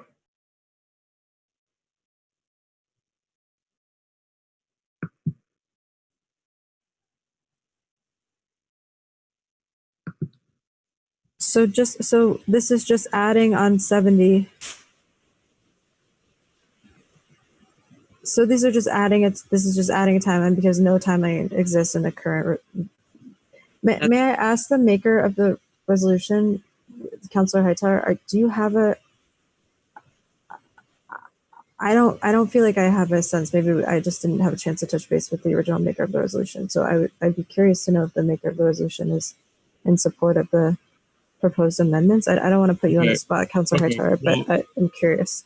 Okay, so Councilor Freeman, I'm not there yet. I'm just making sure that folks have. Oh, sorry, we didn't get a second or anything. Okay, we can get into that in just a second, but I just wanted to make sure everything was what's being proposed. Sorry. So is everyone clear? Now I have the language in front of me. Yes. Okay, great. So is there a second to Councilor Paul's motion? Seconded by Councilor Mason. Is there discussion on the item? Councilor Hanson. So yeah, I agree with Councilor Freeman. I'd love to hear from Councilor Hightower. Before I make up my mind, but where I'm at, I'm definitely open to these. I appreciate getting the ball rolling on the process. I'm open to the report. Just the one thing I do really want to clarify with the report is just, and maybe this is obvious, but their work does not by any means end at that point. It's just more of a checkpoint and a check-in, correct? Okay, I'm seeing nodding. So that was something I wanted to clarify, but it seems fine to me, but I would love to hear from Councilor Hightower. Okay, well, I have Councilor Hightower in the queue. So Councilor Hightower, you have the floor. Yes, thank you. I'm definitely appreciative of Councilor Paul's inclination to put dates on it. I do, my phone started blowing up as soon as this happened. I think there's a little bit of concern about the July 15th date being a little fast. And so maybe moving that to the end of July or just in terms of making sure that it's a wider process. And then, also want to reiterate that report will be a first report rather than the end of the process.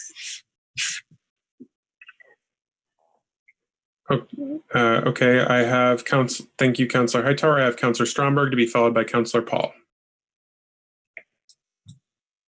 I just want to clarify the reasoning for the line 72 replacing interrogates with analyzes. I just wanted to hear what that thought process was real quick. Is that okay? Councilor Paul, you may go. Yes. Sure. Thank you. I think it's it's just a word that is a little probably a little bit more collaborative and a little less interrogating. Okay, so like less combative. That would be another word, yes. Okay. All right, I was curious. I just didn't have the other ones pulled up and yeah. All right, thank you. Okay. Councilor Paul, I have you in the queue now. So it appears to me that I will just simply change the date to July 31 and on line 79 with the first report instead of a report with the first report, if that would be amenable to all. I don't have that in writing, but I think we all sort of know what I'm talking about, or I hope so.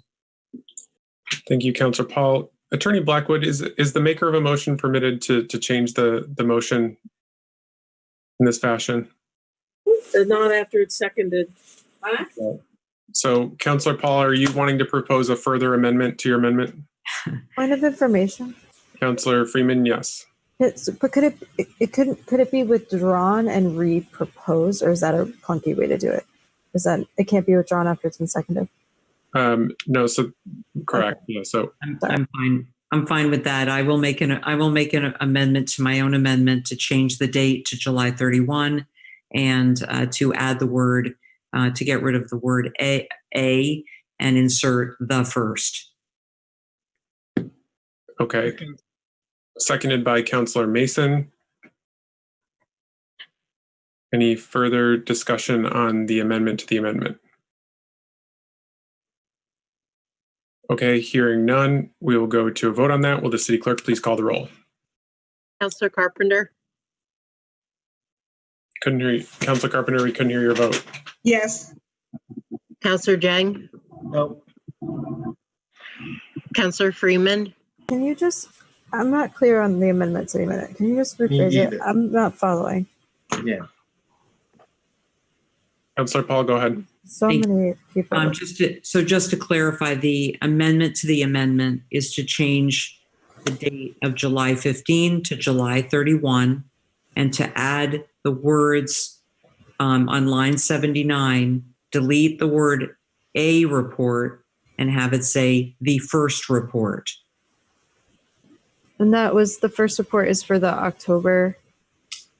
Yes. Okay.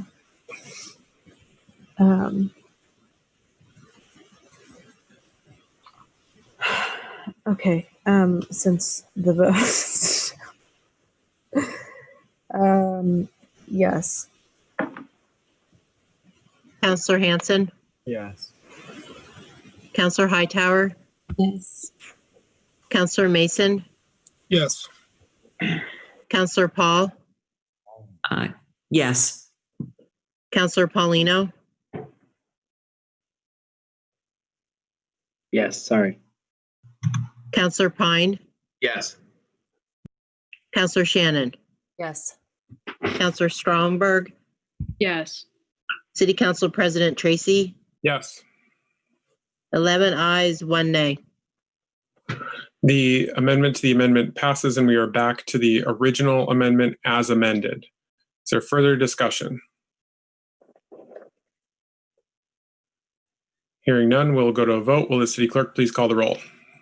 Counselor Carpenter, Can I clarify, by voting yes on this, we will start July 31st and have a first report on October 31st?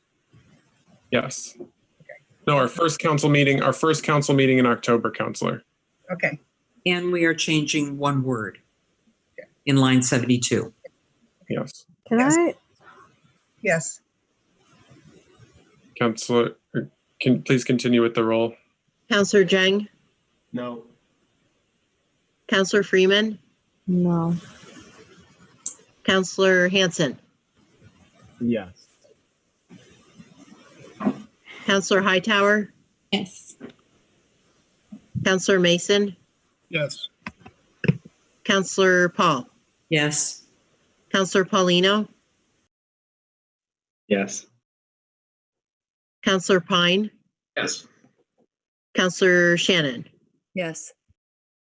Counselor Stromberg, No. City Council President Tracy, Yes. 9 ayes, 3 nays.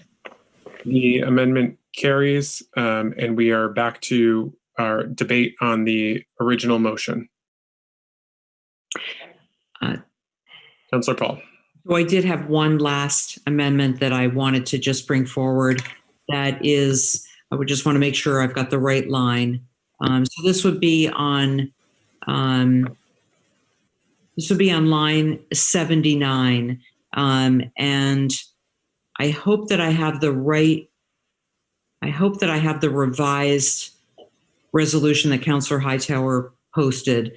On line 79, it says, or right before on line 78, it says the Burlington Police Department participation in this process happens at the request of the Joint Committee. I would propose an amendment to change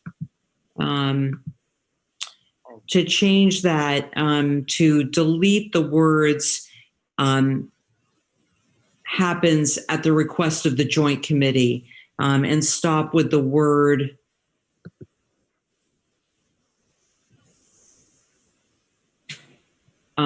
stop with the word process. So the words happens at the request of the joint committee would be deleted.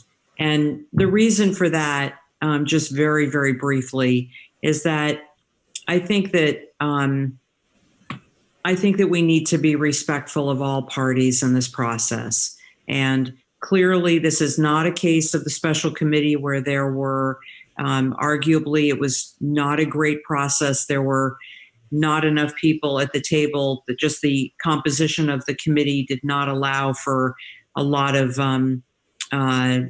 dialogue that might have been constructive towards police procedure. This is not the case with this. We're talking about the Public Safety Committee, the Police Commission, the Racial Justice Alliance, the Howard Center, many other people at the table.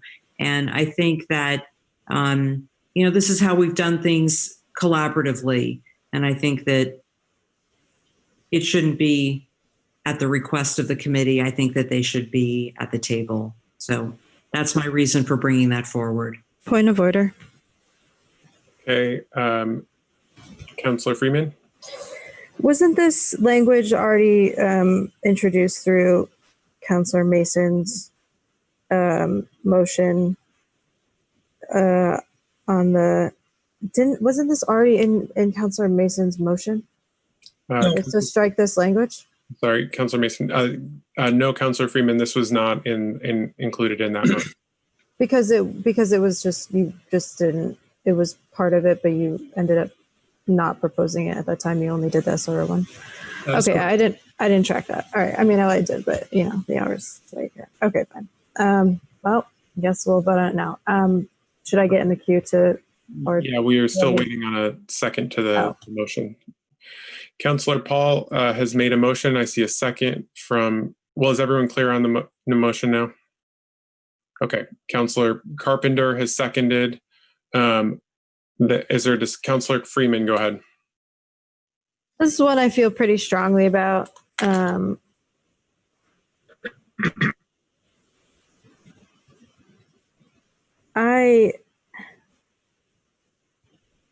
think I can understand and I can see the perspective of being like, we're having this conversation about public safety. It's about policing. Like, Burlington Police Department is the police. Like, they're policing in Burlington. They should be at the table. But like, one, I've been in spaces, in conversations, and I've spoken about this with counselors in executive session.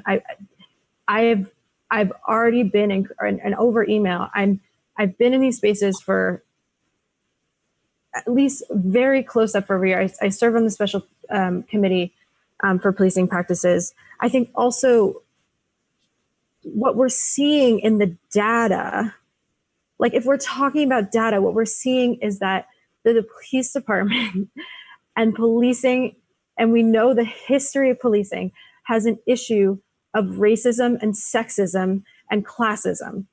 Like, we know that data, and we are looking to dismantle those incredibly destructive and violent systems. And I think we have engaged with the department significantly and allowed them to have incredible stakeholder preference and presence. And I just, at this point, it's not working.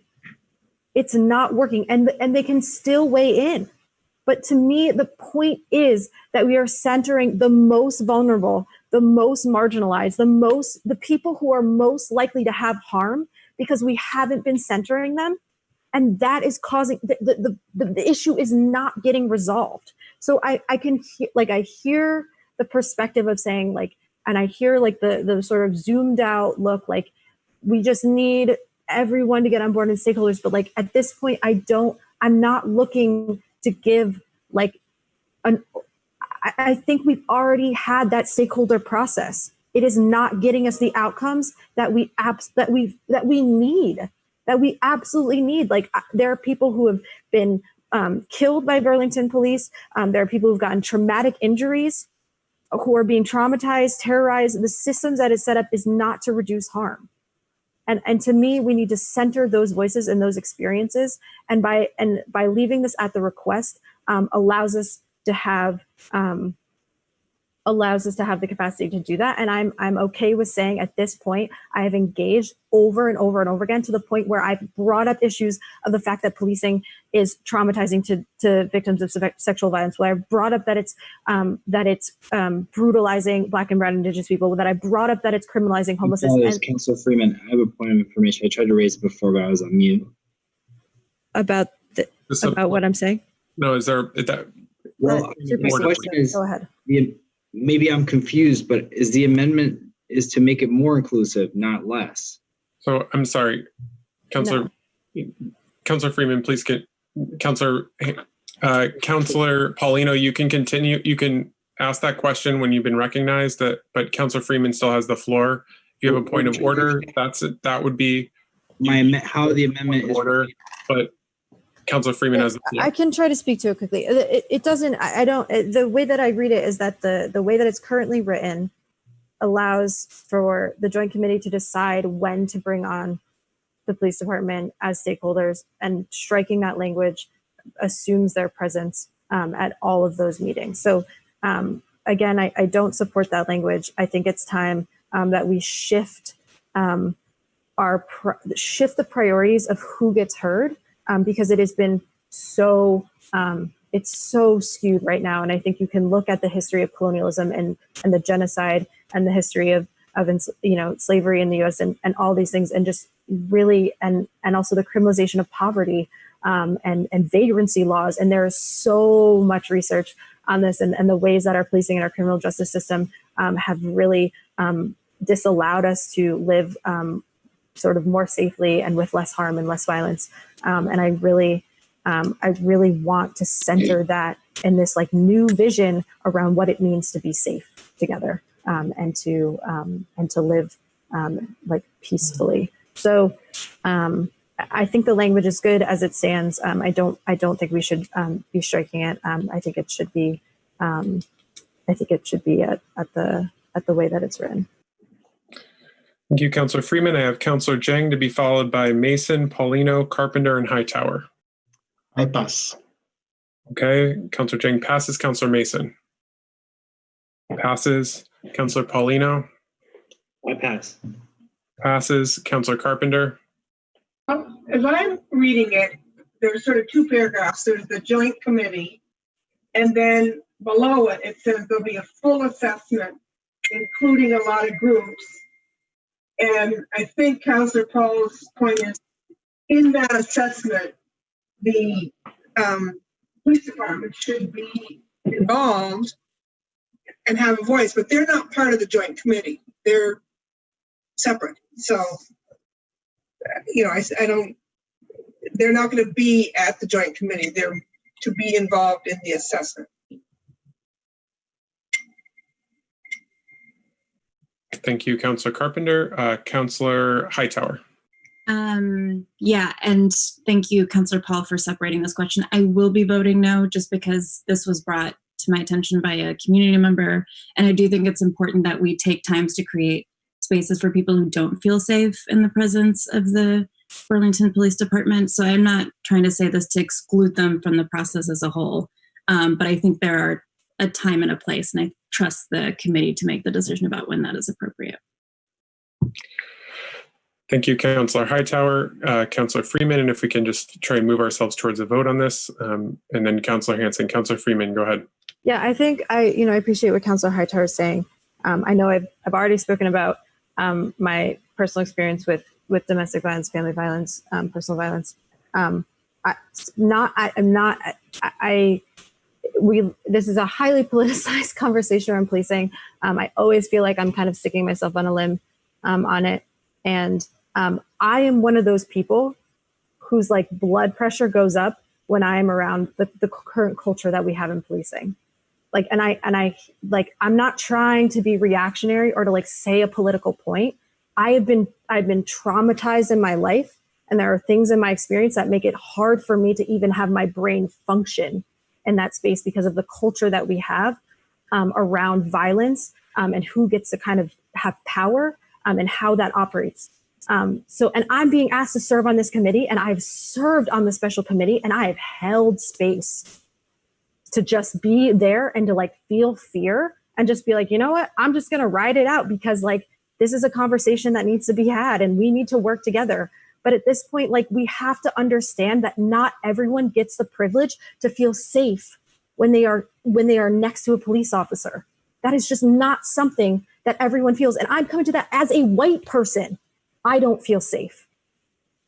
I'm shaking right now as a white person I am very unlikely to get actually harmed by police brutality. And I still am nervous. And it still makes it hard for me to think.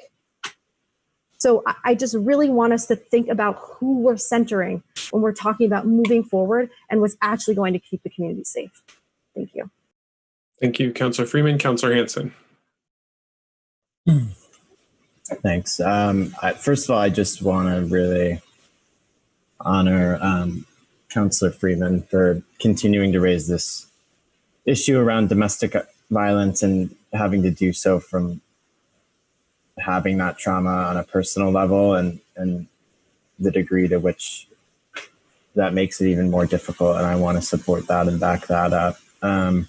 And also completely back up the sentiments around this amendment and around, I mean, if the chair of the committee who's having to do this is already feeling extremely uncomfortable and having their work on this issue hindered, that alone should be enough. But we also know from so many callers and from so many people who have been traumatized or brutalized by police, like that's not going to be a safe environment to try to talk about how we move forward and how we undo those harms. We give the option in the resolution to bring in the police at various points, but it has to be by request. Like we can't eliminate that and just assume that they can kind of take up that space, knowing that it's going to really inhibit others and really inhibit the process. So I really appreciate everything that Councillor Freeman has said and 100% agree. Thank you, Councillor Hanson. Are there any other councillors on the amendment? Councillor Paul. Thank you very much. Hopefully we can go to a vote after this. I just wanted to say this was why I divided the amendments that I brought forward, because I was hoping the first three would not be particularly challenging and wanted to give people the opportunity to vote as they wanted on the last one. I hope you can appreciate my reasons for wanting to bring it forward in the same way that I appreciate the reasons why those people who vote no, why they are voting no. So thank you. Thank you, Councillor Paul. Any further discussion? Seeing none, will the city clerk please call the roll on the amendment? Councillor Carpenter? Yes. Councillor Jang? Yes. Councillor Freeman? No. Councillor Hanson? No. Councillor Hightower?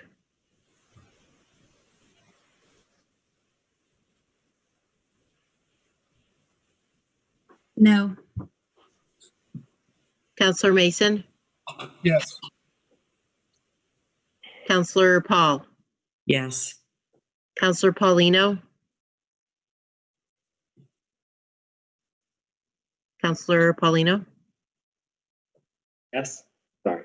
I said it, but Councillor Pine? Yes. Councillor Shannon? Yes. Councillor Strongberg? No. City Council President Tracy? No.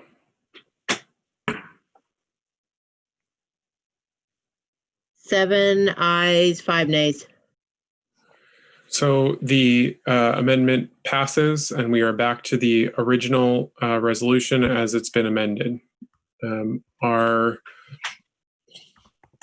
Is there further discussion on the original amendment, the original resolution? Councillor Paul. Thank you. So we've reached the end of this journey. It would appear that we're going to be able to vote on the entire resolution. And before we voted, I just simply wanted to say that I think there's been a lot of focus on one or two of the resolve clauses. And for me, what really drew me to this resolution isn't probably the things that we've been actively debating, although I was very in favor of the process on the Police Commission and Public Safety Committee engaging in an engagement process. But what really drew me to this resolution was the clause that we establish a task force to consider an apology and reparations for the role that the city of Burlington, like just about every city in America, has played in slavery. I'm reminded at the very beginning of this evening when we were listening to Public Forum, Jabari Jones spoke, and most Vermonters, if you ask them, and certainly most white Vermonters, certainly hold a certain place for Ethan Allen. The Green Mountain Boys, the start of the state of Vermont. I think what I've learned tonight is that while we can't undo history, I think what we can do tonight is to create a better history for Burlington going forward. And from the bottom of my heart, I would like to thank Councillor Hightower for giving all of us that opportunity to do that tonight with this resolution. And just speaking for myself, I'd like to thank you for that opportunity. So that's all I have to say. Thank you. Thank you, Councillor Paul. Are there other councillors wishing to be recognized? Councillor Hanson to be followed by Councillor Carpenter. Go ahead, Councillor Hanson. Great. So, yeah, I don't want to, there's two things I want to say. First of all, just, appreciating all the work that so many folks have put into this, in particular, Councillor Hightower having to deal with so many different competing interests and competing opinions, and just really navigating all of that gracefully and getting us to a really strong place where we're taking a lot of meaningful action. And I just, I want to express that. And I do believe that a lot of this action is meaningful. And I don't want what I'm about to say to take away from that. So I want to hold that. I do also want to say, though, that the amendment that just passed, I find to be very devastating. I think this joint committee process of how to build a healthy and safe community, what institutions we need to reach that goal. This inquiry include a full operational and functional assessment of the Burlington Police Department that interrogates who, what, where, and how the department polices, and includes a review and analysis of the assessment with full community participation and input, followed by the implementation of a methodical transition to a public safety apparatus that delivers services aligned with the values and visions of the community. This is so central to the transformation that we're talking about. And we're throwing into that process, at the very least, one of the key stakeholders, who is Councillor Freeman, who is the chair of the Public Safety Committee, who expressed very blatantly the discomfort that they were going to experience and how it was going to inhibit this work. And then let alone anyone who would want to participate who has been brutalized by police, who we should want people who have been harmed by police to participate in this process. If we're trying to achieve justice, we're trying to achieve restoration, and we're trying to move forward. So it's just really undermining of that process. And that, I just think it needs to be said that this is really, I'm nervous about the effectiveness of that process based on that. And I think it needs to be called out.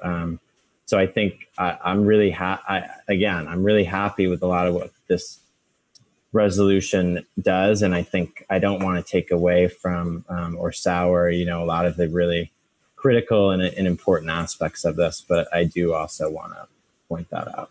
Thank you. Thank you, Councillor Hanson. Councillor Carpenter. Well, I'll speak to two things. Councillor Hanson's comment, I just want to repeat again the committee is the committee. That's different than the second paragraph, which is bring in partners and local groups. So, and that was the paragraph that we just amended. It was not the committee structure.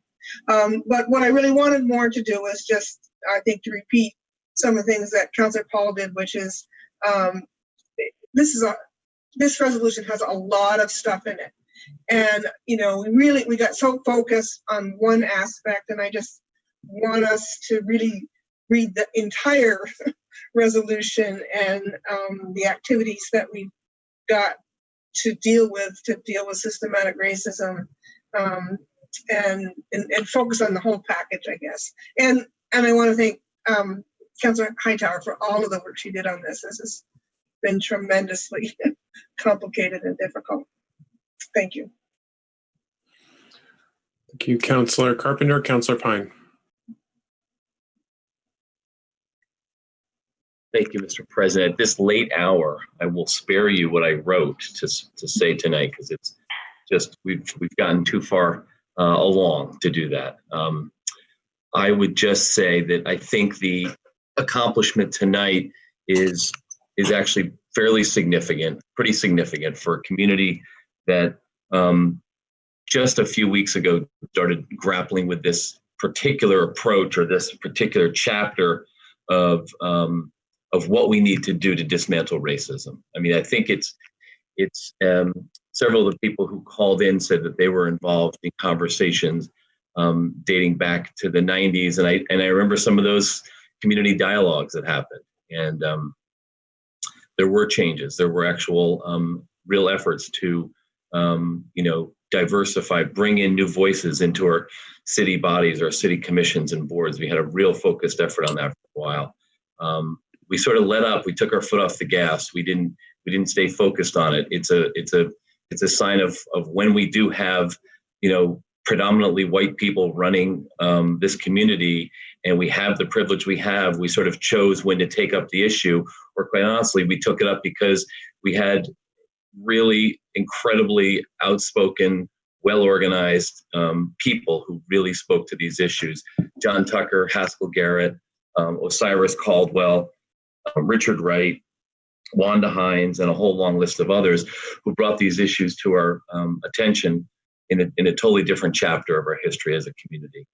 I think today what we're trying to grapple with is how do we now as a community both take decisive actions that are going to reverse, literally centuries of harm and oppression, and reverse that today where we are right now, and have a conversation that brings as many people along as possible. I really feel strongly that we have an incredible opportunity, but we have a huge assignment, a huge challenge in front of us. And I did ask for permission to share a quick story, which I just have to share because I feel like this is so important. A former city councilor posted something a few weeks ago, and I asked him if I could share it, and I'll share it with this group right now.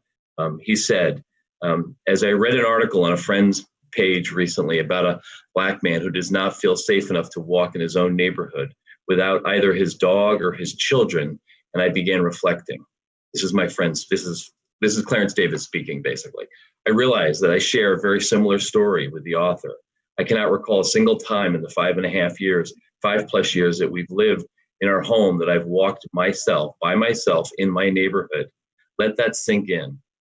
Other than the odd early morning run, I have never walked alone in the neighborhood where I own a home and pay taxes. We are blessed and fortunate to live in a beautiful neighborhood full of lovely families and great kids. We have impromptu get-togethers and drinks on our front lawns, neighborhood block parties and cookouts, and an epic end of the summer all-day party. It culminates in the annual performance of our neighborhood garage band. But know this and know this. Behind the facade worn by your friends, colleagues, neighbors, and in some cases even family members, we are hurting, we are angry, we are scared, we are fearful for our lives and the lives of our children. We are tired of carrying a burden that was not asked for, but that was forced upon us, and that when true justice or equality is sought, the responses are platitudes and hashtags. If you're a white identifying person, examine yourself and please think about how you can become part of the solution. I think all of us have done some serious examining and soul searching, and we didn't all come up with the exact same approach.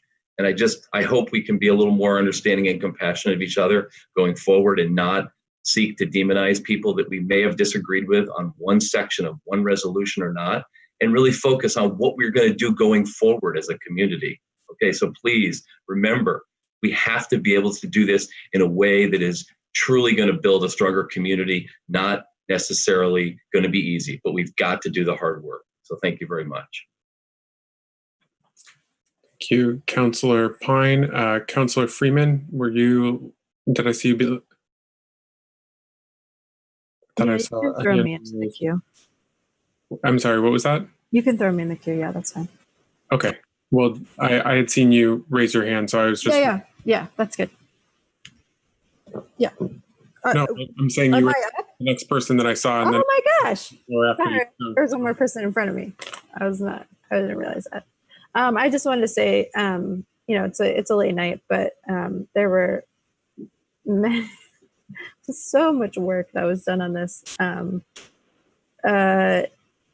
Just to the Racial Justice Alliance for the incredible organizing work and the work that they've been doing for a long time to push this issue and really talk about white supremacy and systemic racism. Zariah, Councillor Hightower, you put in so much work on this. I don't even know if I've worked on some resolutions, but I mean, you threw down and I'm just super thankful. And it is so much work and probably talked to like 5 million people in the last 2 weeks. And that was just like such a complete, I think, gift to do that. And I'm just really grateful that you did that work. And don't want to take it for granted at all, how much work that is. So thank you very much. And just to all the people who called in,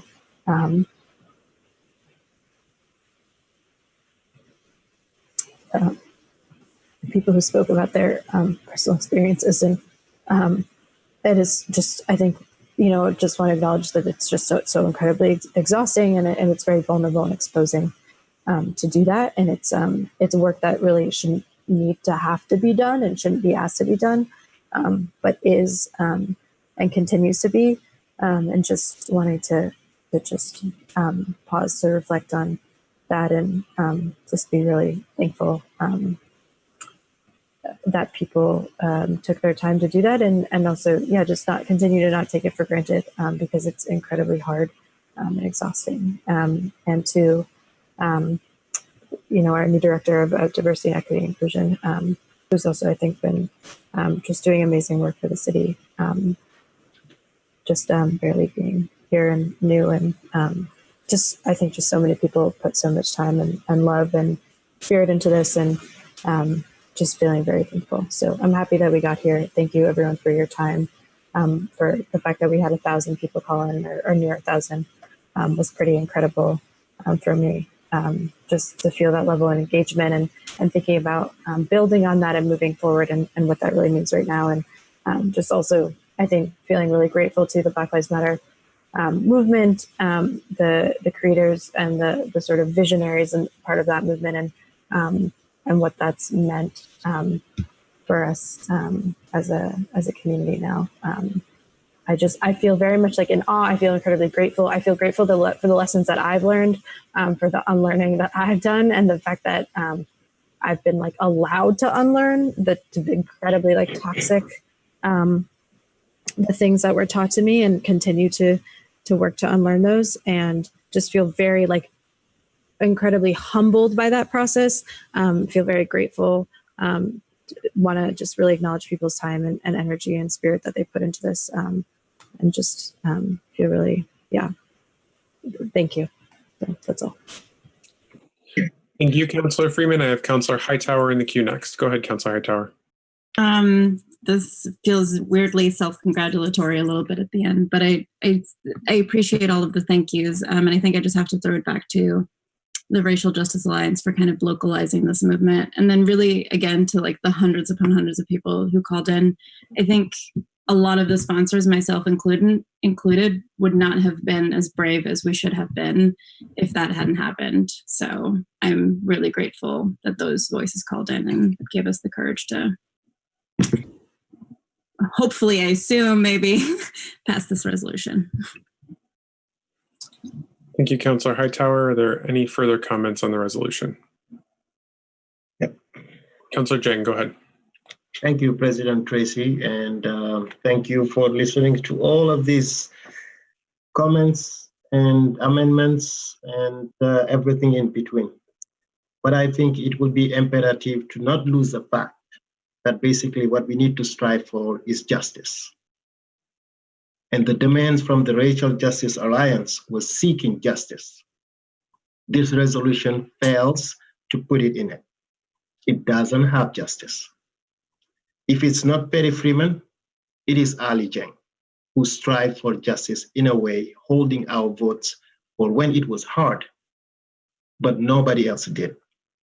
That's courage.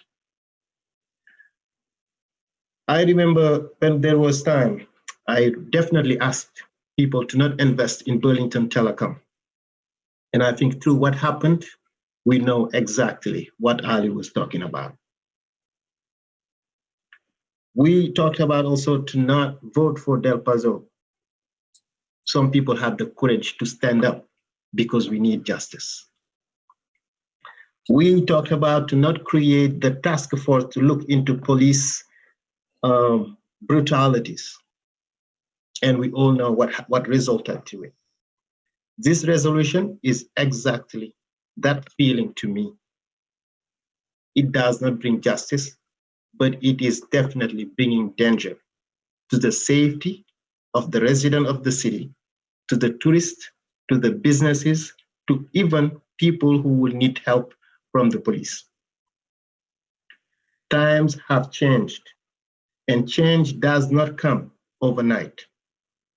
We are elected officials, and again, we need to be thoughtful, methodical, and we need to respond appropriately to what makes sense through policies that really reflect the real change that we want to see. I know this resolution has some merits, calling for public health emergency, dismantling racism, great, wonderful statements.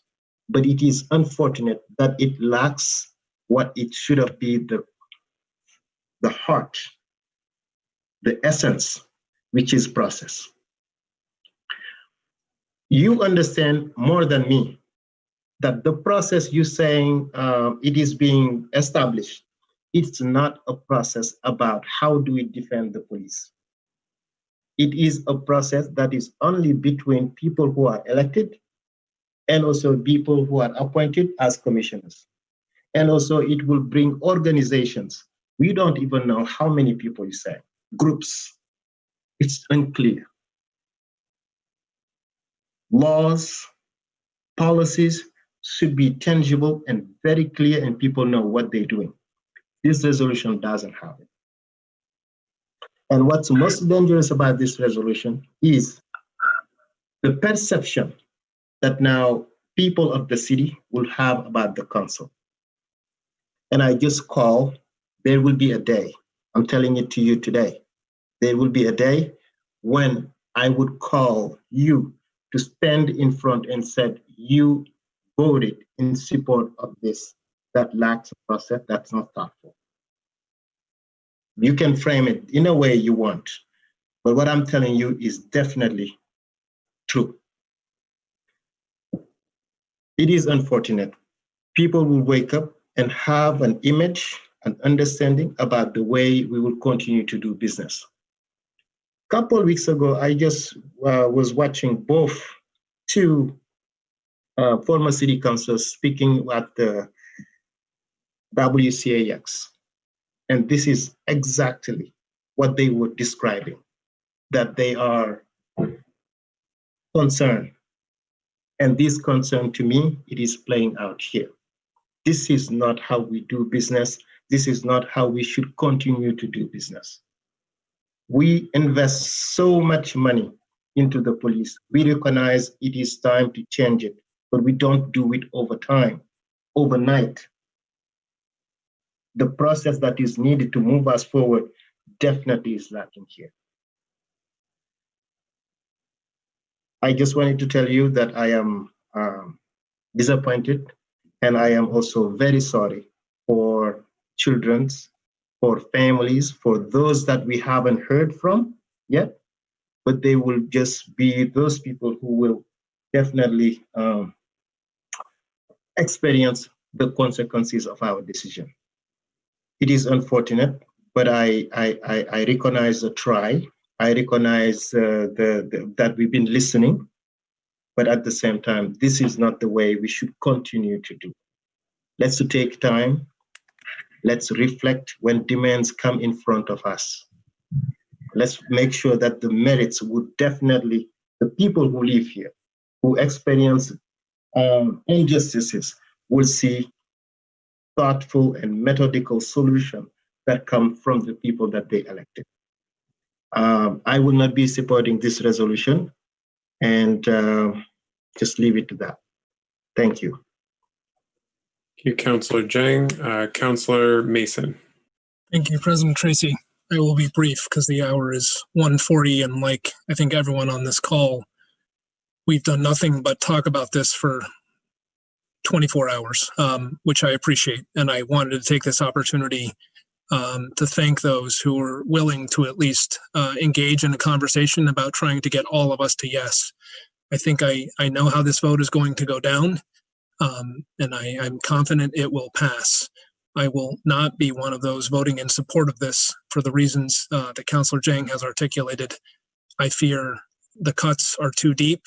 There's been no process, and I'm concerned about the impact on public safety.